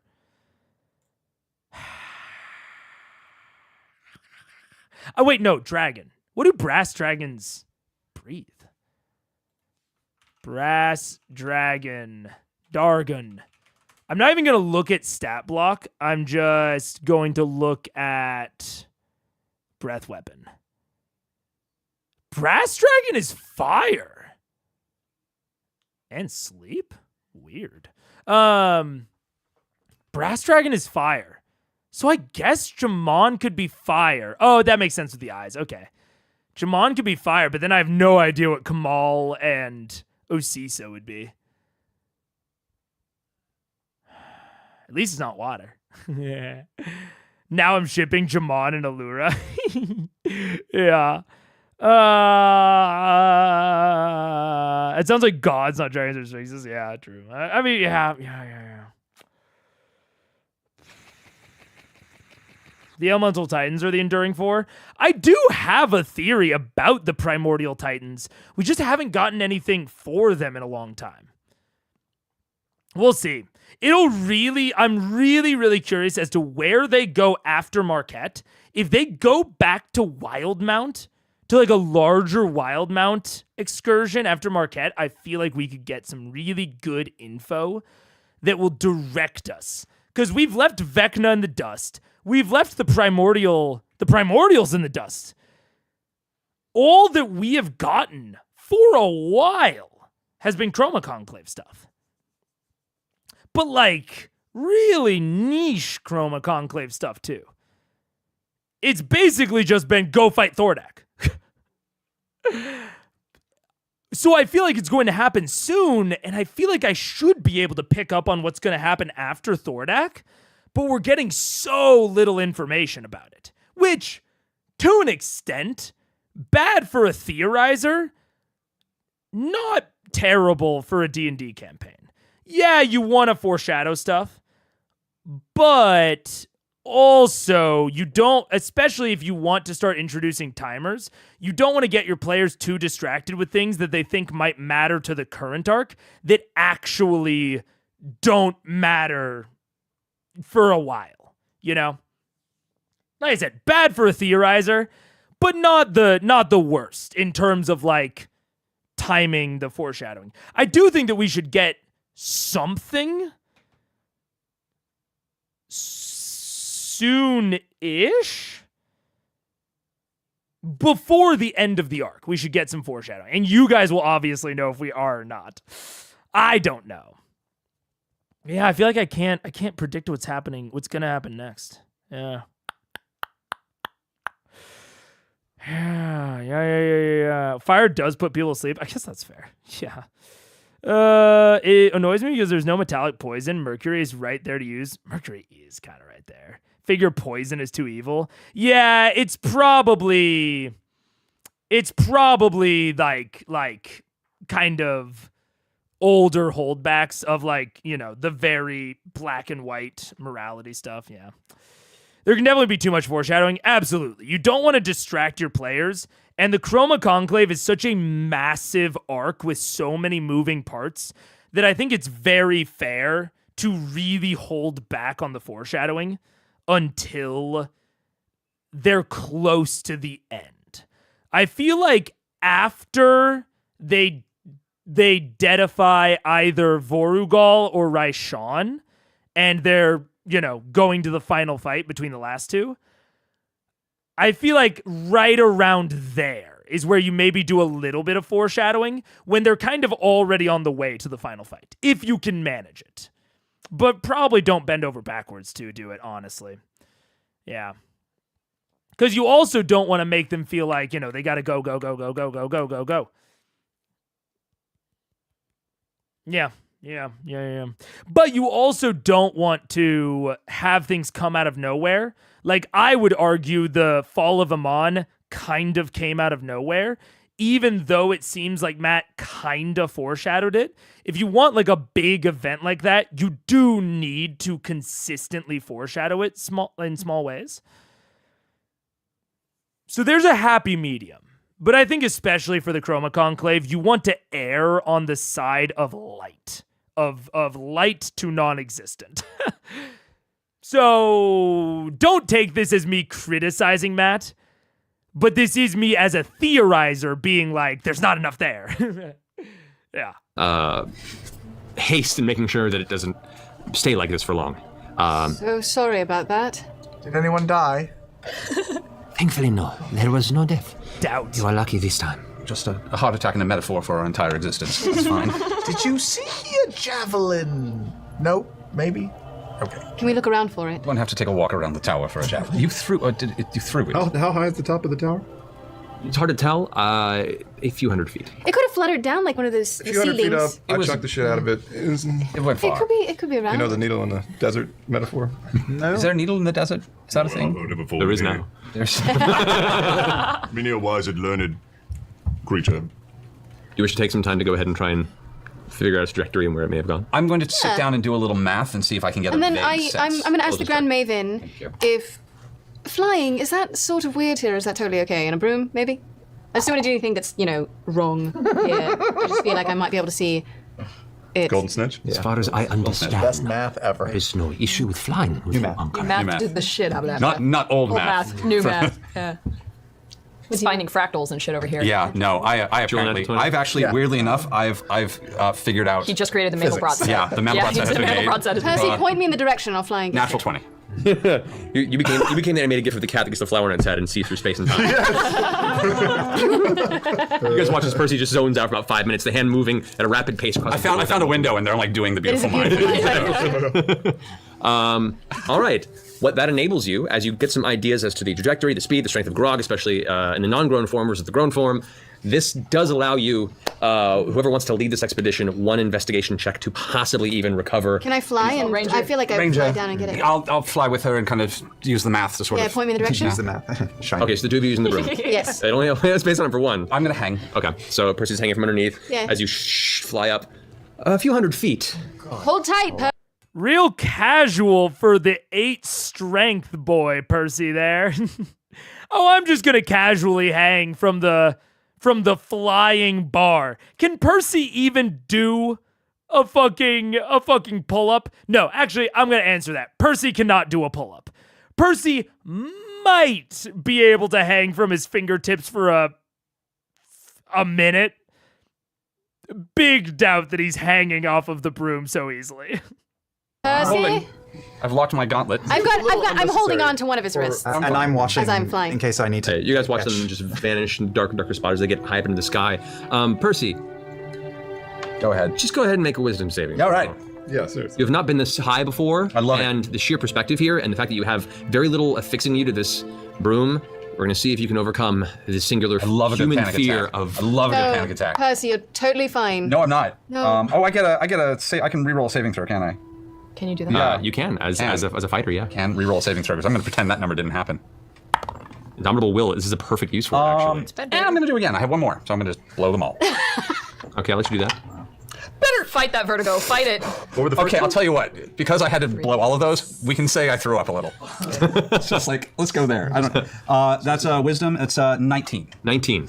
You feel quivering on the broom as Percy's hands are beginning to shake, and you can see the fingers themselves having to constantly kind of flutter. As you look down and about to ask if he's okay, you just watch as this spray of I throw up too, just because anytime. This was a very poor decision. Oh my god. Bax, you watch up as you see just the gentle rains. Yeah, have we gone forward or have we just gone straight up? It's gone straight up an arc. Okay, so we're not going to hit them. There are occasions where I see the roots of Daggerheart.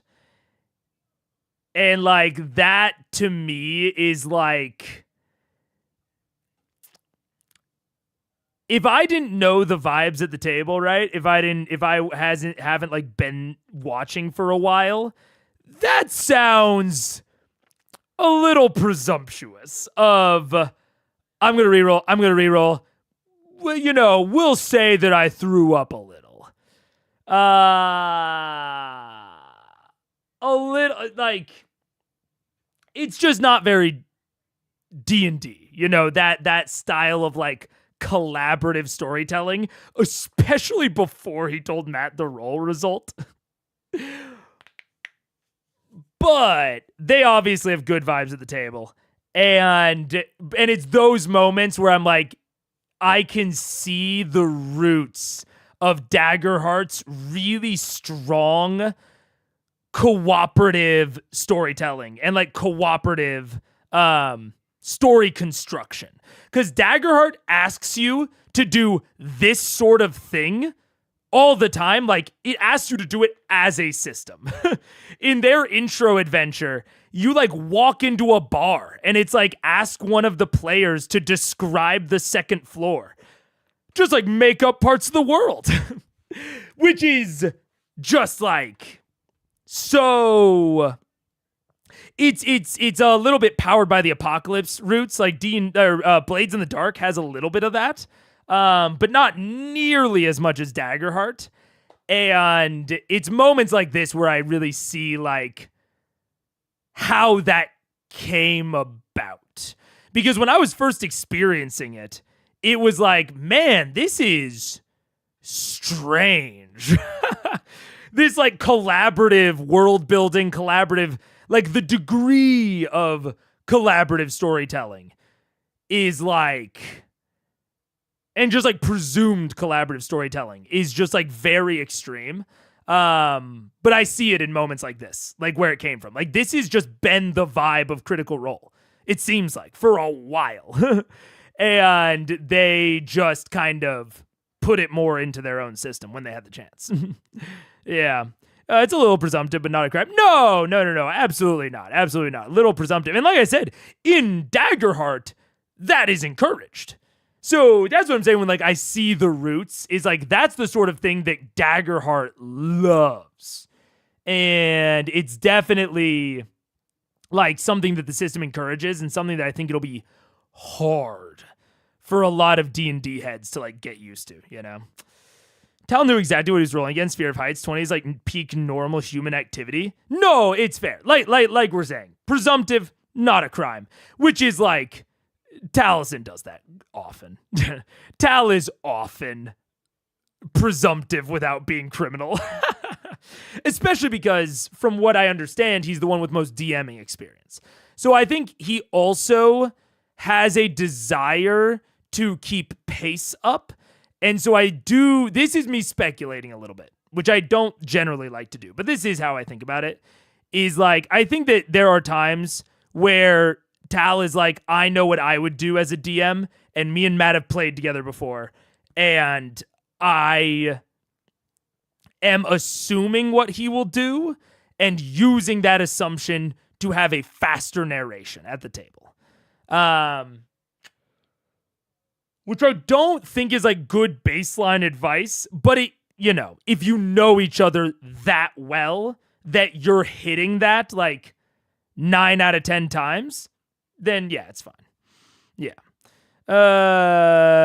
Giving monsters Indomitable might be an interesting replacement for LR.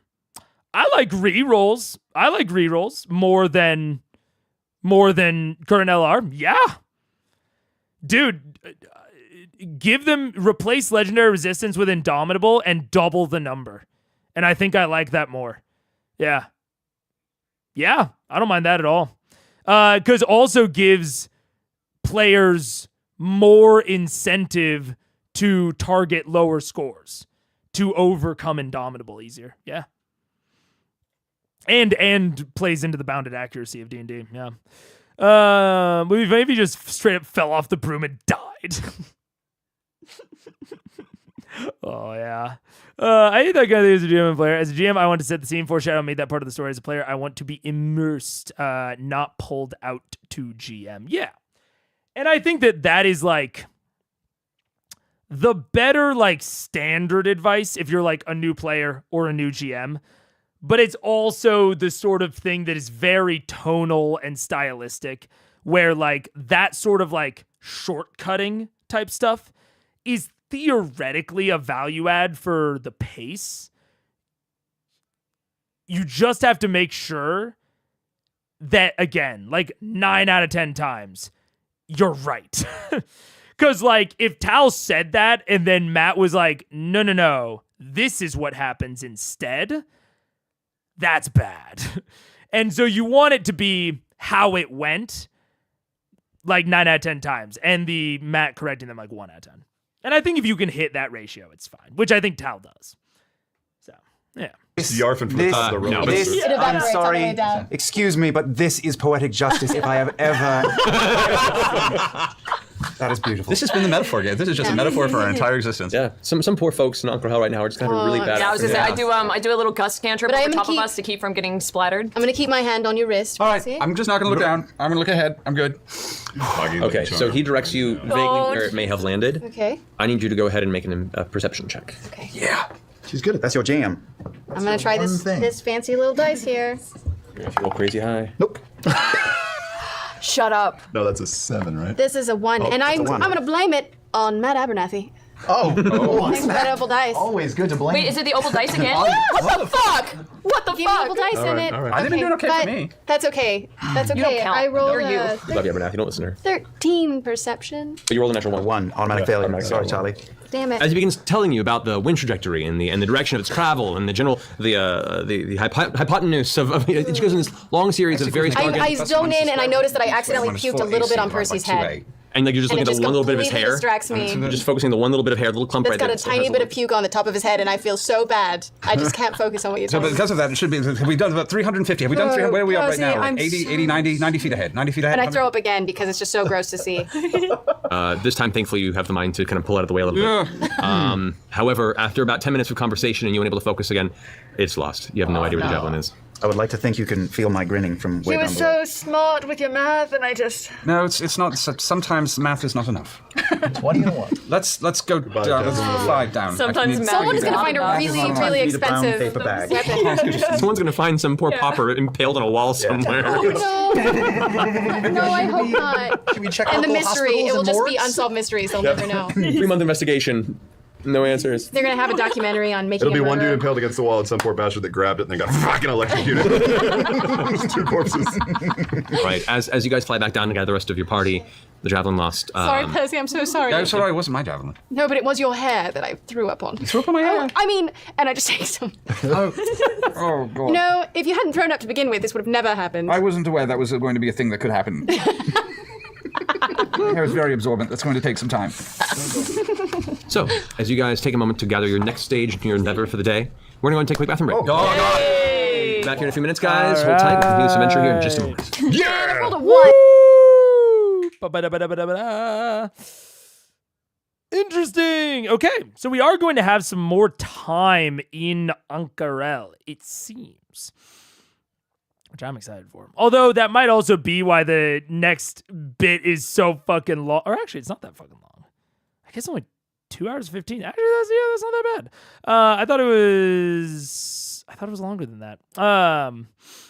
But yeah. Interesting.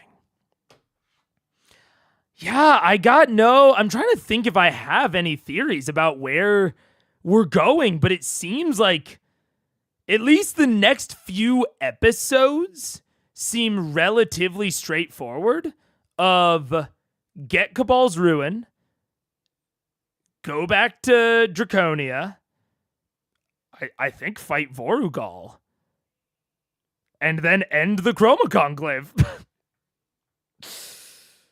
Like, maybe... Okay, wait. Let's think about this. Okay. The only spoilers that I ever use for myself, because I can't help but see them, are the backgrounds. Because I have prepped out thumbnails.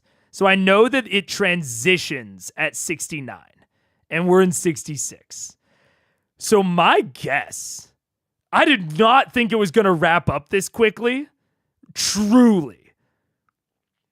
But I can't ignore that I have that information. I'm not going to ignore it. Because I have looked at that to prep out the thumbnails for the rest of the time.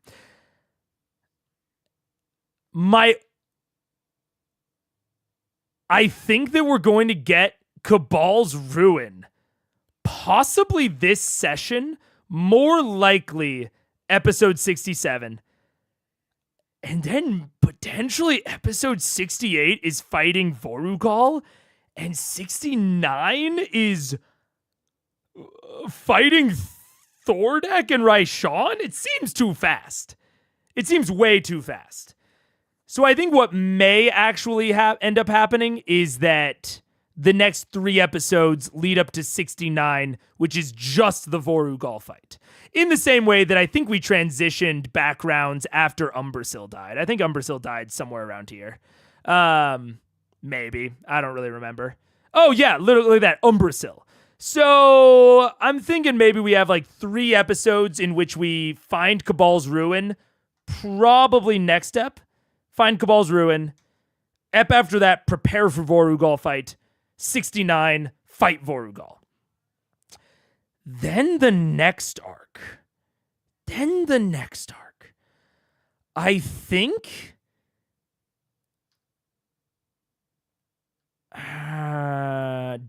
roll... Oh. I don't know if that's on purpose, but possibly, Strawberry. Possibly. Oh, man. I'm not going to look at the amount of greens. I'll find out after episode 69, because again, I have to prep out all the thumbnails. So I'll find out after that. I think there could be a Wild Mount jaunt. Ooh, well,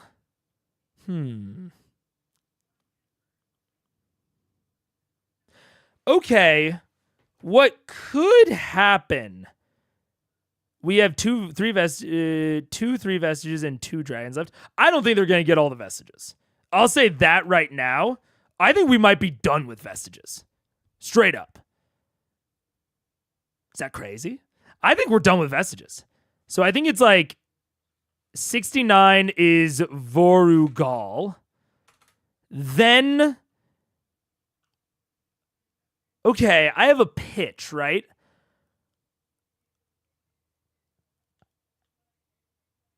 Right, because someone was like, oh, what order do you think they're going to go in? And I was like, well, I think it's going to be Vorugal because we have no clue where RAISHAN is. And actually, we've got no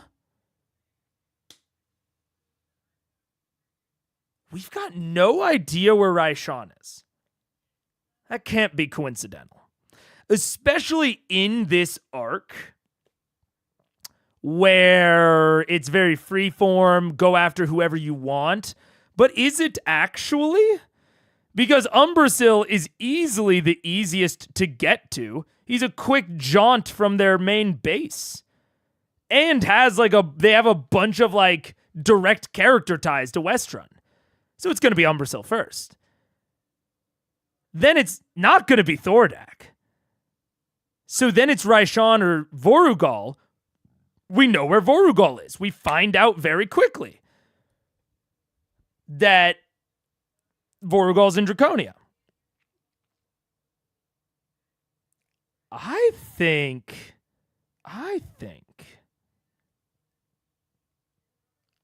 Who did I say was puppeteering Thordak in Weekend at Thordak's? Thordak isn't alive. He's, of course, he died in the Plane of Fire. A resurrected Thordak. I don't think Umbrasyl's behind it all anymore. I don't think that. But I think that it could be RAISHAN.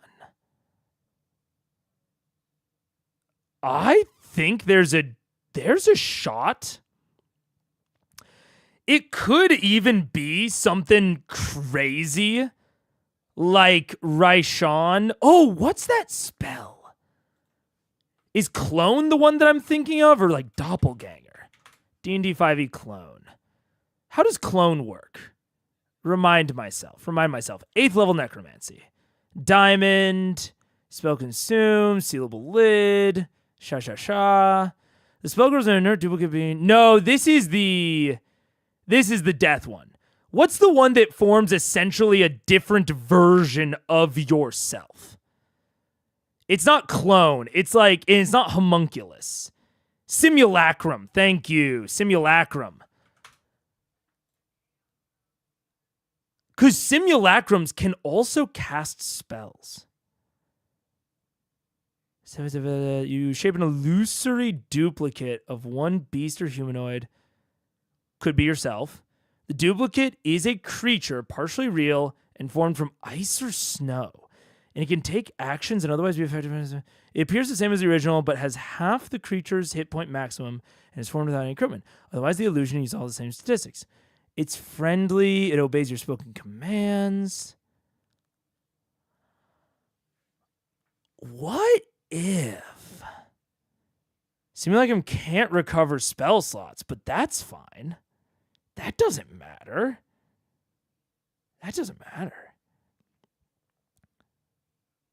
Because they can't long rest. Is that why?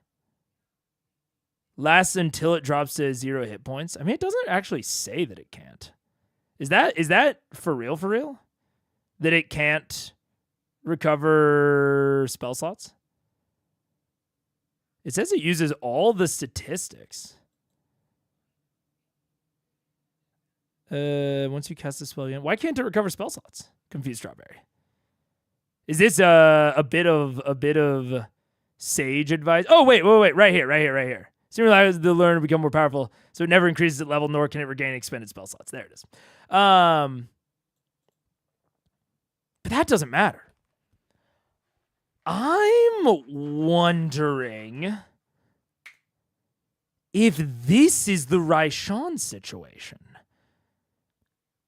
If either the RAISHAN dragon or the RAISHAN humanoid is a simulacrum cast by the other, or cast by the main, right?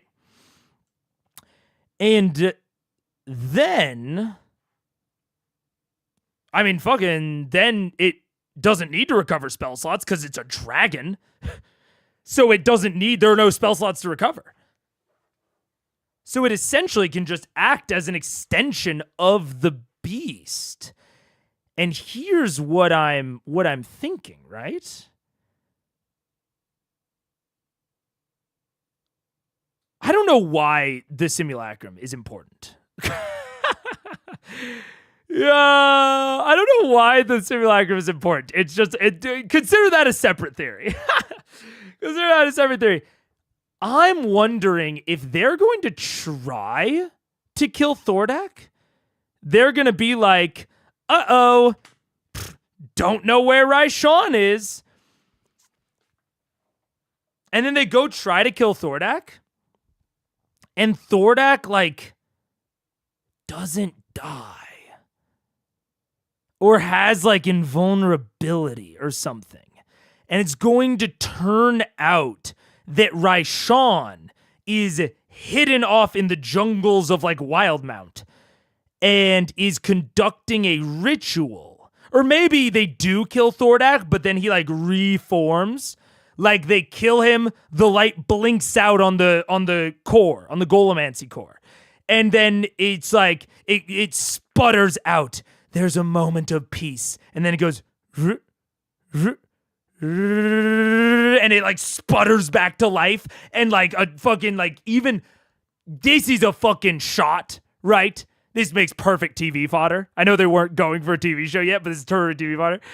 it blinks back to life, and Grog has like severed Thordak's head. It's lying across the battle arena, and the head slowly starts coming back towards the body. And Grog rushes over, he rages again, he's trying to hold it back, but it's dragging him as he makes furrows in the pavement.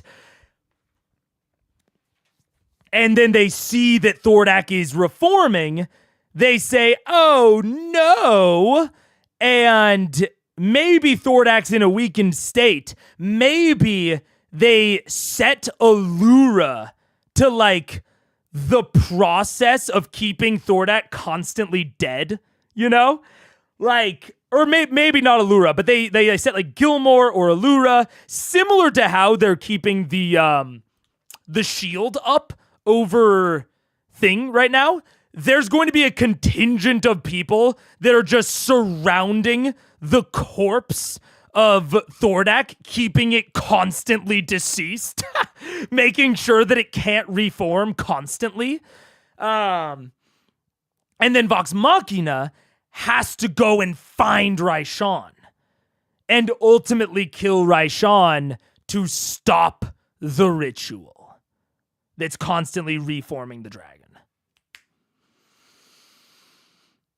That could work, because RAISHAN has been so absent otherwise. We have gotten third-hand accounts, and she was at the fall of Amon, but that's it.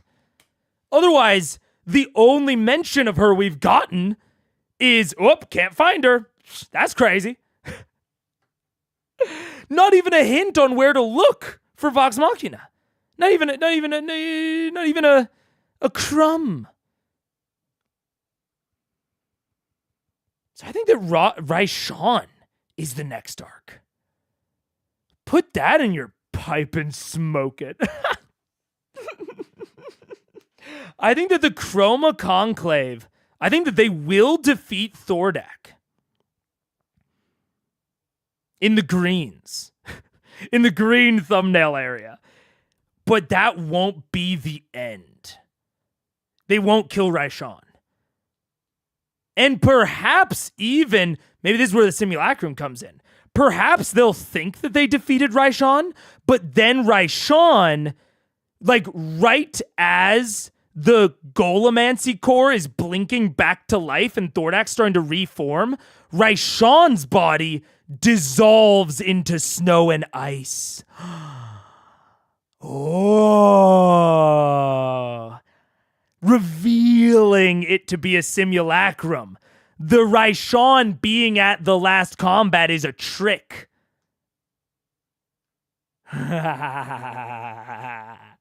then Allura's like, it was a simulacrum. No. That could work. RAISHAN and Raish 2.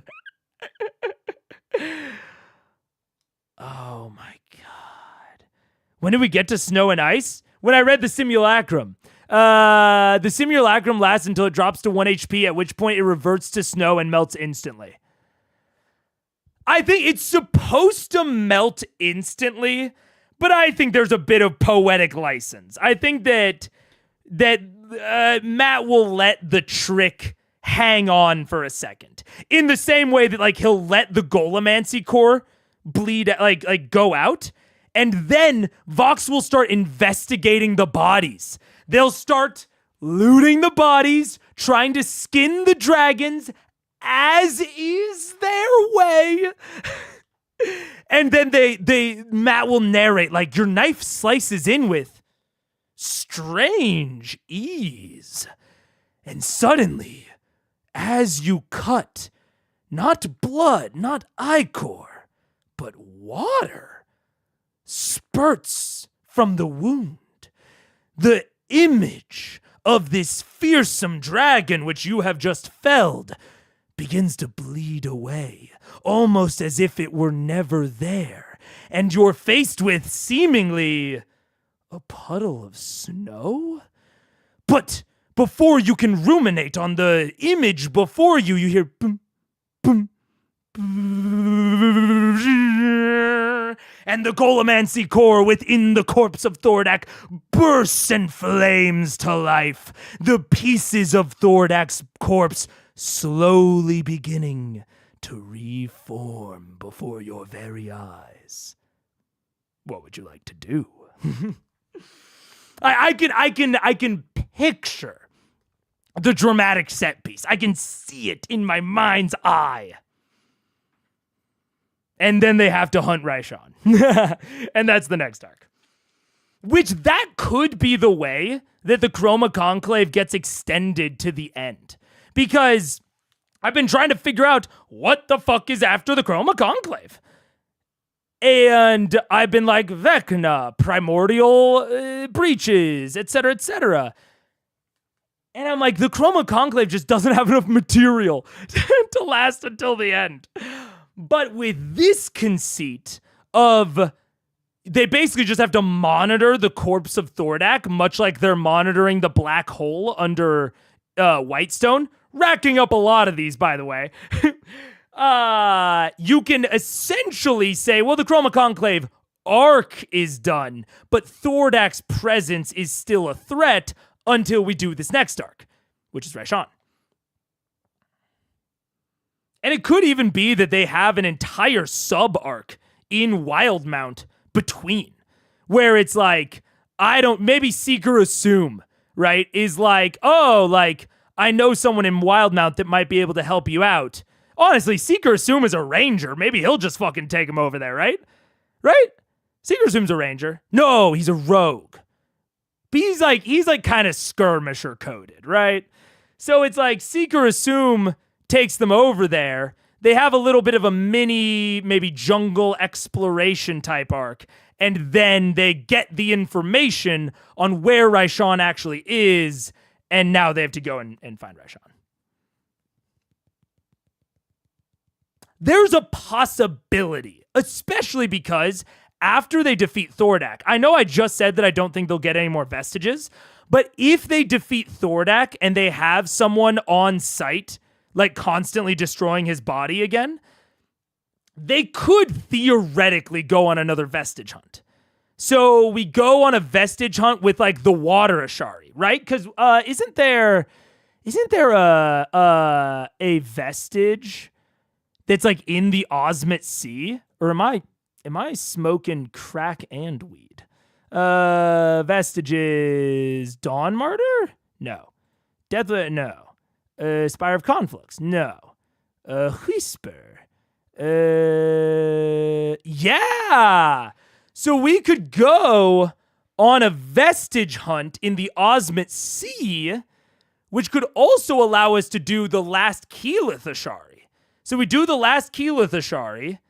We get Whisper, the vestige, on our way to Wildmount. That takes up some time. And by the way, I'm not saying takes up some time as like a bad thing or anything. Or I'm not making any comments on the pacing. I'm making a comment on how the fuck could the Chroma Conclave last 40 more episodes. That's what I'm making a comment on. But if we have an Ashari and a vestige hunt and we have to hunt for RAISHAN in Wildmount, that could all work. This could work. This could make sense. Yeah.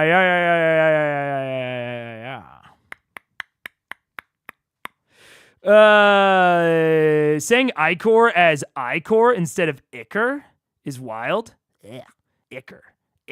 Sounds like I'm saying ew. Icker. Yeah. But Icor is strong, powerful. I would say Icker about the bodily fluids of like an imp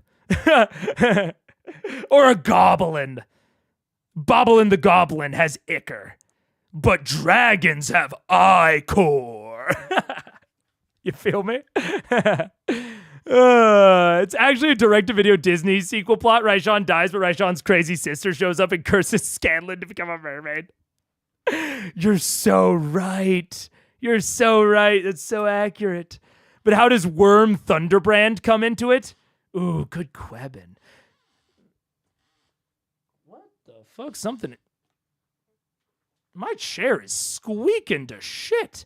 How does Worm Thunderbrand?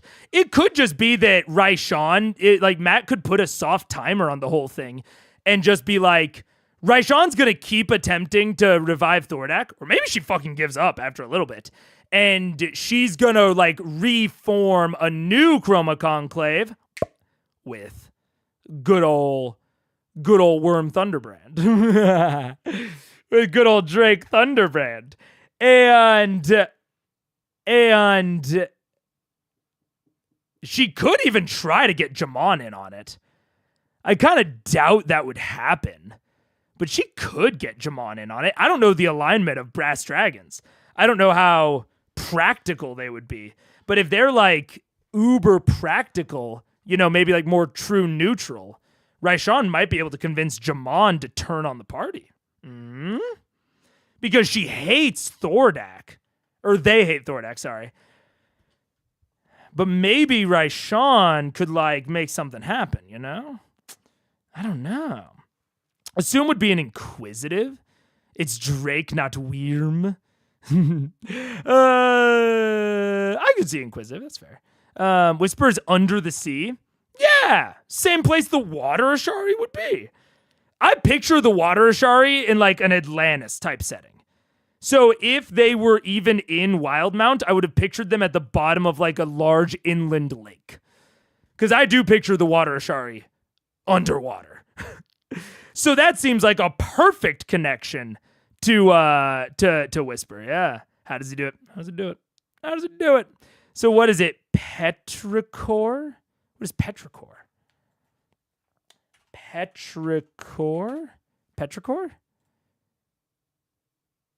A pleasant smell that frequently accompanies the first rain. Yeah. I would also say this Petrichor. How would you say it? How you say Ichor?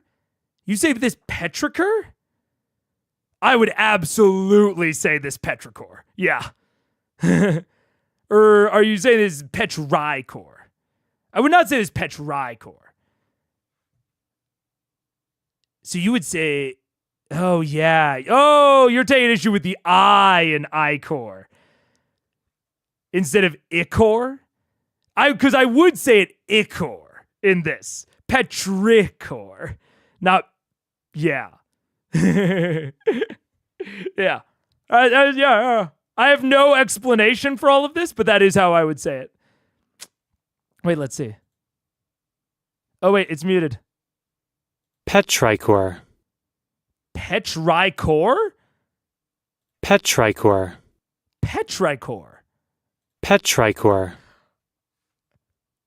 You were saying it sassy, but that's the way that Google says to say it. It's saying Petrichor. Oh, shit. Yeah, Petrichor. That's not at all how I would say it, to be clear. I would say Petrichor. But that's crazy. Google is the devil. Google's full of shit. Oh, if only I could read international whatever these are. Petrichor. What brand of English is that? It's not North American. I have not. It's from Oxford Languages. Petrichor. Lol. Ignore the robot. It's pronounced Ichor because THORDAK is powered by Apple. It's so true. It's so true. Oh, man. International Phonetic Alphabet. Yeah, thank you. I wish I could read the International Phonetic Alphabet. It would be unironically helpful sometimes. Anyways, I gotta go take a break. I'm gonna go make some dinner before we do Supervive. Honestly, I might get on Supervive earlier than it is scheduled. We're gonna see. We're gonna see how I'm feeling. I might need to take a nap, so I might not get on early. We'll see. But that's it for Critical Role. I'm excited for next week. I should have no problem being here. I think we might run into a problem like middle of December. I might have like a holiday schedule. But I'm gonna take a break. And I will see you all later. Goodbye. Thank you for joining. Goodbye.